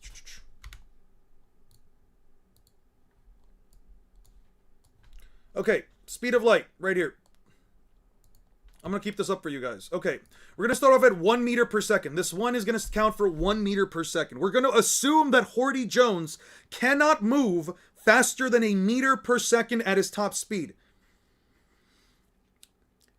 Under the assumption that Hordy Jones cannot run faster than 1 meter per second, mind you, this over here is the speed of light, he ate 30 food pills. Hordy Jones ate 30 food pills. Assuming that he ate at least 30 food pills during his second overdose and his third overdose, I counted them. If you guys want the picture, let me see if I can actually find it. Where the fuck did I put that picture? One Piece, data books. No, where the fuck did I put that? Videos, SBS. Did I put it in SBS? I did put it in SBS. Ugh. I'll just move this in here real quick. I counted the number of food pills that Hordy Jones ate. Somewhere around like 34, but we're going to lowball the number to 30. Sorry, 37. We're going to lowball the number to 30, and right here I got him at like 41, 45, right? But we're going to lowball the number to 30, right? So I'm going to lowball the number. 2 to the 30th power is 1,073,741,824. Okay, let's divide this number right here. We're not even talking about his first overdose. We're talking about his second overdose. He's already overdosed once off of these. Divided by 299,792,458. We're going to divide it by that. And Hordy Jones is 3.6 times faster than the speed of light off of eating 30 food pills. Okay, let's go back. Let's go back to this value right here. Okay. Now, let's multiply this value again by 2 to the 30th power because he ate another set of 30 pills. And you get this massive ass number. Let's remove this massive ass number and let's divide it by 299,792,458. Now Hordy Jones is over 3 billion times faster than the speed of light. And he still scales below Luffy, Monkey D. Luffy. Whether you use the 1.2 times or 2 times is up to the scaler. That's up to for the interpretation. I think it's fine, but I think it's also weird to say that something that offers something that doubles your power every single time and that is visually shown to also increase its speed when 2 is the lowest whole number value possible that you can lowball something down to without straight up just going into decimal points. I think that 2 is probably the number you want to go with. Like, I don't think anybody's going to be upset with you if you said that Super Saiyan 2 is at least twice as strong as Super Saiyan 1 and Super Saiyan 3 is twice as strong as Super Saiyan 2. I don't think anybody's going to be upset with that take because it would at least be twice as strong. right? We don't really have to go into decimal points for things. But yeah, if we do, the pill number, it's canon as far as the anime goes.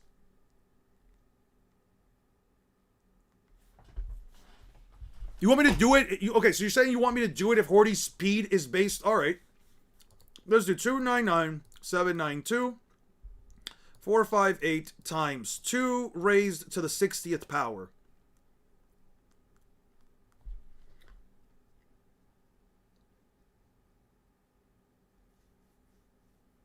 If a multiplier isn't defined, I disagree with assuming a multiplier. I mean, it's increasing his speed. I don't know why I can't just say he gets twice as fast from each one of them.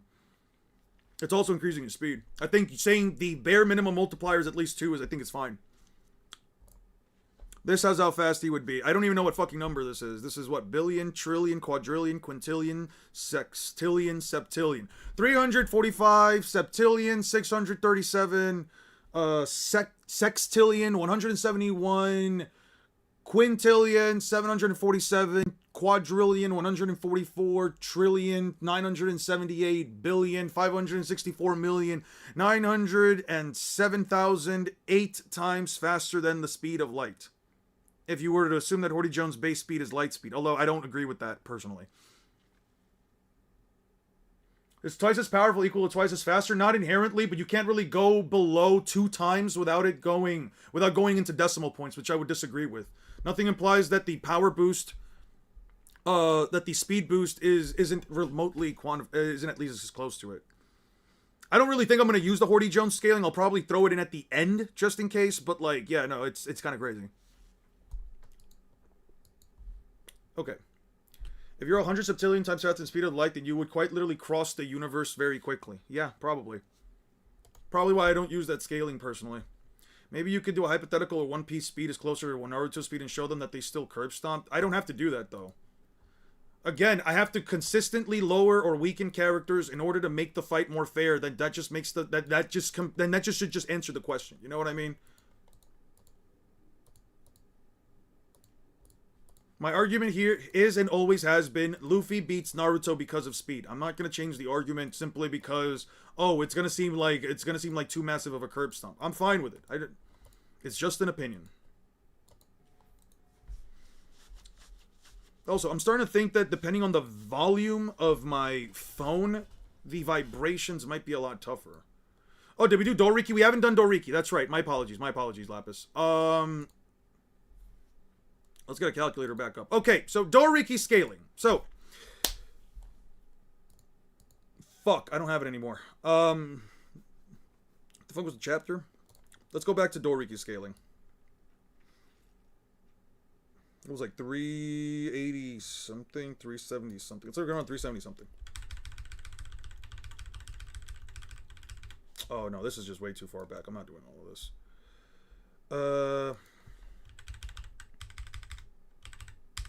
This is pretty sick.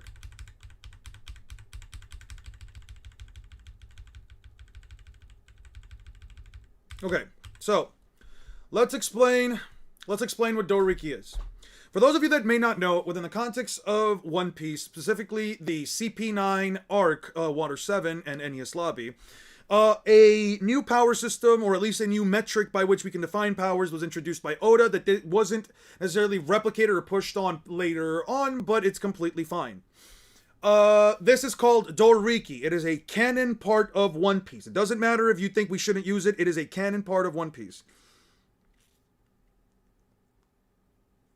Makes Tommen's and Friends WI with edits. I didn't know that, but that's cool for them. Good for them. Okay. So, this is Doriki scaling. It is stated right here.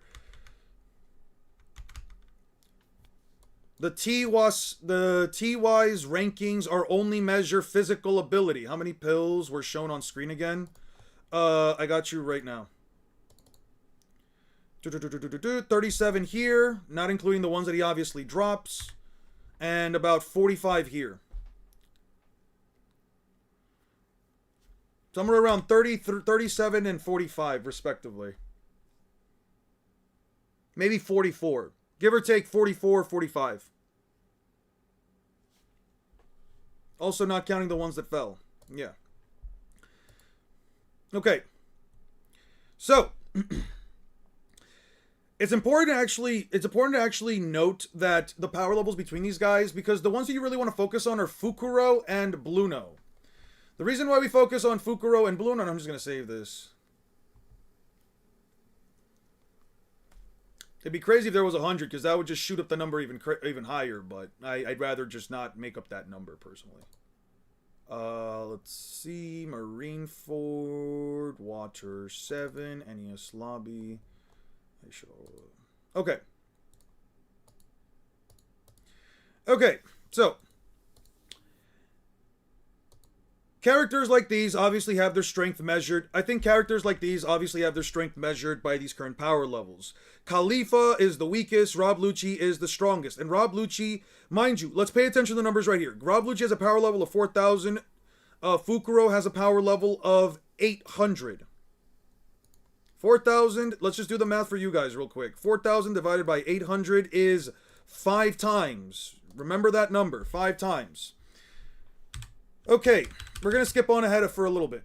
Now, Luffy fights Bluno. Luffy doesn't just fight Bluno, Luffy curb stomps the fuck out of Bluno.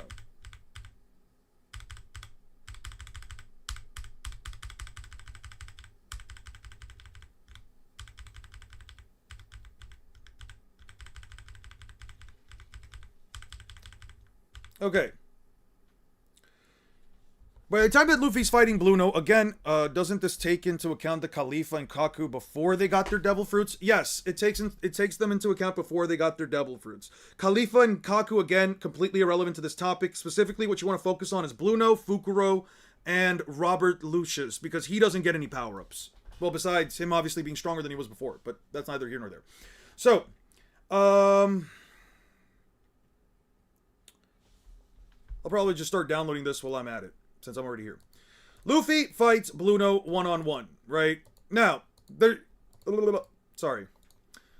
prior to this fight, Luffy wasn't even remotely strong enough to fight Bluno, but when he goes in here after his rematch, after getting his ass beat by CP9, Robert Lucius, and the Goon Squad, Luffy hears the truth about Robin, then he eats some food after fighting, and then he just gets a lot stronger. How much stronger? I can't tell you, but I can tell you that it was strong enough for him to now be able to fight Bluno and keep up with him even better than he could have before. To the point now where Luffy couldn't understand where Bluno went or where he was going now, he can now completely track him. As you can see right here, Bluno shaves, Luffy sees his movements. You can see that Bluno and Luffy are making contact with each other, at least eye contact. He's surprised, Luffy grabs him, tosses him to the side, right? I'll write down my logic and leave a comment after the stream for why I think we can get 10 times and maybe more if you want gear for it with Doriki. Logic is coming back to me, but I'm still missing something. I got you in just a second. Just let me cook before you even go into that thought. Okay. I saw that rubber guy on the roof. I'm really Luffy on the roof. I understand. Thank you. Okay, let's keep moving. By the way, there's a statement around here from Zoro that I might actually take. I just need to find it first. I'm going to take this one as well, just for the hell of it. Can you use CP9 to power scale Fishman Island, knock out 50,000 who are 10 times stronger than normal human? Probably. I'll probably use it. I mean, a human that is stronger than the average, a human that is 10 times stronger than the average human would at least be like a power level of like 100, right? If we're just going off of raw physicality. Okay, we're just going to move on ahead. I don't think I need any of this. I'm going to look for a specific Zoro statement. Hopefully we find it. Anybody know what page the Zoro... they get stronger every island statement comes in? We already got one. I think I need the other one. Okay. I underestimated you. I didn't think he could keep up with the speed of my shave technique. He literally says, I didn't think this kid was able to do anything. I must be careful. Hitting a rubber man doesn't do anything. He uses Tempest kicks. Luffy dodges it. Luffy dodges it again. Iron Wheel. Luffy's dealing with all of his attacks. Bluno uses his hacks. Slams Luffy down. Basically, the only real hit he lands on Luffy, at least up until here.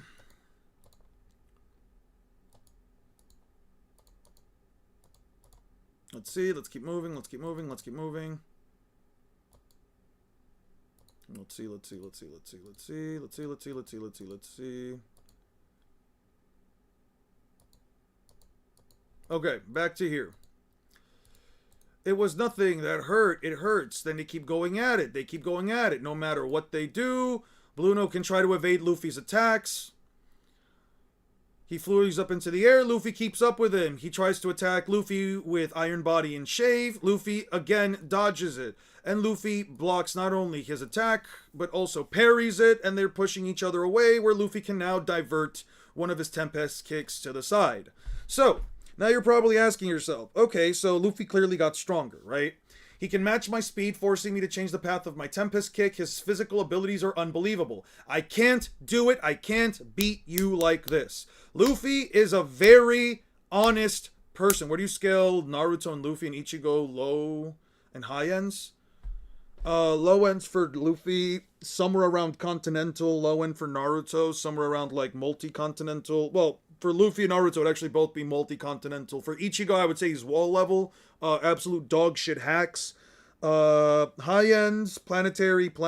And then for Ichigo, just because of the Yuhabaha stuff, which I completely disagree with, and I don't believe any of it's true, but if I had to give Ichigo a high end, it would probably be multiplanetary. I would give Ichigo like multiplanetary. If I had to accept the cosmological bullshit, even though the cosmology of the verse isn't even remotely anything close to an actual universe, and it's more so just 3 fucking realms, each of them with 3 planets, I would probably say universal. But if I completely ignoring the messy as fuck cosmology of it, universal, not ignoring the cosmology and how fucking absolutely shitty it is, multiplanetary, Luffy and Naruto planetary.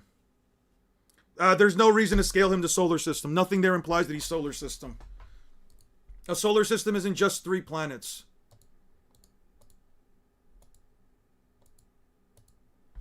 Yeah, the solar system isn't just 3 planets. Because there's like a lot of space and debris between those planets as well.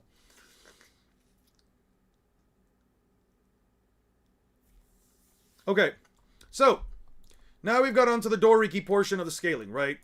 The reason why I bring all of this up with Luffy is because he specifically says, once again, I can't beat you like this. His current state, how he is now. He says, if I'm not that strong, I have friends to be with me. Even if I'm not that strong, I have friends with me, so I've got to be stronger than anybody else. And then he pulls out second gear in order to fight Bluno. He says, I came up with a way to fight at top strength, so I won't have to lose to anyone. Yada, yada, yada. He says that you can't keep up with me anymore. All of my abilities have evolved to a next level. So, we know for a fact that Luffy's strength has increased over 10-fold because of the One Piece yellow data book scaling. And Luffy completely curb stomps Bluno, right? So now, you think to yourself, okay, so Bluno has a power level of 820. I'll bring this back up so you guys can see it. It's stated, where is it? Right here. What are you looking at? Okay. Alright, where is it? Nope, don't care about that. Nope, don't care about that. Oh, there it is, right here.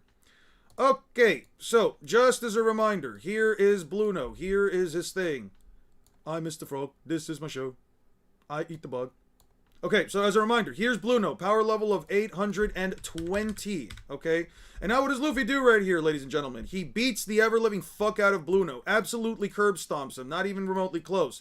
This was honestly something that you could probably find on one of those corn websites. It's not even close. This is basically just us watching a one-sided curb stomp. World Star Hip Hop would not be able to yell World Star Hip Hop loud enough for the shit that Luffy did to this man. And he put him down before he even used third gear. Okay, so that means that Luffy his base form has to be at least relative to a power level of 820. You know what? I'll even say it. I'm going to downplay Luffy and said that he's only as strong as Fukuro. Yes, the guy that is weaker than Bluno. Luffy said he couldn't beat Bluno like this. And then he got 10 times stronger. Sure. Fine. Declaration of war, yada, yada, yada. All this bullshit. I don't really care about any of this. But something that I do want to put in some thought into this is that let me skip through all of this as well, because I don't need any of this right now, at least. Although I probably will come back here a little bit later just to grab all this stuff. When Frankie fights Fukuro, when Frankie finally fights Fukuro, and he finally gets his, when Frankie fights Fukuro, he's able to punch right through Fukuro's Tekai, his iron body, and he literally makes him bleed, right? But there's an issue with this. There is a massive issue with this. Franky eventually starts to run out of gas. As a matter of fact, he specifically needs cola. He says it right here. They're gonna get 3 bottles of cola from the fridge and give them to me, and then I can power up. So Franky is when Franky's at least fighting Fukuro before, he is at least around a power level of 800. He should be relative to Fukuro, if anything, or at least in this case, he should be weaker than Fukuro as long as he doesn't have, cola. He should be weaker than Fukuro as long as he doesn't have cola, but then he gets it. He powers up, and then he punches the shit out of Fukuro and sends him flying. Cool. So he should be somewhat relative. Mind you, he's also wasting cola throughout this fight.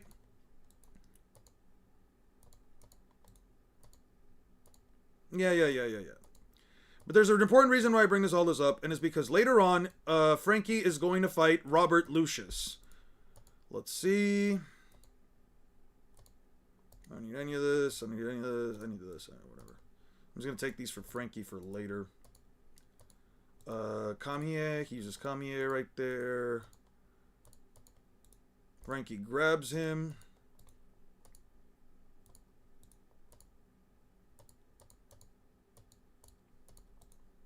Let's keep saying.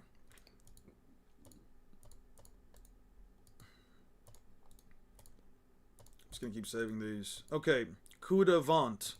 So he hits him with a coup de vent. He knocks him out. Okay, lovely, wonderful, lovely. Okay, I found you, faker. Faker, you're the fake hedgehog around here. You thought you could compare yourself to me? Ha! You're not even good enough to be my fake. I'll make you eat those words. All right. So, back on this bullshit. All right. So, Luffy fights Robert Lucci, right? And now, guess who he's fighting on about an equal playing field. Their punches are blocking off of each other. Their kicks are matching with each other. Rob Lucci and Luffy punch each other right here and both get flung back.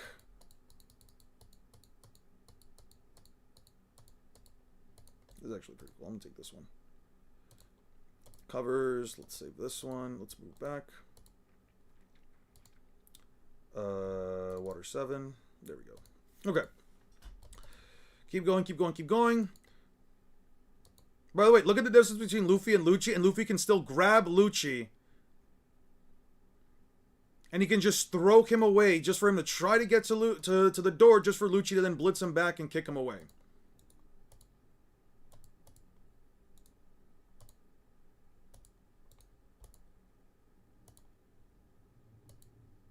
And now Rob Lucci has the advantage on Luffy. And they're still keeping up with each other. It's not even remotely one-sided. Both characters are able to, at the very least, keep up with one another. Okay, so what's the point of all of this, Eon? You're bringing up Lucci versus Luffy, you're bringing up Lucci versus Bluno, but, like, what about any of it is even remotely relevant to the conversation of Doriki, right? Okay. You see how Franky shows up right here? By the way, yeah, sure, Luffy has damage, but so does Rob Lucci. Okay. Damn. I would have really separated these fights between each other. That's so crazy. Zoro beat Kaku before Luffy really fights Lucci? That's crazy. Okay, so now Lucci's blitzing Luffy. Franky's going in. He tries to punch Lucci right in his chest. And he literally says,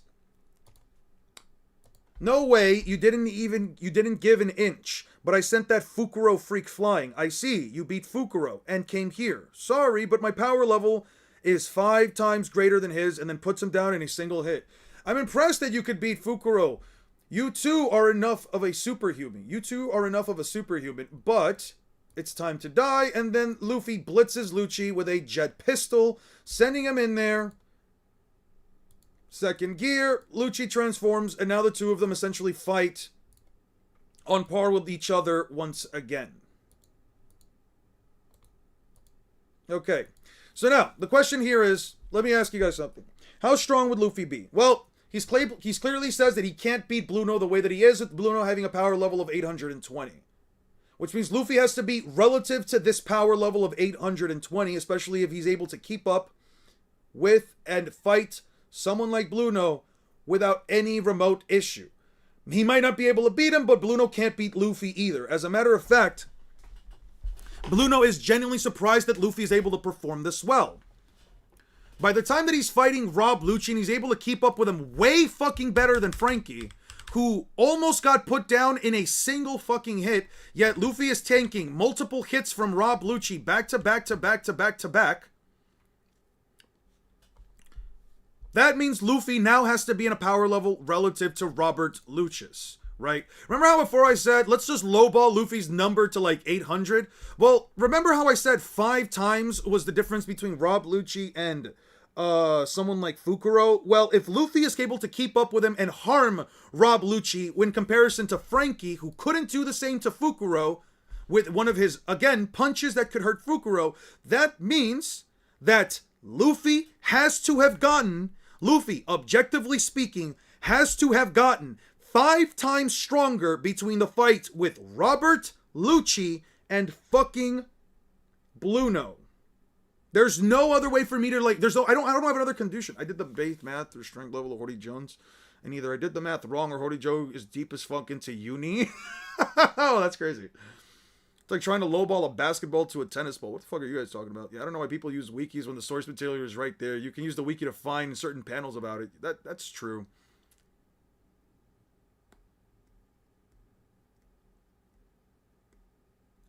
But anyway.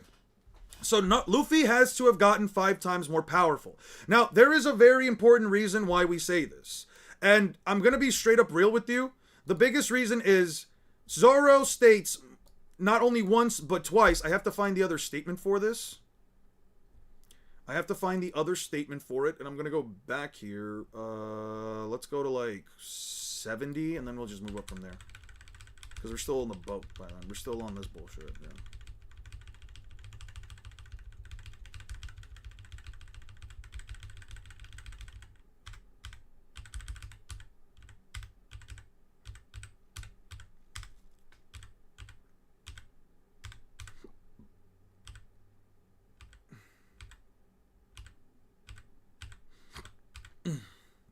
Excuse me. I'm having like hiccups right now. I think I need some more water.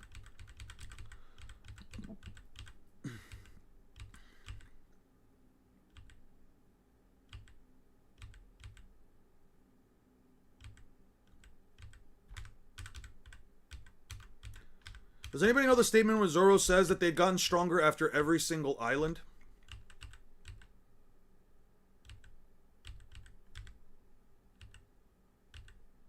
Does anybody know what chapter that is? Because I think I don't have it anymore. I don't think I have it personally. No, it's definitely around here somewhere.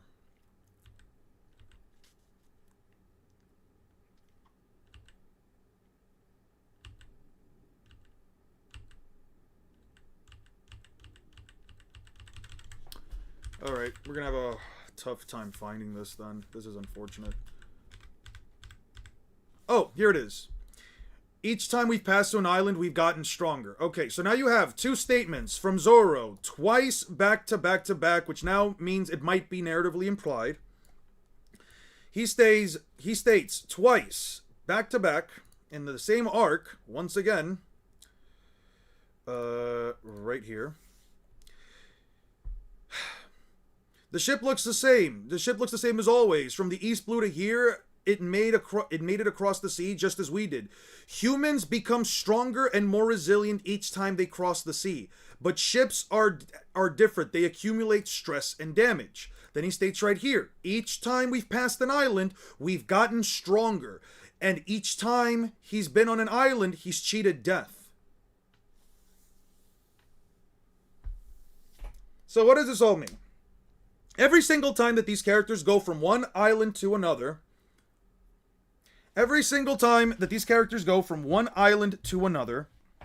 they become more powerful. Luffy in almost every single one of these islands becomes 5 times more powerful, right? He becomes 5 fucking times more powerful because his fight against Bluno was less in difficulty, was lower in difficulty than the one that he had with Rob Lucci, the one that he had with Gecko Moria, all of fucking Marineford and everything in between, and everything post-time skip onward.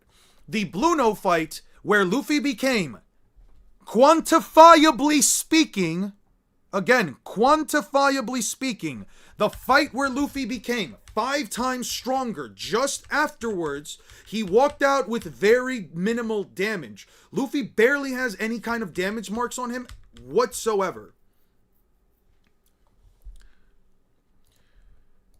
So what does that say about all of his other fights? Well, I'm not here to give you some larger number than 5, right? I'm back confined to the math I did as well. Confirmed the math I did is correct. I believe Oda said he had to nerf the Straw Hats on each island. Where was that stated? Anyway, so how many islands has Luffy gone through within the post-time skip alone? Not even pre-time skip, post-time skip alone, right?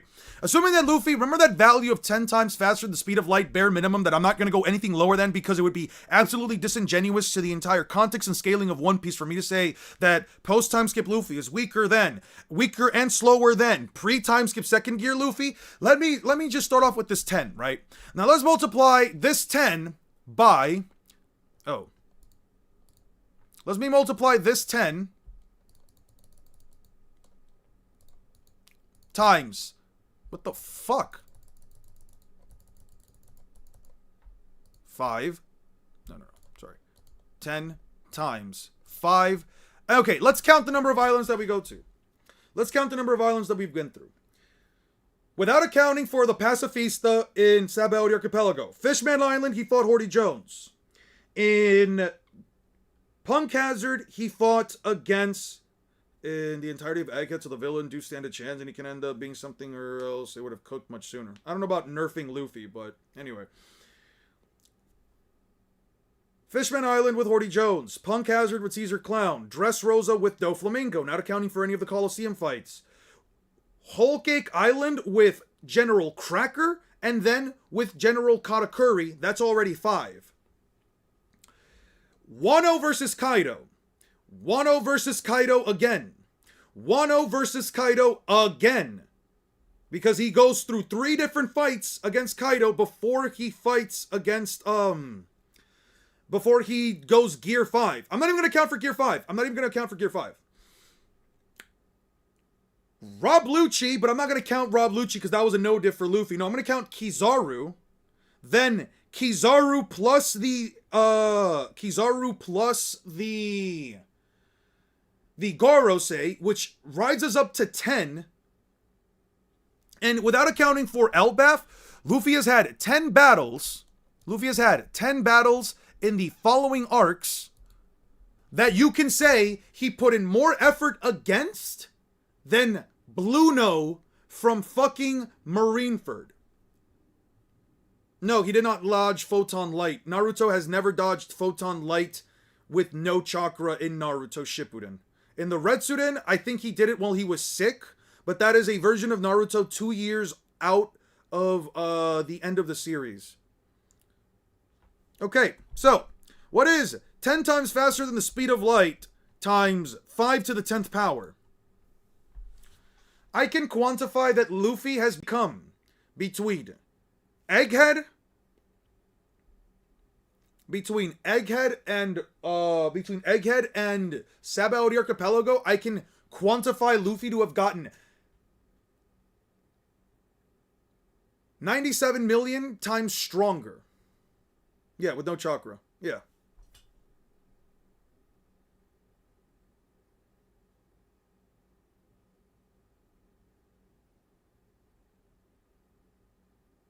We're not using Boruto and Naruto. I haven't read Boruto for power scaling purposes, and I don't think that the scaling really shoots up for much. I'd rather use Hokage Naruto versus end of series Pirate King Luffy, because I think that would be more thematically sound, and I'm doing it for 2 reasons. A, I've read Boruto. I might not have read it for power scaling purposes, but my biggest reason against not using Hokage Naruto at this point is because, in all honesty, it doesn't really make a difference. You cannot quantify Naruto to be that much stronger than his pre-time skip self, besides saying that he can now take on a Kaguya level threat on his own.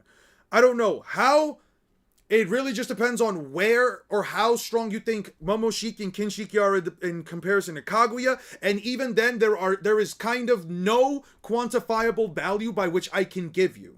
So without a quantifiable value, I'm basically just throwing numbers against the wall just to see if any of them will give Naruto any better values than Luffy, and at that point I'm making shit up. The issue with having Naruto versus Luffy, especially if we're talking like Baryon mode Naruto, which I tried to calculate for you guys before by just saying it's 10 times stronger than whatever Sage of Six Path mode is. Question, is Luffy grown yet, or has One Piece never had a time skip? One Piece has had a 2-year time skip. Luffy starts off the series at 17 years old. Well, or at least he starts the end of the first chapter at 17 years old and ends it at and is currently at 19 years old. The girls, they can't beat Luffy really, but Luffy can't do anything because he has a fight. I would still say they pushed him farther than Blue No ever did. I would still say the Gorosei have pushed Gear 5 Luffy farther than Blue No did to Water 7 Luffy. Anyway, this value alone doesn't also account for the gear multipliers, which would be, what is it, 3 times 30 times 30 for both Gear 4 and Advanced Conquerors, which would then give you this fucking disgusting ass number. Like, there's just no value I can get Naruto to get him as strong as Luffy. You have to essentially make shit up, and I was already making shit up for Naruto. That's the issue with this whole topic of conversation. So, the reasons why I'm not using Hokage Naruto or Boruto era Naruto is because, A, quantifiably speaking, as far as everything I remember from the series, there is absolutely nothing within the context of the story that implies he's gotten that much stronger, and then there's also kind of nothing that Baryon mode really does for this fight for Naruto. Baryon mode specifically took away, what was it, like a day's worth of time or 3 days worth of, somewhere between a day to 3 days worth of time from Ishiki in terms of lifespan in order to bring him down to a couple of minutes. He landed less than 5 hits. As a matter of fact, I remember when I was reading through Boruto, I counted it recently. I counted it like relatively recently. Naruto lands like Boruto. Like, you kind of have to use the anime adaptation of Boruto. You kind of have to use the anime adaptation because if we're talking, like, just regular fuck-ass Naruto, it's, like, less than 50 hits or something. He does, like, less than 5 hits. Yeah, Naruto lands, like, less than 5 hits against Ishiki. I'm not even kidding. Like, is Ishiki stronger than Kaguya? Probably. Is Ishiki stronger than Naruto and Sasuke? Yeah. Is he stronger than Hagoromo? Sure. All of these concepts are fine. I am perfectly in agreement with all of that. Sure. How much more powerful? You tell me, because there's no quantifiable metric. Are the multipliers confirmed for Luffy, or are we calc stacking? I'm not calc stacking because they're not calcs.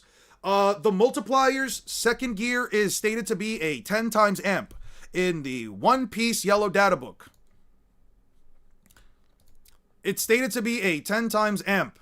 Gear 4 is stated to be several times greater than second gear. God damn it, I have to find the scan again. Whatever. Gear 2 data book. Sure, why not? This is the only multiplier I can give you. This is the only multiplier I can give you for second gear, and everything else, I base it off of this specific statement. So what are your thoughts on the Otsutsuki eating planets? They don't literally eat planets. They plant a chakra seed. The seed grows by absorbing all of the chakra on the planet. The Otsutsuki then, that generates a chakra fruit that has all of the chakra in the planet, and it kills, and the God Tree kills all life on the planet because it absorbed all the chakra from all life, and the Otsutsuki simply eat said fruit. They don't eat the planet. They don't literally destroy the planet. They simply are called parasites. As a matter of fact, it is stated verbatim by Amado. He says it verbatim. The Otsutsuki are parasites that go to worlds to consume them, but they gain the power of those planets, right? If you want to say that the entire energy of the planet is somehow equivalent to the power necessary to destroy a planet, sure, go ahead. There is nothing within the context of the story that verbatim implies or states that. There is nothing within the context of the story that implies or verbatim states that they have the power to destroy the planet from eating those chakra fruit seeds. And sometimes the fruits actually depend on size, depending on how much chakra the planet had to begin with. Which is why you see Momoshiki and Kinshiki eat very small chakra fruit in comparison to Kaguya's fruit, which was like about the size of her fucking head. It really just depends on what the size of the planet, sorry, not what the size of the planet is, how much chakra is being absorbed from said planet. They suck the chakra, giving them power. Yes, but again, that's the chakra from like all life and all things around the planet, and you have to somehow believe that all of that chakra is equivalent to the force necessary to destroy the planet, which is not inherently provable. That's basically my point. You have to, you can believe it, sure, I'm not telling you not to, I'm just saying it's kind of an uphill battle on that one. It's not, I also don't think it's downplay for me to say that if I can't use a statement that says Whitebeard is planetary to say that the characters are planetary, I therefore have no reason to believe that absorbing all of the chakra in a planet just means that it has the same power, that it offers the same power to destroy a planet. I think those are two completely different concepts. Yeah, you see my perspective, right? Like, it's like saying if one isn't true, then why should I believe the other? It basically just goes down to that logic. So then it's like, okay, baryon mode, right? Naruto has baryon mode. Let's look at baryon mode real quick, right? It's nuclear fusion, yada, yada, yada, whole new type of energy. Let's look at how many moves Naruto can pull off in baryon mode, right? Naruto hits Ishiki once. First hit right here, right? We have one hit from Naruto. Ishiki drops. He goes again for Naruto. Weave. Punches Ishiki right in the face. That's 2 hits on Ishiki. Ishiki attacks Naruto. I'm not going to count this as an action, but Naruto's holding up the blocks. I'm not going to count that as an action. Naruto speed blitzes Ishiki, kicks him down. That's 3 hits. Blocks Ishiki's attack, parries, weaves, hits Ishiki right there. That's 4 hits. 5 hits against Ishiki currently, right? Let's keep going.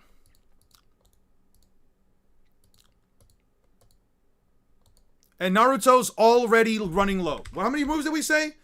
5 hits against Ishiki, and Naruto's already running low on baryon mode. Baryon mode is not even a remote argument in this debate. It's not a topic of conversation. If you're going to tell me that within 5 hits, he was able to deplete Ishiki's lifespan from like 3 days down to 1, and you're fighting, again, an opponent that is so much quantifiably faster than Naruto, that I would have to genuinely just throw in some random app without any evidence whatsoever to make the claim, at that point, I don't know what to tell you. You know what I mean? Naruto charges in at Ishiki. He's still not hitting him. Let me see. Ishiki blocks this next hit, so I don't know if I'm going to count it, but sure, let's just say 7, 8, and now Kishiki's finally keeping up with Naruto. Weave, 9 hits, sure. 9 times he's made physical contact. 10 hits right here. So around 5 hits, Naruto starts to wear out, and around 10 hits, Ishiki can already overpower him. It's not a good transformation. Was so buns, Kurama died for what? Hitting someone 5 times? Technically 10 if we're going by the latter half of it. Technically 10 if we're going by like the latter half of it. But yeah. And around this point onward, it's like, yeah, no, he's not doing it. So at that point, you have to ask yourself, sure, Naruto, even if you want to say that Naruto is traveling, putting in work, yes, somewhat. I wouldn't necessarily say that much work, but it did put in some work. Now, I wouldn't necessarily say that, Naruto is traveling at the same speeds that you can quantify Luffy at. I'm not going to say that. How long does Gear 5 last? You know what? Let's count it. I'm going to count it with, Gear 5 versus Kaido. Let's do Gear 5 versus Kaido against a version of Luffy that was as close to death as possible, since he nearly fucking died. All right? Alright. Grabs Kaido. That's 1. Bulks up and tosses Kaido around. That's 2. 3, 4. 5 because Kaido wasn't on ahead in any of these. 5 hits. Deflects Kaido's attack back. 6 hits. Mind you, again, this is a version of Luffy that was near dead. 6 hits. Luffy bounces around inside Kaido. 7, 8, 9, 10. 11. Blows him up into the air. 12. Pulls himself out through the ice. 13. Slingshots himself out. 14. 15. Turns himself into a giant. 16. Grabs Kaido. Twirls him around. Gets blasted by Kaido. Runs all the way back into the island. I'm not going to count that. Tries to punch Kaido. 16 hits versus Naruto's 10. I don't know, man. I don't know. And then he powers down just for him to say, no, I'm not going to give up. Powers back up. People forget, Luffy can just, given the circumstances, restart Gear 5. Okay? So now that he's restarted Gear 5, let's say we're just going to reset the total. We're not even going to go. No, we're going to reset the total. Let's see. 1 right here, right? 1 right here because he's going to punch the shit out of Kaido. 1 hit right there knocks him away. Let's keep going. How many punches do we see here? 1, 2, 3, 4, 5, 6. 6 punches from Luffy. So we go up to 7. Grabs lightning and throws it. We're going to go up to 8. Throws it at Kaido. 8. Slings himself around to try and hit Kaido again. Potentially 9, but we're not going to count it because he doesn't hit Kaido actually. Slams him down. Goes in through a whole combo. Grabs onto Kaido. I'm going to count that as 9. Kaido attacks Luffy with razor-sharp attacks that cleave through mountains, blasts Luffy with a full-powered blast breath that can pierce through an entire island, and Luffy just shrugs it off, and then Luffy makes a giant-sized fist larger than Onigashima. Can you guys please understand that, again, this is not the way I normally see it, like scaling is when characters consistently is the best way. I don't know, like Planetary, Black Clover has a lot more than Star Level, you know what I mean? Oh, I agree with that. I'm going with the stuff that is more consistent towards the context of the story. And in this case, I need to stop arguing with Baryon mode. Baryon mode is trash. Naruto uses Baryon mode as Hokage. He is going to lose 10 hits, 10 steps after he fucking uses it. Because here's something that people don't genuinely seem to understand about Baryon mode. Here is something that people genuinely do not seem to understand about Baryon mode. Let's look at it. It's like nuclear fusion. Never mind that. Your chakra, my chakra, your chakra solving as the kennels to produce a whole new type of energy. It sounds simple. It's different, all right. From the very root of it.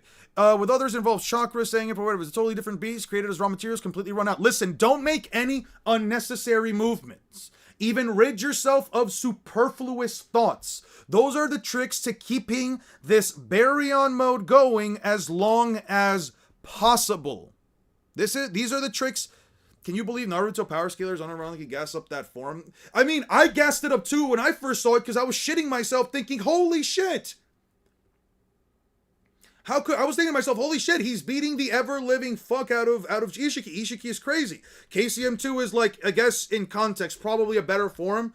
But, I mean, Baryon mode would potentially be like a stronger form, sure, but like, or at least better in terms of like scorched earth tactics. But the issue with it is that you essentially have to basically argue that Naruto would not only somehow be the same speed as Luffy, Naruto would have to not only be the same speed as Luffy, but now you also have to argue that Baryon mode, he legit did more in base with stuff than with the stuff like Toneri. Yeah. Not only would you have to, but it buffs Naruto's speed by a lot. Yes, but can you quantify it? That is the issue. Can you give me a quantifiable metric by which Naruto can make up the speed difference between both him and Luffy, which, mind you, I already told you, even with Baryon mode, quantifying the fuck, it's powerful for regardless, possibly more powerful than anything in One Piece. That's why it gets gassed up. And listen, I could probably agree with that, but here's the issue. If Naruto has to not have any unnecessary movements, he has to have superfluous thought, he has to have no superfluous thoughts, and the time limit of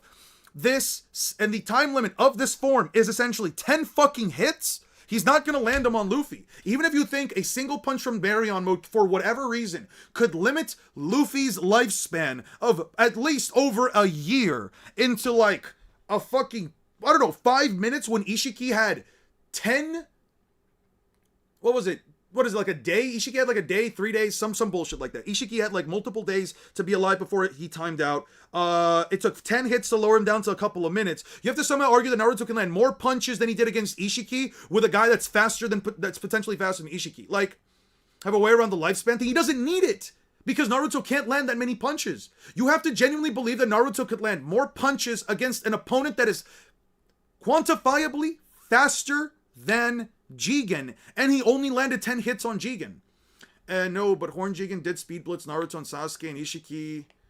and a lot more stronger than Jigen and Baryon mode speed blitzing Ishiki, I guess. Yes, but again, can you quantify how much faster these characters are? Because I can't do that. I can't tell you how much faster they are. I'd have to just say, yeah, well, usually the bare minimum I would go into is 2, but, you know... But you know, I'm gonna just say that Naruto, that all of these guys are like 10 times upon 10 times upon 10 times stronger. Like, I'm giving that number out of nothing. It's irrelevant in the first place. It doesn't matter even if Luffy could be affected by the draining shit. I don't care to even look up for a reason as to why Luffy could withstand it, because Luffy should have a long enough lifespan. Drake brought this up on one of the streams, on one of your streams, but do you think there's a reason why people get so emotional about Naruto losing to Luffy? Is it because they think Naruto is a bad series? It's not because of any of that. It's just because when you have been fed information for years and you've been told something, and now somebody is coming out here saying, oh, hey, there's a new way of doing it, or hey, maybe this is another way of looking at things, you get upset by it. It is natural human condition. It is just natural human condition. I mean, look back at the days of like the witch hunts. Look at the days of like the witch hunts, man. When you have people out here, you can look at like Castlevania. You can look at like the Castlevania season 1, the Netflix series, and be like, okay, well, the entire time we think that like God will let me slow down. I'm thinking about things faster than I can speak. On average, when a person is told something for years and years and years on end, and they are made to believe that those things are true, and there is a massive echo chamber of people that say One Piece is a weak verse, One Piece is a slow verse, so on and so forth, and then you have people like me, or Steinixus, or wherever the fuck else, coming up and saying, well, no, there's other ways of scaling this isn't the only way to do it, and by these metrics, Luffy just completely curb stomps Naruto because there's not enough statements within the context of the story to make a claim. People are going to feel some type of way about it. It's not to say that Naruto is by any means weak. I don't think the Naruto's a weak character. I don't think the Naruto verse is weak, but when you give One Piece the same level of benefit of doubt that you give Naruto, the verse curb stomps negative difficulty, and you have to go off of data book statements. You have to go. If you go off data book statements, Luffy stands no chance. No, you don't. What data book statement makes Luffy not stand any chance? I am going off of data book statements. I have to go off of data book statements because believe it or not, believe it or not, there is exactly one statement in the entirety of Naruto. There is, objectively speaking, as far as I can tell, a singular statement inside all of Naruto that implies the characters are light speed. Actually, it's 560. This is the only statement in all of Naruto that has ever remotely implied the Naruto cast is even close to light speed. And it comes from the series. Everything else comes from the data books. You have to give Naruto characters the data books. Bro, Momoshiki has literally stated that he ate a star. Where is it shown that he ate a star, though? Because he could have just planted the chakra seed and absorbed it. His dimension, he called it. But creation feats are not the same as attack potency. Creation is not the same thing as punching someone in the face. He might have the hacks to create his own dimension. That's completely fine. That does not mean that he is that powerful. Because if that does mean it, I'm going to show you something right now. Where the fuck is it? Where's the Mont d'Or stuff? Where's the Mont d'Or stuff? No, this is way farther in. I need to go to Whole Cake Island, which is like 8 something, right? Like 840 something. Let's go like right here.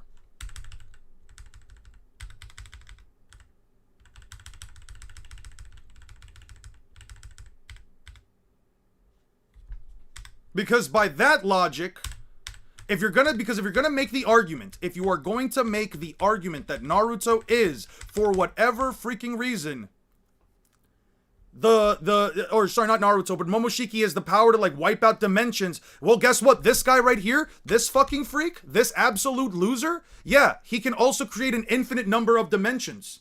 So I guess by your logic, that would automatically mean, yes, the Otsutsuki can destroy, yeah. So I guess by that logic, since Luffy is faster than a guy who can create infinite dimensions, he's just above universal then. If I use the same logic, One Piece is still the objectively stronger verse.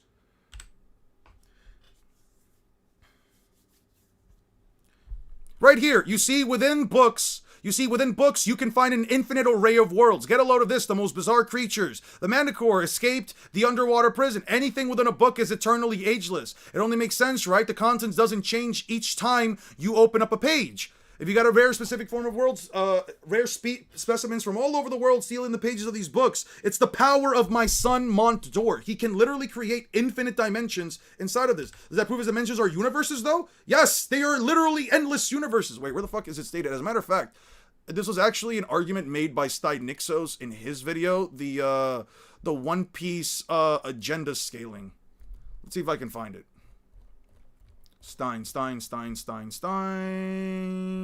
Nixos. Right here. Not the Gear 5 problem.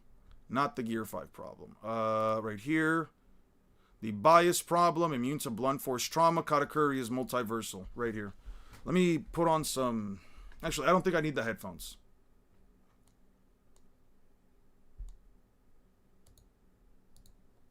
That he's the second strongest member in the entire crew, second only in strength to the captain herself, Big Mom.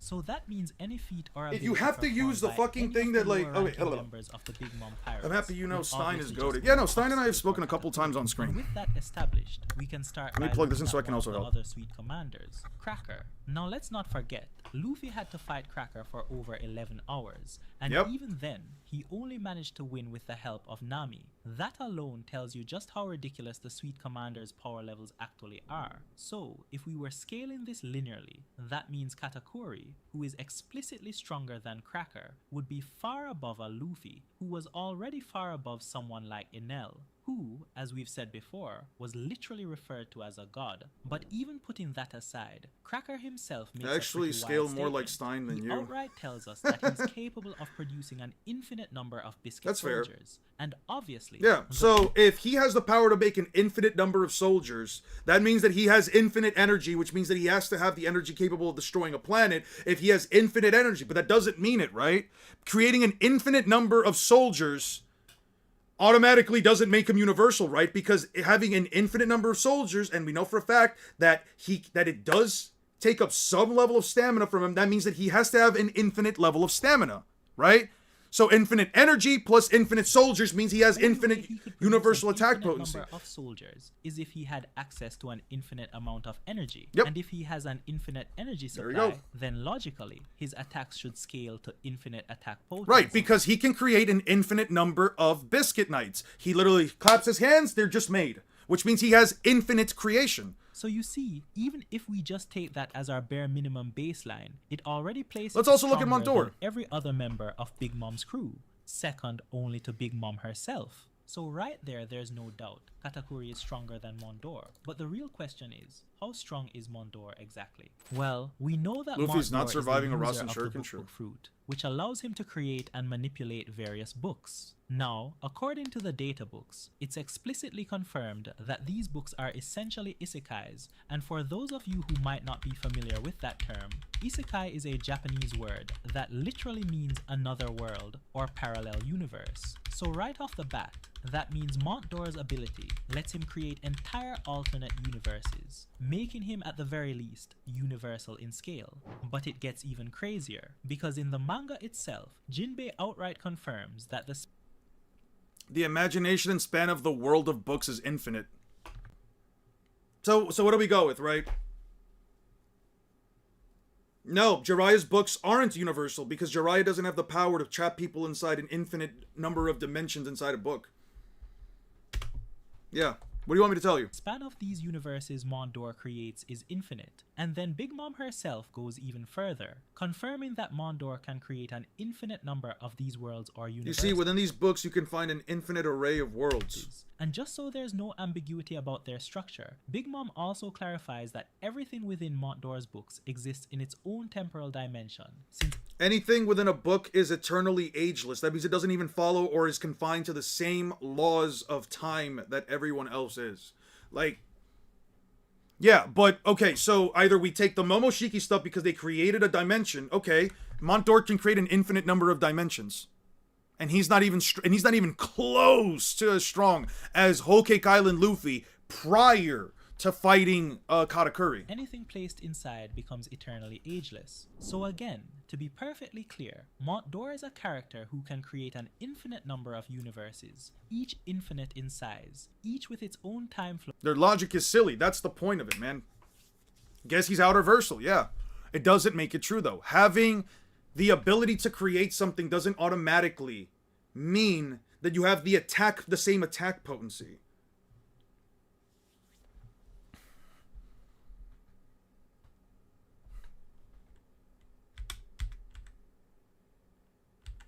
I'll take this for Rose. I'll take this for Roll Cake Island. Why not?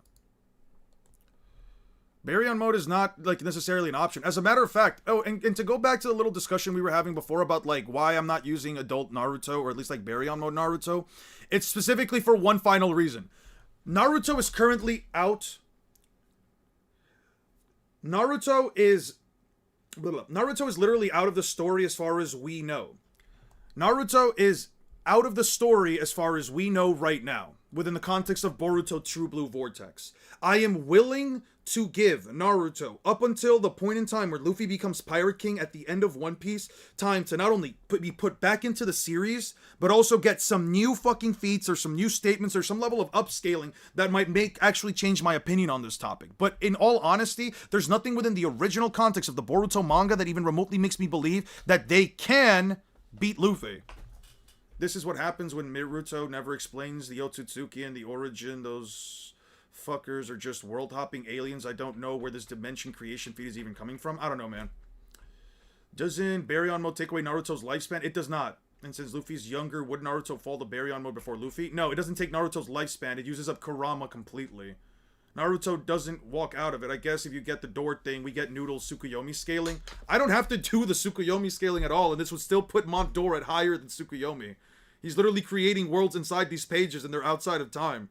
That would technically put him on the same extent as the Tsukuyomi Noodle scaling. I don't have to believe that, because he has to use an entire fucking movie in addition to it. Man, Luffy getting washed, bro. Even if your power ain't enough, they out-hacks? What out-hacks? What hacks does Naruto have? Can you explain to me what hacks Naruto has that can beat Luffy? Can you explain to me? Can we bring that up real quick? Let me do this. Let me make this easier for you. Naruto Uzumaki. Naruto Uzumaki. I'll actually do you one better. What would Luffy do against Omnipotence? I don't give a shit about Omnipotence or Daemon, because guess what? I'm not arguing against them. I'm arguing against Naruto Uzumaki. I'm arguing against Naruto, not what's his face or what's her face. Like, if your next argument out here is, well, what about all of these other Naruto characters? I don't give a shit, because my argument here is Naruto versus Luffy. If your argument has to devolve into you now bringing up other characters from other stories or other characters from the same story when I'm not even talking about them and I don't give a shit about them, especially from a portion of the story that I'm not even talking about, that is, if anything, a spin-off and not the source material that I'm focusing on, why the fuck should I give a shit? Okay, we're talking about Naruto Luffy. Talking Naruto Luffy probably out-haxes. Okay, but what jutsu does Naruto have that out-haxes? Because I can actually prove that Luffy can quite literally just bounce back a tailed beast bomb. I can literally prove Luffy can bounce back a tailed beast bomb. I can literally prove Luffy can just do this to Naruto. Eon TSO, they don't hit him or he can just punch him away. He's too fast. I don't know what else to fucking prove it. Like, here. Oh, but the TSO, Eon, the TSO, the TSO, the TSO, but the TSO, the TSO, Eon. What about the TSO? The TSO, man. Come on now, the TSO. Okay. What does Guy do right here? What does Guy do right here? He slams Madara right through it. Because Naruto doesn't really have... He's more of a tank. And you know what's crazy? He can't even tank Luffy's attacks because Luffy has, and say it with me now everyone, internal destruction. He can ignore Naruto's durability. He can ignore Naruto's durability. Here, I can even pull up the scan for you. What is it? 963 or something like that? Oh no, we're way too far in. What is it, like 9? Oh no, this is out of Udon prison. Maybe go back.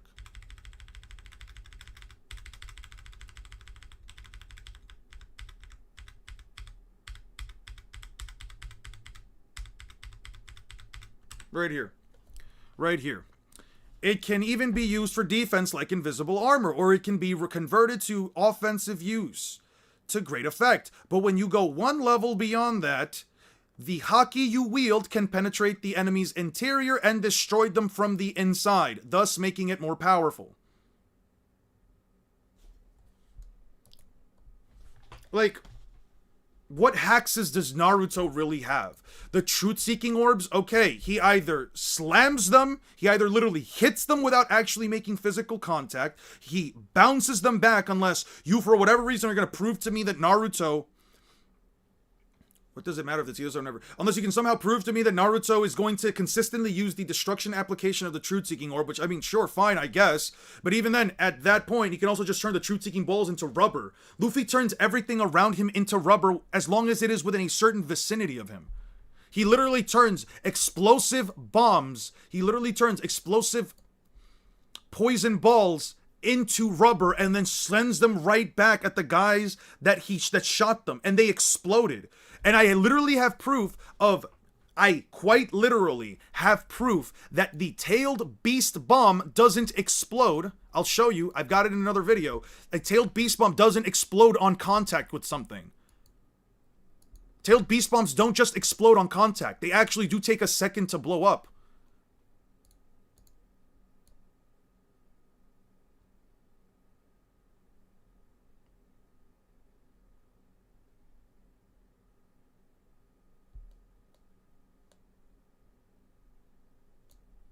Mission in Doll's case, it may be possible that they can send B's tailed beast bomb back at him given their raw physical capabilities. I know it sounds preposterous, and I'm not saying that Doll or Red King are as physically strong as the Ten Tails who could flick one of these attacks back with a single finger, but what I am saying is that given the massive difference in raw physical strength when it comes to One Piece humans versus Naruto humans, the Vice Admirals might have, if through the shot their beam is like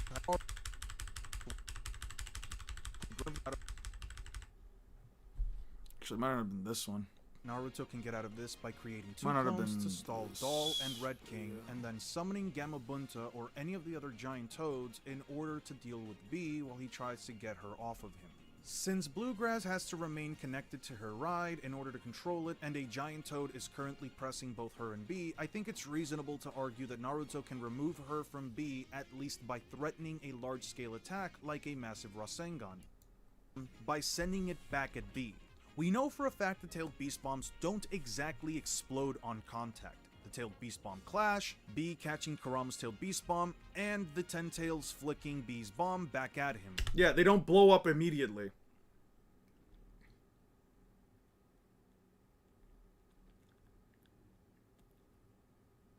Don't the Rasen Shurikens go off of when Naruto can set them off? The Rasen Shuriken, sure, but you really think he's just gonna fire his strongest attack right off the bat?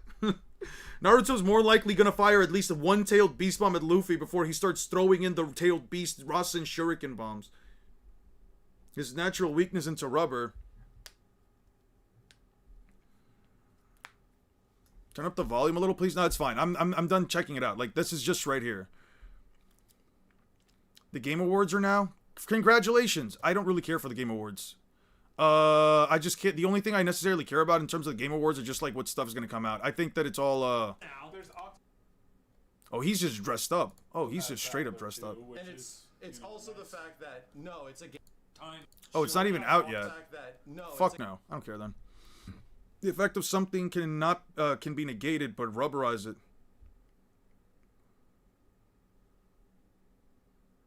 Anyway. Like, I just don't know what else I can really say here.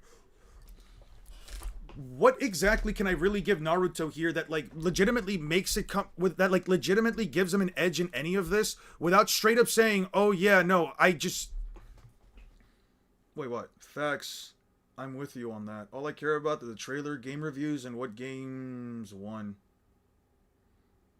As long as an indie wins, AAA companies don't deserve it. I agree with that. But it's fine. It's fine. Yeah. Like, I don't know, man. This fight is really not close in my opinion.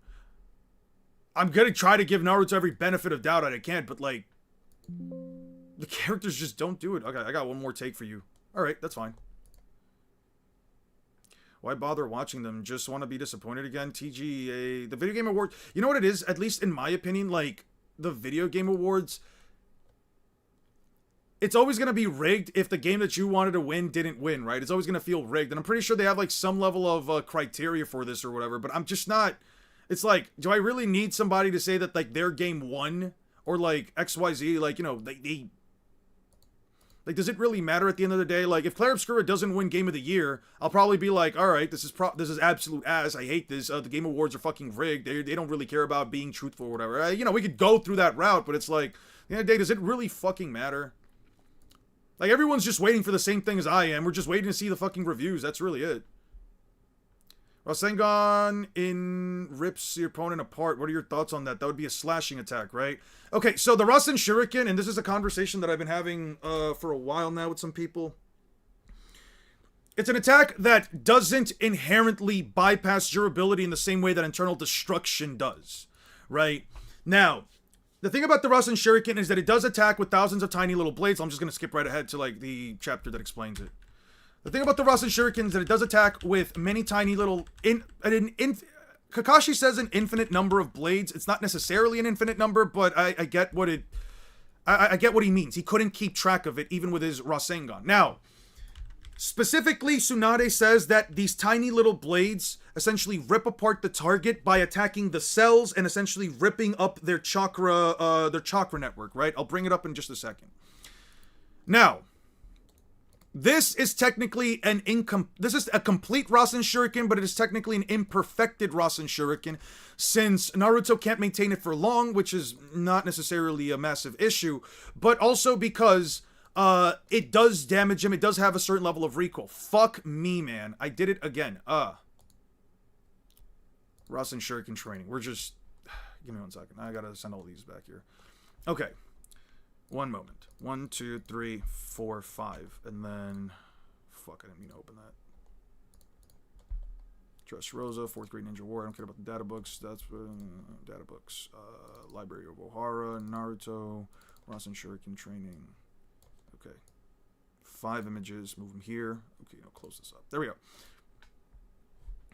Let me close that up real quick. Also, for context, let's remind ourselves that Kakashi was not... Naruto was not the one who killed what's-his-face. That was Kakashi. Kakashi's the one who killed Kakuzu. It wasn't Naruto. Naruto just left him basically immobile. Okay, right here. His chakra network has been completely severed. It's hard to imagine. Winstyle's Rasen Shuriken, how very thorough. The effect is more like poison than physical trauma. The reason why she's saying it is because it ate away at his chakra network. It doesn't physically work like poison. It deals damage on a cellular level like poison because it quickly tears things apart within the inside. This is not inherently the same as durability negation in the sense that it just bypasses your toughness, since we've seen that the jutsu doesn't actually wipe out or rip apart an individual even if it hits them, i.e. look at either the Zetsu or look at any of the Edo Tensei, granted the Edo Tensei are not alive. I just had a thought. What's up? I saw the same symptoms in Naruto's arm. Yeah. But anyway, the only time that you really see the Rasen Shuriken wipe somebody out completely, as in like literally tear them to shreds, is against the pains. This is kind of the only real time where you actually see this happen. 1 second. Against one of the pains. And the pain that he specifically hits in this case is the human path, which he completely severs through and through. Mind you, this is a Rasen Shuriken that is 10 times stronger than the one he threw prior against Kakuzu, at the very least. Yes, it does a bunch of razor-sharp damage that is attacking Naruto consistently. And yes, that would be attacking Luffy consistently. And yes, you could maybe make the argument that this Rasen Shuriken would probably be powerful enough to do it. But you know what else Luffy's been hit with plenty of times before that also does damage on a, potentially speaking, cellular level?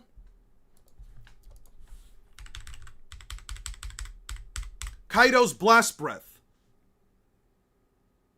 Kaido's Blast Breath.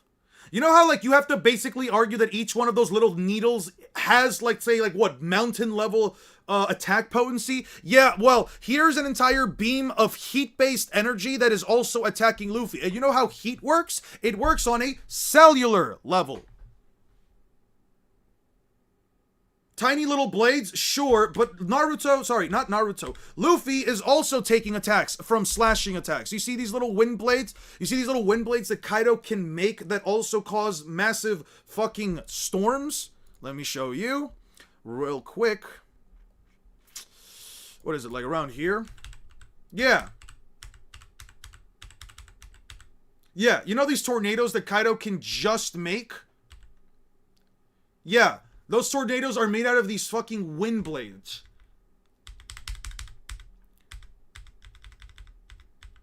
How powerful are these wind blades? Well, it can clearly cleave through a fucking hill behind them. And mind you, Zoro had to divert it. You're using logic I would use. Yeah. You know how sometimes characters like Zoro break like 30 bones but still fight? Now, it's all good. That's all and good, but sometimes it just goes to a ridiculous degree. I agree. Like, Kizaru shouldn't be able to talk when his brain is supposedly mush. Then that just means Kizaru's brain has higher durability than the average fucking brain. I don't know what to tell you on that one.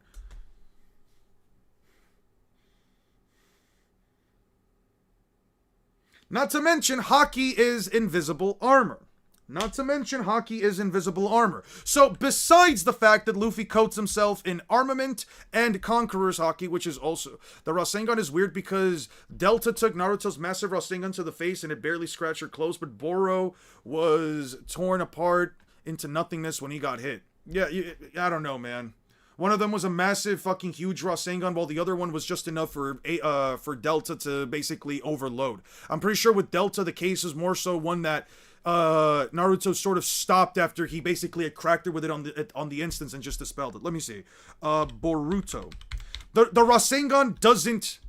The Rasengan is weird because it does damage based on torque. It is spinning. It, like, chakra in and of itself, you can't really argue that chakra on its own has attack potency. What's up, Decemp?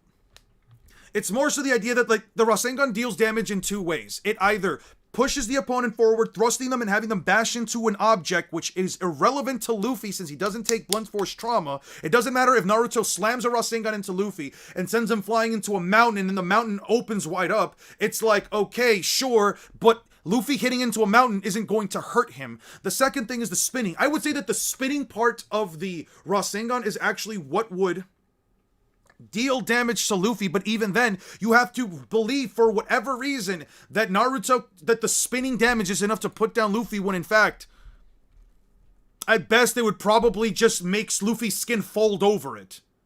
What about the Tailed Beast Rasen Shuriken? It's an upgraded version of the original attack. That attack, I'm more than fine with saying it can hurt Luffy. That attack right there, I am perfectly fine with saying it, but again, this is a case where I will just tell you straight up, Luffy dodges every single time. He can't catch Luffy off guard. Because here's the thing that I feel like people don't understand about One Piece. When Oda created Haki, and I'm not saying this as an actual theory, I'm not saying this as like, oh, Oda did it just to spite Kishimoto. When Oda created Haki, he essentially created a perfect counter to basically everything in Naruto. Or almost everything in Naruto. Give me 1 second so I can save these clips. One Piece right here. Wano. Save. Already got it. Alright, that's fine. Give me 1 second. East Blue, Impel Down, Water 7, Wano. Do I have it? I already have it. Alright, let me go back. What were we talking about? Hockey, yes, hockey, yes, hockey, yes, of course, yes, of course. Oh. What does Rayleigh say right here? The power to acutely sense an opponent, that's colors of observation. Training this ability will allow you to read the location, number, and movements of the enemies you can't even see. Kicking with your left foot, what? Mantra, what? In the Sky Island of Skypiea, this power is called Mantra. You can literally sense your opponent. He can literally even sense the number of beasts in here by saying that the number of beasts inside the creature is innumerable, and guess how many of them are stronger than you. He could accurately depict how many more creatures were stronger than Luffy just by standing on this portion of the island. He says, over 500, you'd better get stronger quickly if you want to sleep at night.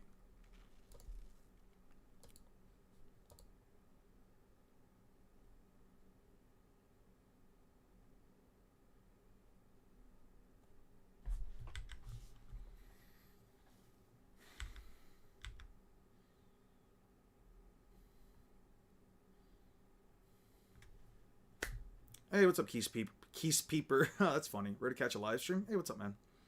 Luffy sends Chopper and Gabon in the underworld of Elbap, too. Yep. So basically, you're co-signing based on what Kaido stated about Haki.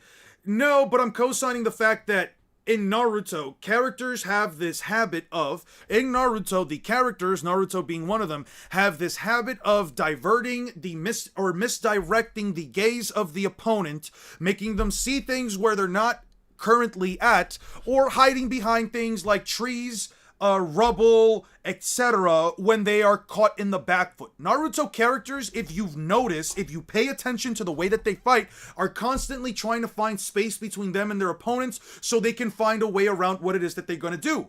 But if you have someone who can read the location, number, and movements of enemies that they can't even see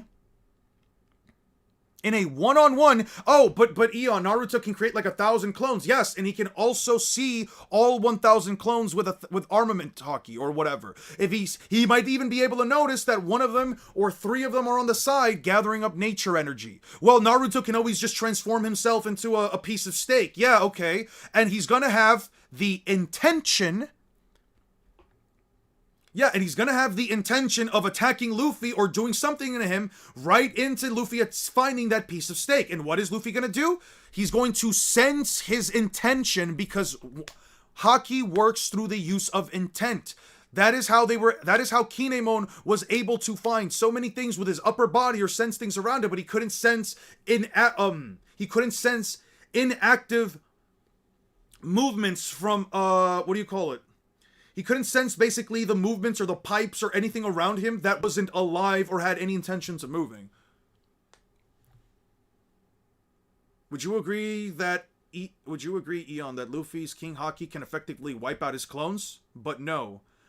No, I would actually agree. I would actually agree that if Naruto makes a metric fuckload of clones, I don't know what number you want me to throw in. Let's just say 1,000 fucking clones.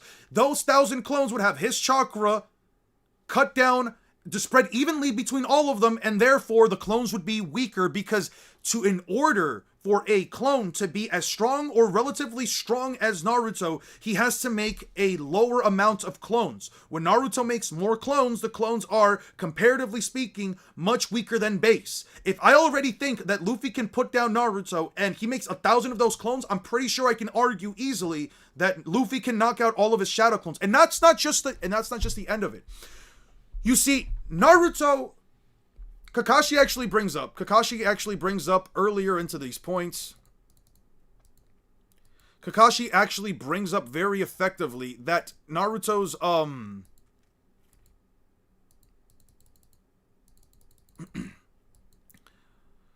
Kakashi brings up actually makes a pretty effective claim that Naruto's fatigue always goes back to the user. This is actually a point that was brought up in the middle of their conversation, in the middle of their training.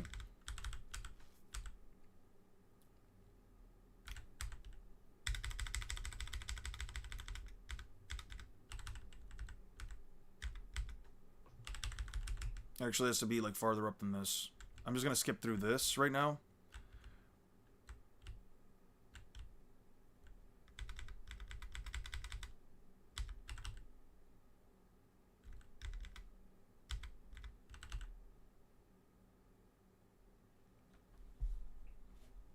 It's been a whole day since we started trying to add a wind change to nature Rasengan and using about 200 shadow doppelgangers. In terms of solo training, that's roughly 9,800 hours, but it's still not enough. But Master Kashi, chakra control is so difficult. Changing chakra nature, yeah.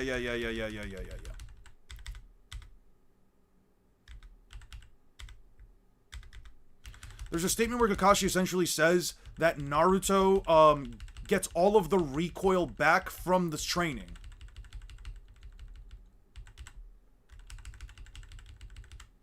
Nope, so that means it's got to be further back. I must have skipped it.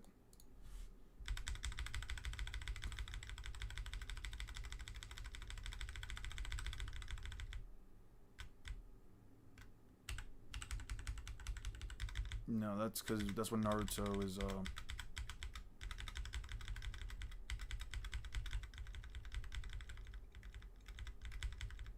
Yeah.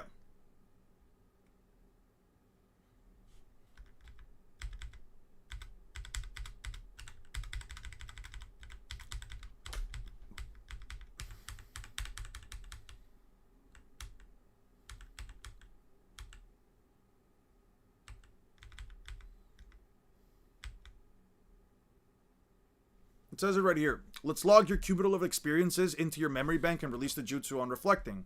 Unfortunately, along with one's physical experiences, the mental fatigue is summed up as well. I can quite literally make an argument that if Luffy puts down 1,000 of Naruto's clones with Advanced Conqueror's with Conqueror's Haki's intimidation application, the resulting feedback of 1,000 clones each being put to sleep would probably knock out Naruto from the recoil of it. I finished roughly 10 episodes of Bleach, and I think the closest comparison I can make is that these episodes feel like Boruto filler episodes. That's funny. Kaido sensed when Meg Mom lost, and she's all the way down in the Onigashima mansion. Those animals were Dofi level threats. That's crazy. Okay, I didn't know about the fatigue part. Yeah, there's an actual fatigue end of it. So Naruto, if he loses 1,000 clothes to a Conqueror's Haki Blast, there is an argument that the mental fatigue of 1,000 clones being knocked the fuck out, becoming unconscious, would all go instantly back into Naruto, and I don't think there is a single piece of evidence within all of Naruto that would imply that all of that mental fatigue summed up and logged all back in at the same time on Naruto wouldn't straight up either knock him out or kill him. I'm not going to argue kill, though, because that, that might be a little bit too much.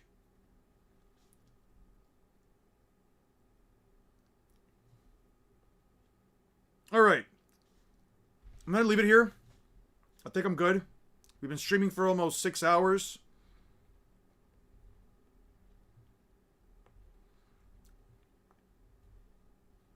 What are the greater than planetary statements? Care to provide them?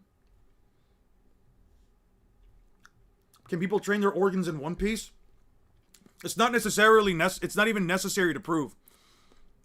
I don't know about training organs in One Piece. I don't know about training organs. I don't know if it's ever been implied within the context of the story, but I don't think it's necessary because we have feats to back up that their organs are much tougher than the average person's organs.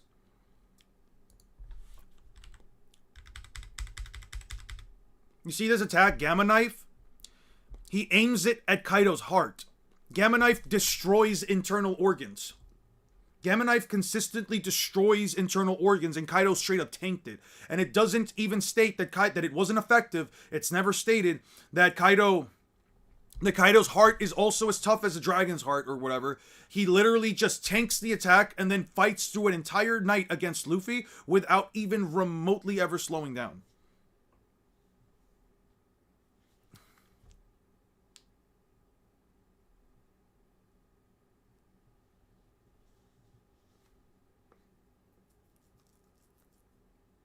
Yeah.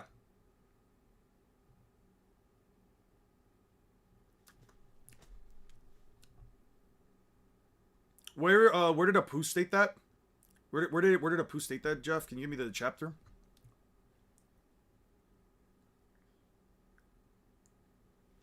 Yeah, Doflamingo had to quite literally make fake organs and had to stitch them up on his own because of the damage that he took. I went over them already with the Kaguya Momoshiki. No, the Kaguya stuff, you did not say that there's beyond planetary statements. I already told you.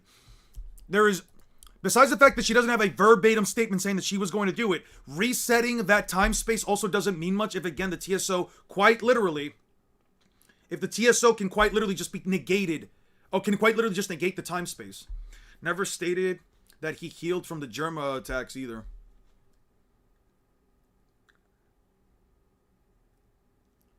When he survived Shigan from CP0, possibly even stars, yes, but they are also a byproduct of ninjutsu. They are a byproduct of the ninjutsu. Again, Ame no Minaka is a ninjutsu. What does the TSO nullify? What does it negate? Ninjutsu.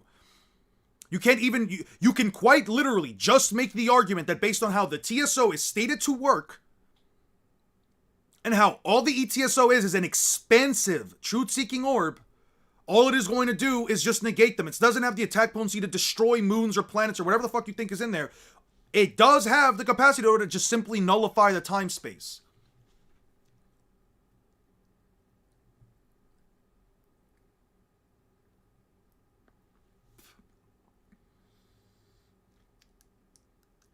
But whatever. I'm not going to be here for too much longer. If I could get the page, I would appreciate it. But if not, we're good. Otherwise, I'm probably just going to chill. I think I'm good. I think we got a lot of stuff done. That's interpretation, though. If you just go off of statements, it says she was going to destroy the dimensions. No, it says she was gonna recreate the time space. Which, again, could also work off of my interpretation, because if she nullifies the entire time space and then just makes it again with Nami no Minaka, it's completely fine then.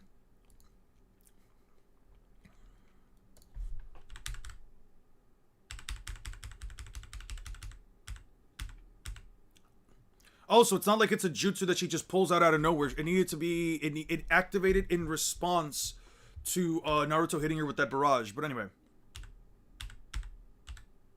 Okay.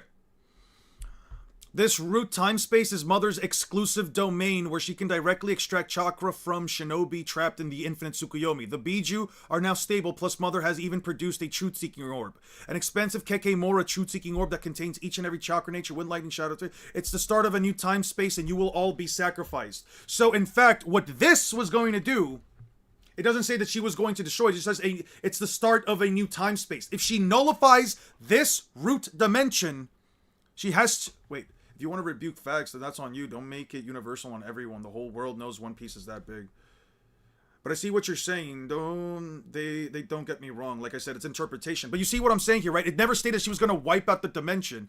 That thing is just like the spheres behind me. Yeah, but a lot bigger. I definitely can't teleport an object that away with Kamui. We can escape into another dimension.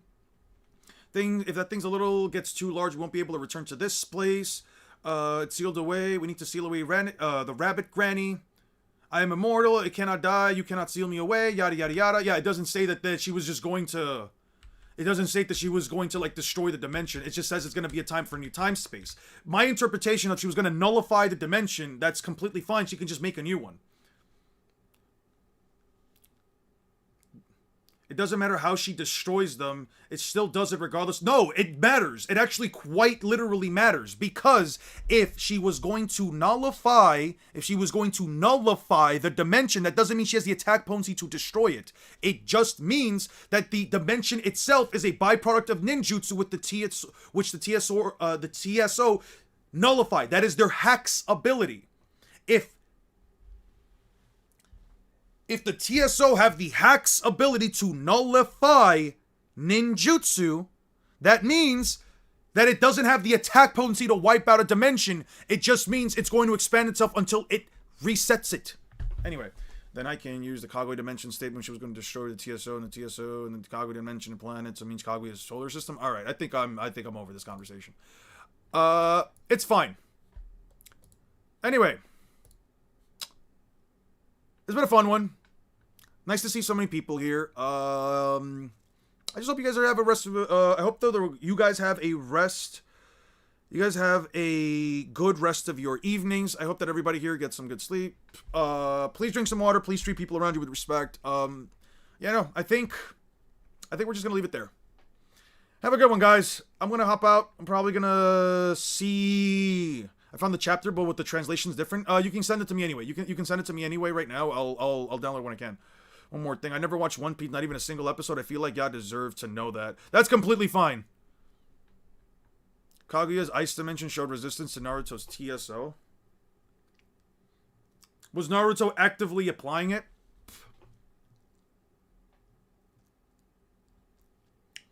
You could also just make the argument that her TSO is made up of more of the energy, whereas actually it was Mike Guy versus Madara, where his shield wasn't able to fully block out portions of the blast of a TSO. Oh, sorry, the Sekizo. So didn't that prove that One Piece is big as a star? Alright, I'm off. Have a good night, guys. Peace out.